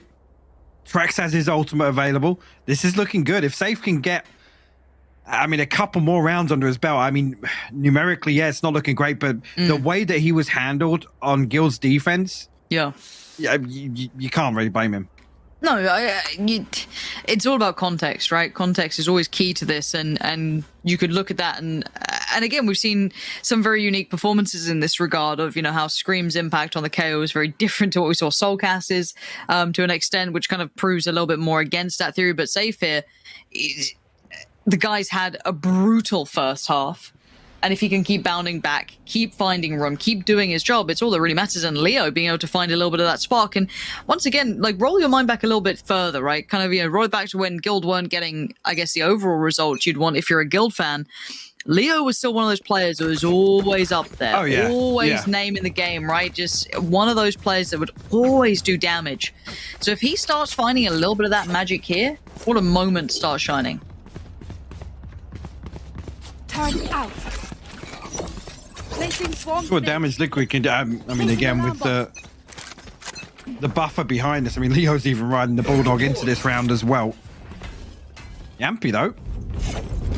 He's straight through, and on the back of that, I think Guild identify it. They think they have an opportunity towards A. Oh, they're certainly going to try it. And again, full faith, full pace looks like, but you can see Liquid going to deny the approach. And Avera, what was that? Such a rat. What? Oh, it's alive! It's alive! And Scream, Avera, and Soulcast just crumble them down. How did that just happen? Honestly, man, Navera, just every so often he has a round that you look at and just go, this guy is playing a different game. Reposition, and look at the timing. That's a split second that he's able to actually cross back over. Let's just remember, he's still relatively, right? Like, relative. All the other players still relatively new to Valorant. Relatively. And this guy is just, he's got that intuition, it feels like. He's got that touch for the game. God damn. However, Yampy wants back in the spotlight. Going to kick things off with a pick towards Trex, and that is going to be a big resounding alarm. Wailing off, and at the other hand, Flash not bad himself, but he still comes out earlier than they do, and that's all that matters. Scream finds two in middle, and now it's Leo. We said that this guy used to be the name to highlight for Guild sometimes. Now, he's presented the unthinkable. Spike left in market. You got two towards site, one CT, one lingering mid. Man, those options aren't looking good. I mean, just like that, it feels like Guild are back against the rope, right? I mean, again, we've seen a little bit of an investment here, but look what it's done to Liquid. Converting that Thrifty now. Look at the ultimate. If Leo can recover anything at all here. Oh, the one, but Belly a drop in the ocean here, because Liquid are right back, and they're feeling the groove now. Oh, yeah. Blade Storm, lockdown. Yeah. Oh, bloody hell. And double up. Yeah. Yeah. I mean, I'm worried now, because Liquid now are just going to resort back to, okay, well, we're not letting you near either side. You're not gonna be able to plant. The early game has to change almost for Guild now. They have to be able to identify this, address it, push it back. For, you know, it's so much utility investment just to deal with one of these ops, let alone two. And again, Link getting aggressive as well. Well, the suppress might make them change their mind, but again, Yampy waiting. Page goes in. Russ gets seen. Finds the cam as well. That's important. That does kind of relinquish some of the control. It means that actually Guild are walking straight towards this setup. Has nobody to deal with the drone though. Does it clear wine? Yes, it does. Good work. There's TP. It's done its job. Oh, the flash! Back in. Oh, the he's flash! unlucky there. Nice work from Coldamenta to instantly get out there, though, and make sure he helps out his teammate. It wasn't going to leave him to rot on that one. And again, they haven't heard the secondary op yet. I don't think. I think Nevera's still not really let anything show in that regard. So suppressed, I don't know how many would have received that. Potentially just two. I don't know if the third got hit by it. Maybe two, I think. At least well, two. Scream's popped his ult now anyway, so they've got nothing. No confirmation at least. 30 seconds. Rust will be noted here. The Guild, 25 seconds left. This is a desperation flip towards B. And it was almost red.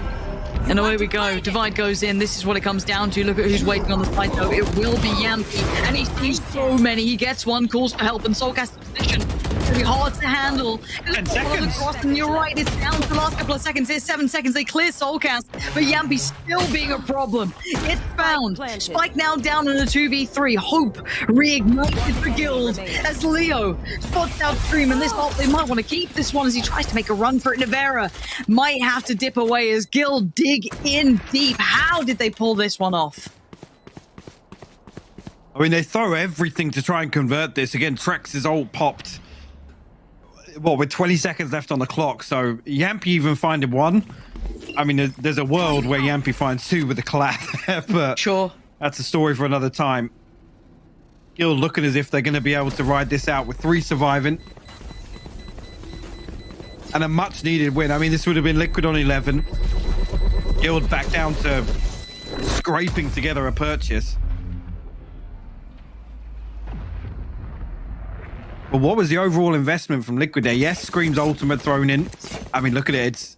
It's barely dented it. Bladestorm, Lockdown, Hunter's Fury. For me, though, those are the playmakers. Okay. Op coming out for safe. Yeah, did they actually get confirmation of the second operator? If so, this is not a good purchase for safe. I don't know. I don't think so. He might have done it. So I don't want to call it either way. I really don't know. And now we see if that's the case. Nevera playing towards short, and you got Yampy towards top mid, and the op on the other side in the hands of was being made. There's ring off a shot. Coldamenta walking through middle. Just punished on it, and Yampy so ready for this next string. He knows what the want would be, what the intention would be. And now both sides of the coin for Guild split here. You've got two kind of over towards that A site. Spike still left at the back. Okay, it looks like they're going to head back towards B. Oh, this is the other thing. I was talking about how I don't think this is the right purchase here for safe if the double operator's noted. Coldamenta falling first makes that even worse. They're going to lose a little bit of that burst potential here.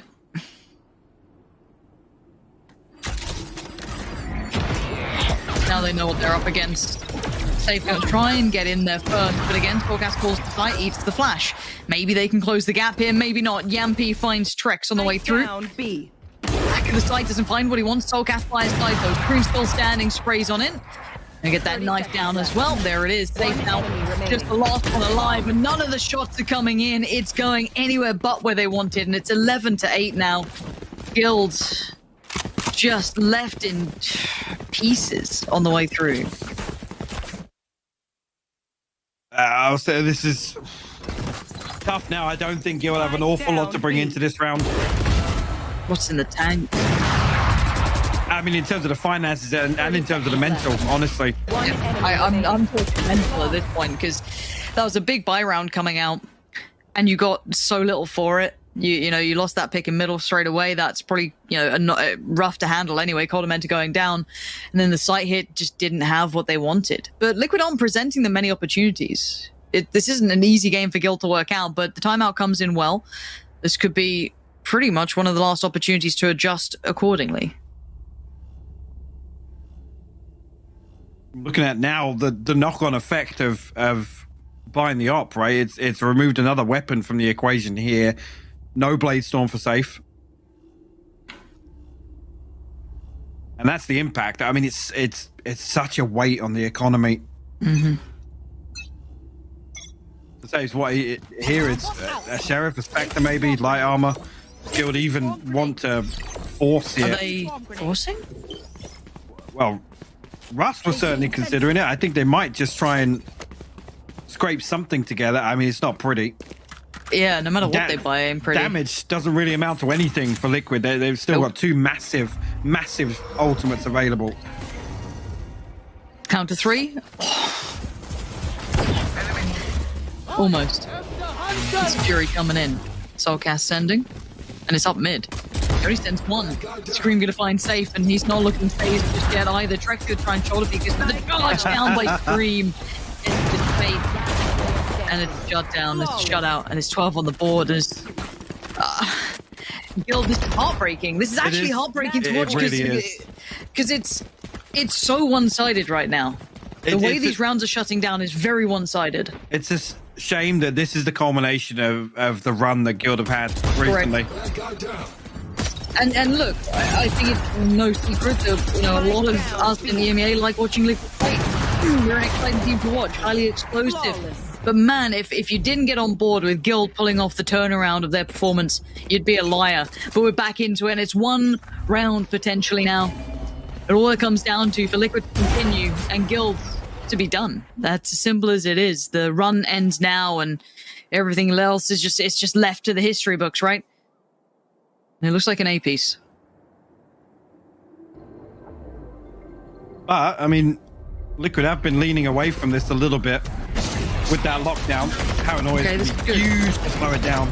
Yeah, Link getting Cold Dementor again, first and foremost to fall. Link now going to catch the cross, do a little bit of damage. Swings! Oh, Link, that's gorgeous work. Trade for Rust, invest the ult. AJ ult comes in as wild spray. Rust! Shining! He needs to be doing everything he can for the boys, but it's down to a 1v1. And that's all he can do! Oh, not like this! Not like that! Navera! Defenders win. Slicing through Guild's hopes and dreams as they bow down to Liquid. And Liquid gets to move forward, and Guild gets to go home and not see Iceland. Navera actually nearly slips up there Almost. as well. Almost. Did you catch that? I mean, I can't believe it. Like, history repeats itself for Guild, man. They fall at the final hurdle again. I mean, it's heartbreaking. This is honestly coming away from this. I still feel the best I've ever felt about a Guild roster. Right? Sure. To say that this is the end for their run here. I mean, what a statement they've made previous to this already. I think they're a team now that gets thrown into the discussion more and more often. They're a team that was like, oh, they can pick up a map. Write them off. They're kind of, mid-table-y. They weren't, someone to really keep your eyes on. Now they push the upper echelon, I think, is the main thing. And with some work, I want to see them picking up potentially wins over them. But the biggest story here is, of course, that Liquid are the victors. Now, under that, though, you have to discuss who your player of the match was. Who stood out to you? Who's the person that impressed you the most? You have a couple of options, as you always do. We like to be generous here. Navera, Scream, Link. Now, Mike, who are you going for today? Navera on one round alone today. To be honest, quiet map too, but it wasn't even necessary with the way Liquid are playing, with the way Yampy just swung back on map 2. Yeah, huge upswing in performance. But that's it from us. It's been actually a short day of kind of an upset and then kind of a quick, I don't know, it's been a weird day, but it has been a pleasure casting as always. And it's going to be a pleasure to throw to this break because I know after it, the analyst desk will be waiting to take you through everything.